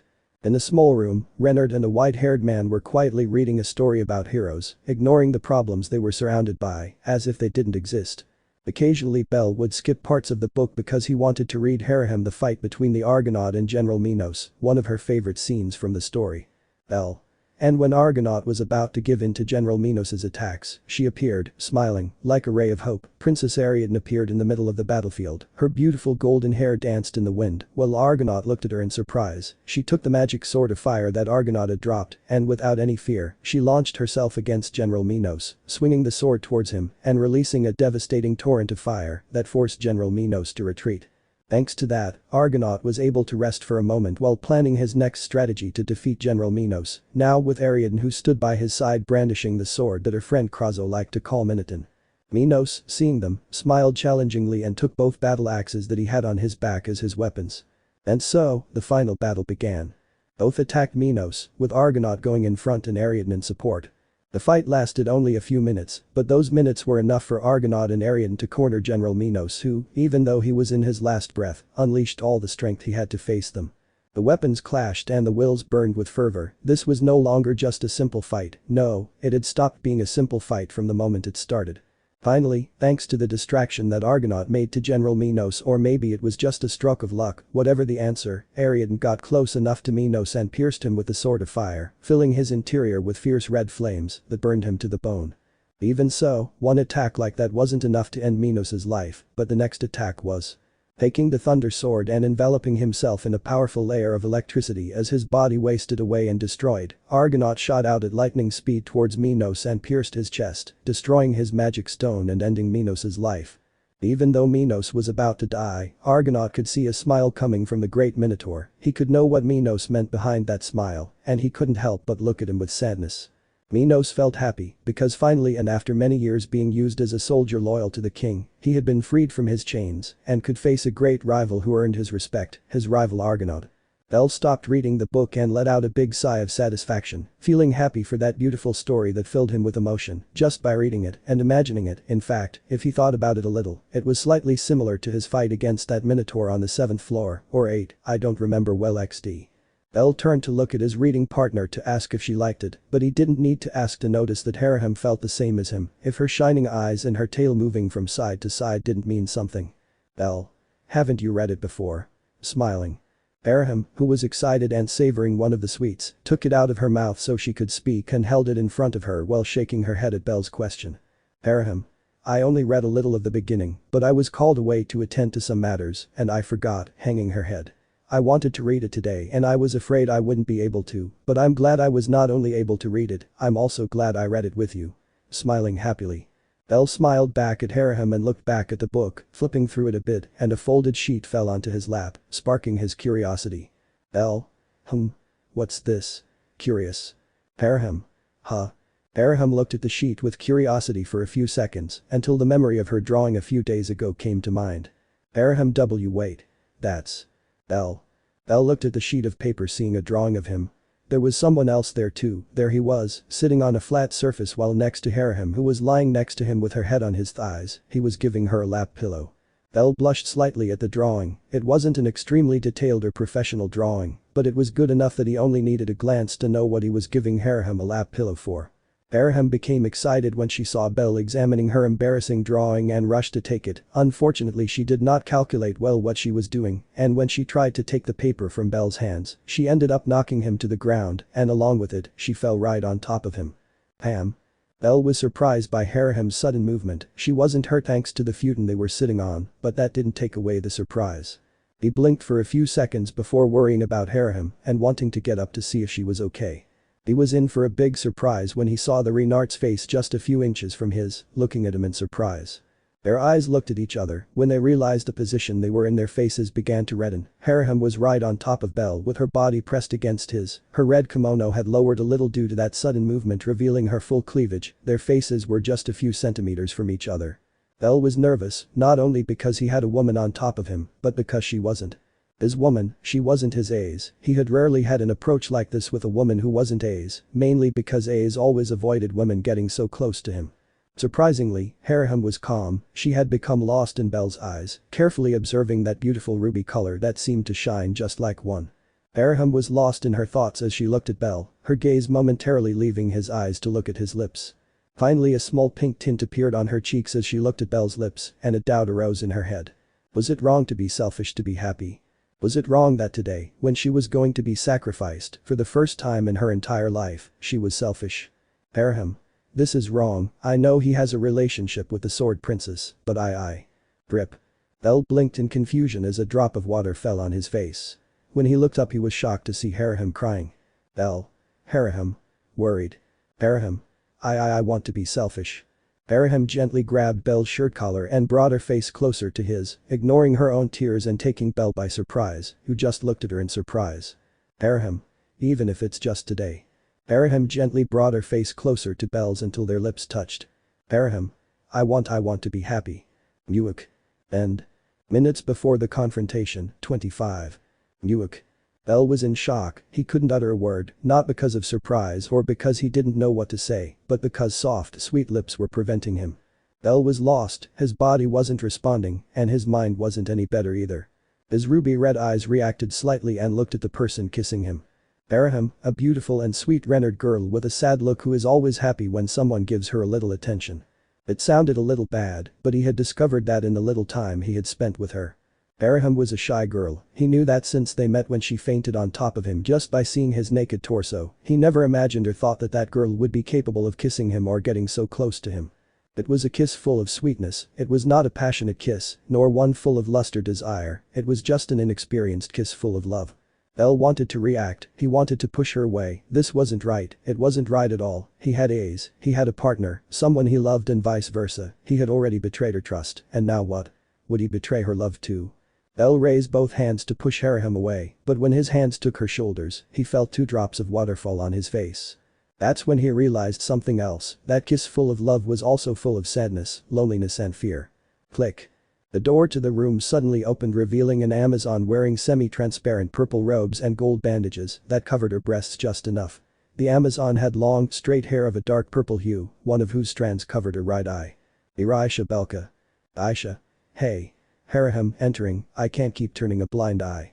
I hope you made the most of your time with a little rabbit brat, because it's time to go say. Blinking. Hera stopped kissing Bell and looked up in surprise as her face began to redden as she regained all her senses and realized what she was doing. Bell stared at Aisha paralyzed. Aisha smiled slightly when she saw a thread of saliva on Hera and Bell's lips, her smile increased when she saw how they both were, Hera with her neckline open and Bell with her clothes in tatters, like that, and Hera on top of Bell. Aisha. Well, so you really didn't waste your time, huh? Aisha gave a flirtatious smile to both young men who blushed hard, knowing what the Amazon was thinking. Aisha. Well, it's a shame that it arrived when things were getting interesting, but I can't turn a blind eye any longer, it's time to go, Hera would be. Aisha looked at Hera who looked back at her in silence for a few seconds before smiling. Aisha was slightly excited, it was no longer that empty and sad smile that she always had, now it was more alive, as if she had just fulfilled the last of her dreams before being sacrificed. Hera looked back at Bell and was embarrassed. Hera. I'm sorry about that. I wanted to kiss the most special person to me, smiling. I know it was wrong to do it without her consent, even worse because she has a relationship with the Sword Princess, lowering her head. But I wanted to be selfish and do something for myself sometime in my life, smiling. Bell. But why? You talk as if. Hera caressed Bell's cheek affectionately before stepping aside and getting up from the futon, walking towards Aisha. Bell quickly stood up and took Hera's wrist, stopping her. He didn't want to let her go. He knew he shouldn't let her go, whether he called it instinct or a feeling, but he knew that if he let her go, something terrible would happen to her. At that moment he remembered it. I won't be saved anyway. Bell mentally slapped himself in the face for forgetting something as important as that and looked at Hera worriedly. Bell. Hera, what did you mean by I won't be saved anyway? Hera turned to look at him and smiled sadly as her head and ears drooped. Hera. I'm likely to die tonight, looking at him. Bell. What? Why? Worried. Aisha. Because the Renard possess a unique magic, it would be. Bell. But why does she have to die for that? Confused. Aisha. Each Renard has a different magic, each magic is special and has a unique effect, Hera is no exception, she has a strange magic called Uchide no Kazuchi, it is a magic that allows her to give a power increase to a single person, the increase in power is such that it can momentarily make a person level up, looking at him. Bell couldn't help but open his eyes in shock, Aisha wasn't lying when she said it was a unique magic, she had never heard of a magic or ability that was capable of doing that, leveling up, even if it was momentarily, it was something incredible. Hera. You see. It is a unique and special magic, unfortunately it is also very coveted, today the Ishtar family will perform a ritual on me, a ritual that will allow them to use my power whenever they want and in as many people as they want, everyone will be able to use my power, but for that they must use me as a sacrifice, looking at him. Bell was shocked to hear her words, a sacrifice, they were going to kill her to obtain her power. Bell. That's stupid, why would they do that? Why? Shaking his head. Hera, seeing him start to get upset, took his hands affectionately and gave him a warm smile. Hera. I'm happy, smiling. Bell. What? Why would you be happy to know this? Holds his hands. Hera. Why I was able to meet him, smiling, I always knew that I would only be used by others, I learned to live with that and accepted it even so, I could never avoid feeling alone, that's why I'm very glad to have met him, to meet someone who cared about me before my death. Bell. Don't say that. Grabbing her by the shoulders. Hera opened her eyes in surprise to see Bell react like that. Bell. I don't care that you're a prostitute, I don't care that you sold your body, I'm not a hero, I'm just a selfish boy who wants to save you, hugging her, I promise to get you out of here, I promise that I'll free you, and you won't have to be used ever again I promise, closing his eyes, so please don't say that again, moving away from her, okay? Bell looked at Hera who had a strong blush on her face as she nodded slowly in embarrassment, she couldn't help but give a beautiful smile feeling happy for Bell's words. Aisha. Don't make promises you can't keep. Taking her hand away. Bell frowned when he saw that Aisha was going to fight. Instinctively he tried to draw his knives, but he forgot something. He had left his weapons at home. Bell opened his eyes and mentally yelled at himself for his stupidity. That gave Aisha enough time to pin him to the ground and hit him on the back of the head. Bell's vision darkened. Aisha knocked him out. Aisha released Bell's inert body and walked over to stand next to Hera, who was standing in the doorway looking at Bell. Hera, you should have been gentler. Aisha. Huh. Perplexed. Wow, I didn't think you'd demand anything of me. Well, I guess love can change a person a little. Smiling. Aisha expected a response from Hera, at least a blush or a little excitement, but Hera stayed still, observing Bell's body. She approached him and gently laid him down on the futon while she tucked him in, letting him rest. Aisha. You know he won't be able to keep his promise, don't you? Looking at him out of the corner of her eye. Hera. I know it's unlikely that I'll get it, smiling. Aisha.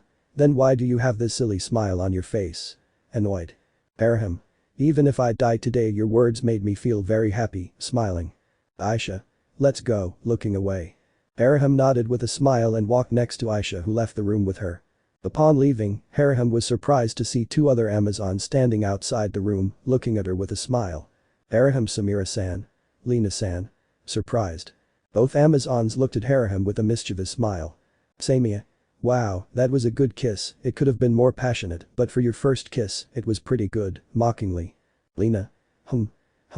Nodding with a smile. Hera blushed slightly and looked away. Hera. Why you all observed too? Blushing. Lena. For a few minutes now. Smiling. Samira. Aisha felt bad about ruining whatever you were doing with the boy, so she sent us to look for you instead, but when we got there we just stood there watching you interact and kiss, smiling mischievously. Lena. It was so beautiful. Smiling, we didn't want to interrupt you, so we decided to wait for the right moment, but Aisha showed up, angry at our delay and interrupted your kiss, sighing in disappointment. Aisha. Shut up already. Frowning. Hera. I see, thank you, smiling. Samira. It doesn't matter, let's go before the others find out about this, walking. Hera. But, will Bell-sama be okay? Worried. Samira. Don't worry, we made sure no one knew he was here, not even Freya, although she's very upset about why her prisoner escaped, laughing, he's a cute boy, maybe I'll come have fun with him later, licking her lips. Hera. No, taking her wrist. Samira. Huh. Surprised. Hera. Please, I don't want you to bother him or do bad things to him, lowering her head. Samira. Well, perplexed, tsk, I was just joking, looking away, I won't do anything to him, crossing her arms. Hera. Do you promise? Looking at her. Samira. I may be a prostitute, but I'm a man of my word, snorting. Lena. Are you worried about your little lover? Smiling. Aisha. Do you want to hurry before the others come? Annoyed. Samira. Firewood High, Vice Captain, blow. Aisha. I already told you that I am not your vice captain, walking annoyed. Samira. Whatever you say, walking. Hera looked at everyone and smiled as she saw them interacting the same as always, as if this wasn't a bad day, and in a way, for her it wasn't anymore. In the Twilight Mansion. A red-haired goddess with a charismatic and joking attitude was walking calmly through the corridors of the Twilight Mansion towards a particular place, Aiz's room. The goddess had nothing in particular to do, so she decided to waste her time as usual, making jokes or bothering her children, and this time it was time to bother Aiz. Loki walked to the golden-haired girl's door and took the handle of the room to open it. Loki. Huh. Oh right, Riveria's seal, patting his head.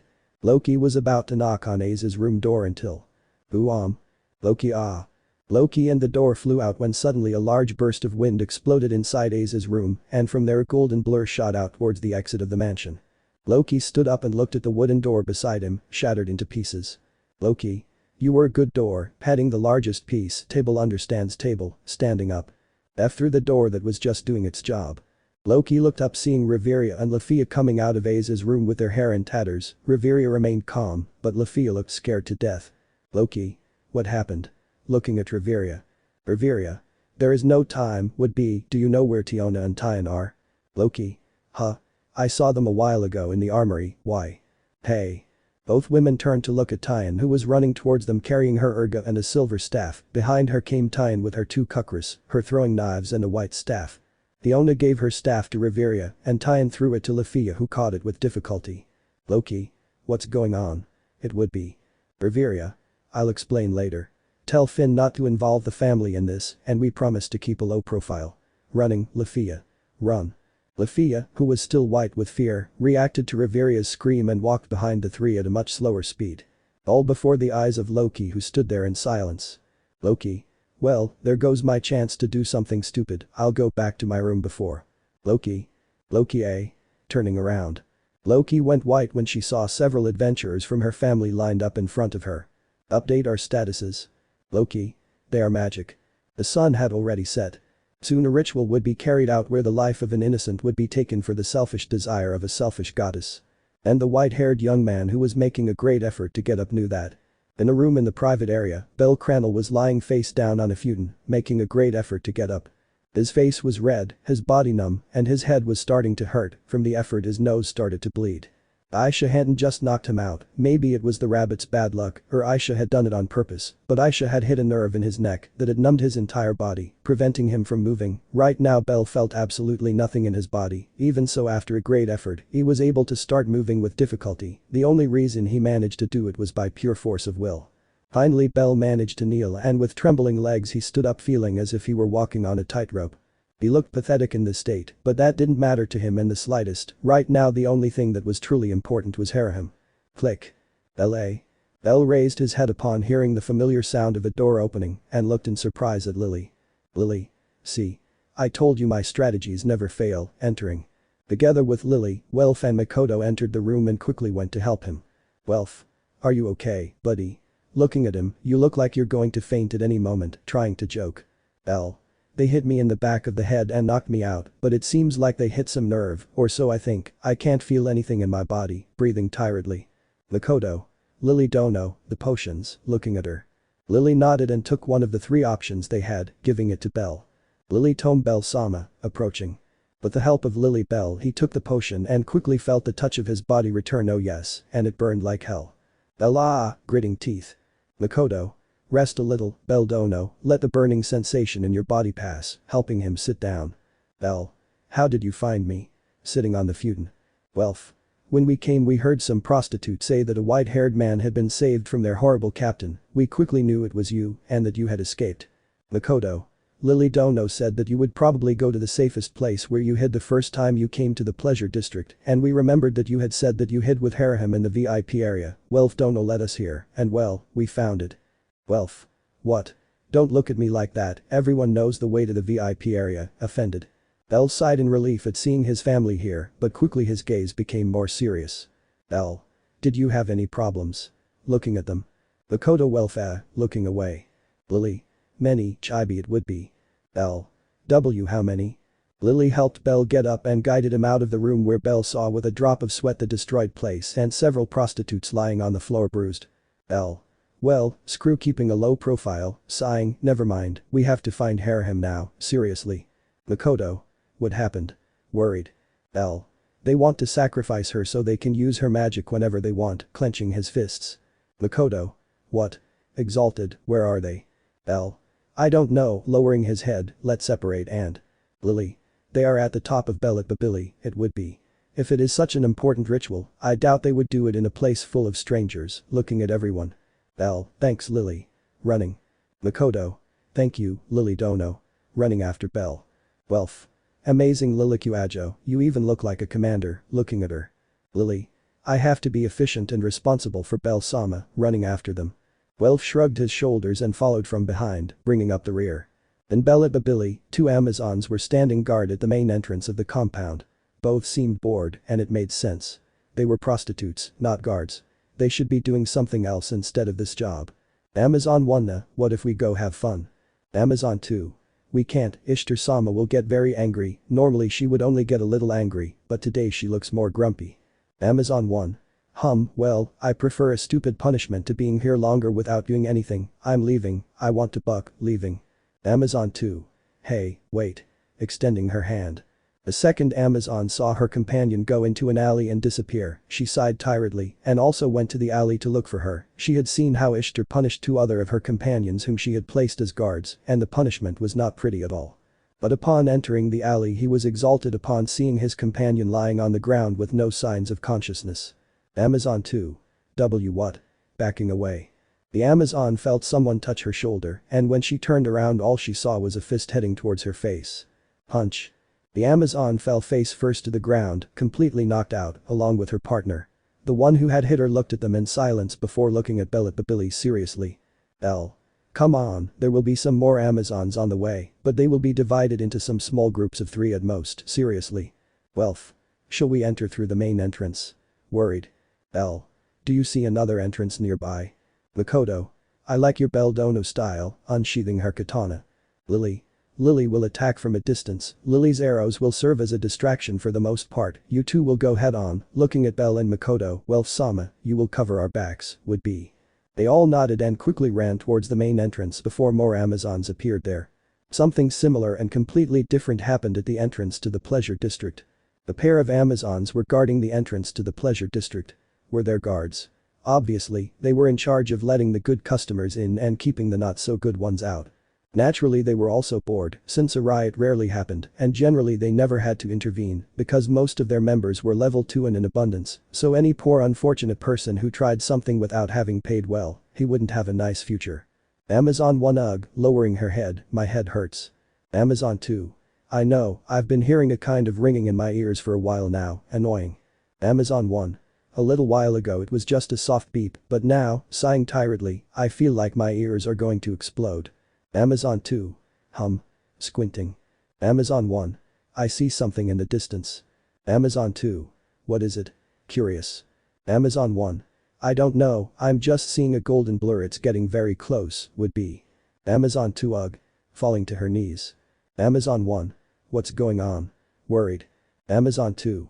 My ears, the beeping is higher pitched, gritting teeth. The second Amazon also Iugi the face with pain, feeling like a painful Achian sound began to give them discomfort. Suddenly. Crash. Amazon 1. Ah. Falling face first onto the ground.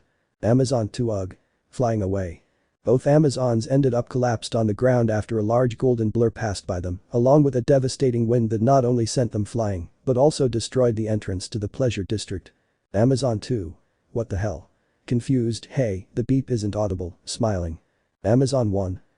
Standing up with difficulty, damn, I knew I shouldn't have accepted the temporary guard position, I would have stayed as a prostitute 24 hours a day, dusting herself off, are you okay? Hey. Can you hear me? The second Amazon stared at the wreckage calmly, wondering whether it was a good idea to do something or not. Amazon 2. You know, and I say we run away and say that the wind sent us flying far away, what are you saying? Looking at her. Amazon 1. It's not a bad idea, really I don't want to have to report this to that horrible thing or to Aisha, tired. Amazon 2. Speak up, I can't hear you at all, frowning. Amazon 1. While the guards were arguing amongst themselves, 2 elves and 2 Amazons sneaked into the Pleasure District and began to follow the golden blur stealthily. In the Twilight Mansion. Loki was walking bored through the halls of her mansion with no apparent direction, after updating several states one after another and pricking her finger repeatedly she was able to escape. He was lying in his thoughts until a voice spoke to him. Hey Loki. Loki Curious, oh Finn, smiling, what do you need? Finn. I wanted to know if you knew where Riveria, Lefiya, Tiona, Tyan and Aiz went, looking at her. Loki. Oh, they just left the mansion. Ariel ran off at full speed, wrapped in her magic. Ariel, I don't know what happened, but I'm sure it's something related to Bell, shouldering. Finn. Sighing, I'll go with Gareth to stop them, maybe we still have time, we can't afford to give the family a bad reputation, seriously. Before Finn left, Loki called him. Loki. Right, looking at him, Riveria told me to tell you not to involve the family in this matter and to trust that she would make sure to keep a low profile, looking at him. Finn was silent before turning around. Finn. I see it's okay, sighing, I hope there's no mistake, walking. Loki. Wait, what happened? You can't leave without explaining it to me, looking at him. Finn glanced at her before sighing. Where was he? Back in the Pleasure District. More specifically at the top of Bell An emerald-eyed Reynard stood in front of a large circular stone with strange symbols, while a pair of Amazons tied her with chains to the stone. Arahim kept her head down, yet everyone noticed a small smile on her face, something that made almost all the prostitutes there uncomfortable, and they looked away, not wanting to see what would happen in a few minutes. Although almost all of them felt uncomfortable and sad, there were 2 exceptions, Frying Jamal, the captain of the Ishtar family and Aisha Belka. Aisha was frustrated and powerless, watching as her closest friend was chained hand and foot for her inevitable end. She was upset with herself and with a certain white-haired man with red eyes, inside her, deep inside her, she wanted him to appear to save Hera. Freya was a sadistic woman, she enjoyed seeing the pain of others, it bothered her a little that Hera always had that sad and hopeless smile, no matter what she did, but she preferred 1,000 times to look at her like that than with that disgusting smile according to her words. Freya Hera, approaching her, when I went to look for my guest he wasn't there, you don't know what happened there, right? Freya gave a sharp look to Hera who raised her head looking into her eyes. Hera, I don't understand, what does Freya mean by that? Freya, don't play stupid. Laugh.